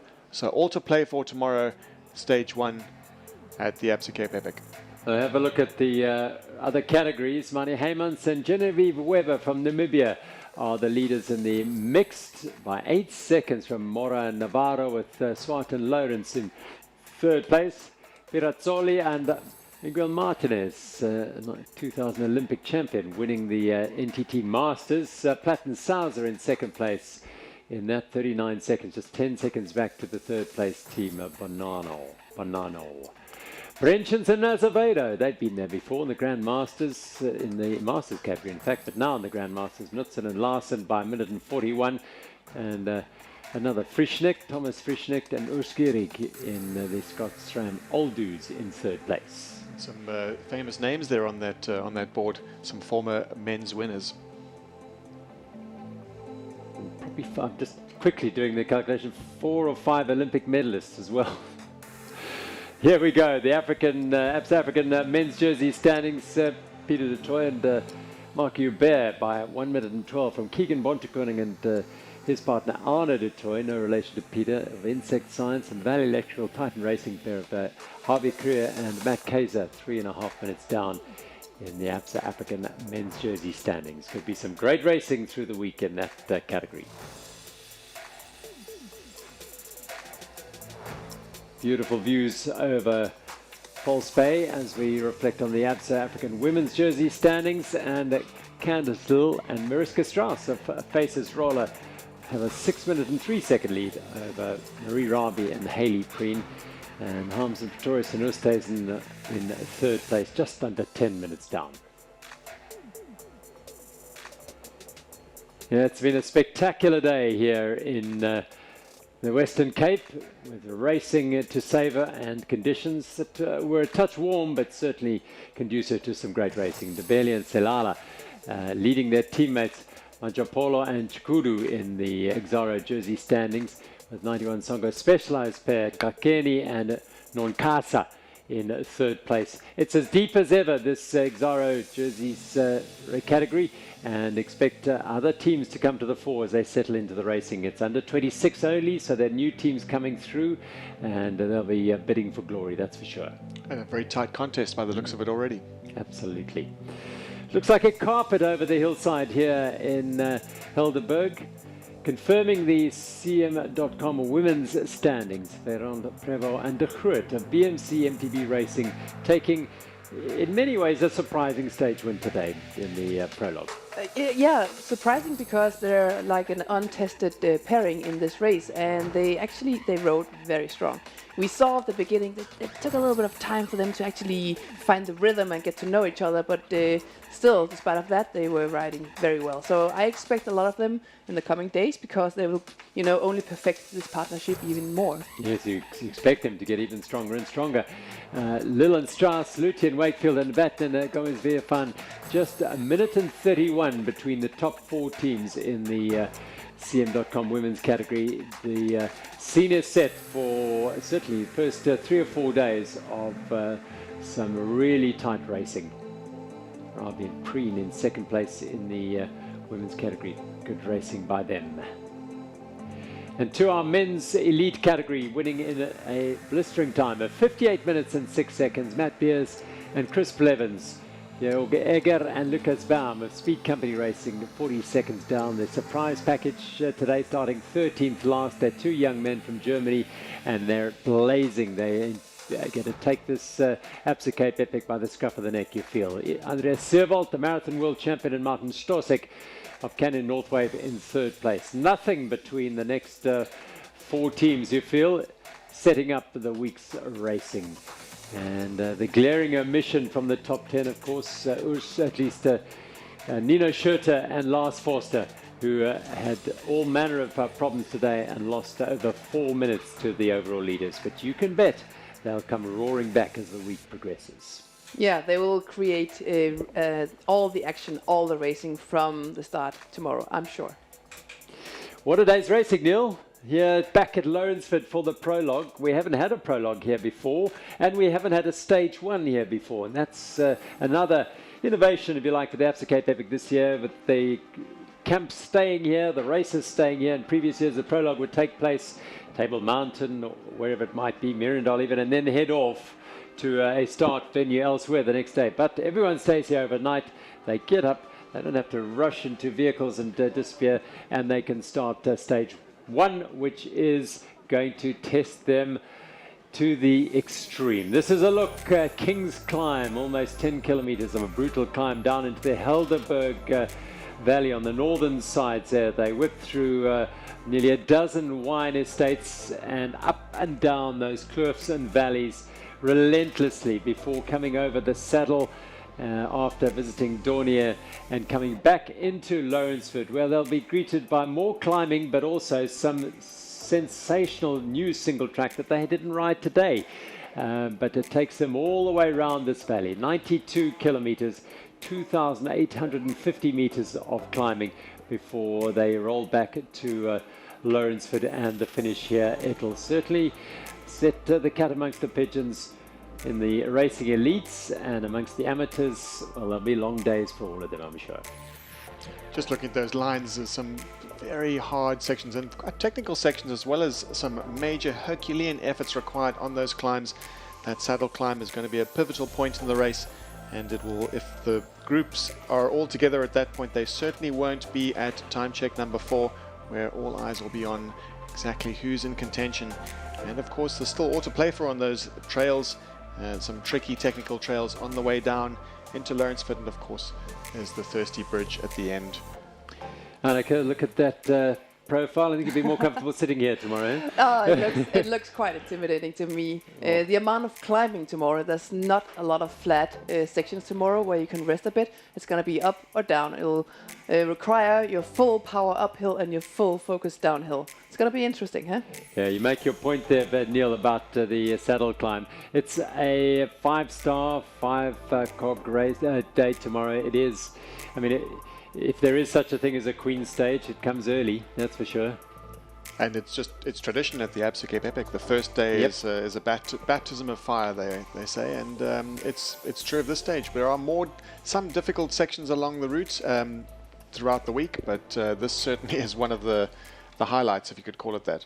So really today has delivered unexpected drama. We always expect drama in the Prologue, but really to have Nino Schurter and Lars Forster so far back, to have the defending champion team at the top step, that's not unexpected, I suppose, because they are the defending champions. But a marathon team there, a young German team who are itching to give it a go here. It really is beautifully set up for the next week. It's beautiful set up for the rest of the week, and we'll see a lot of drama, and it's still to come, and still a lot of surprises. Yeah, it's going to be a good week.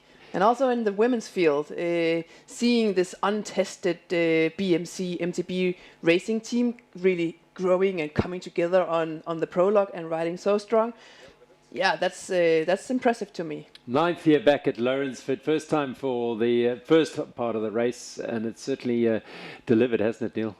Absolutely. We can't wait to see how the race plays out. It's so open now, with such small time gaps between the first and the fourth teams in both categories.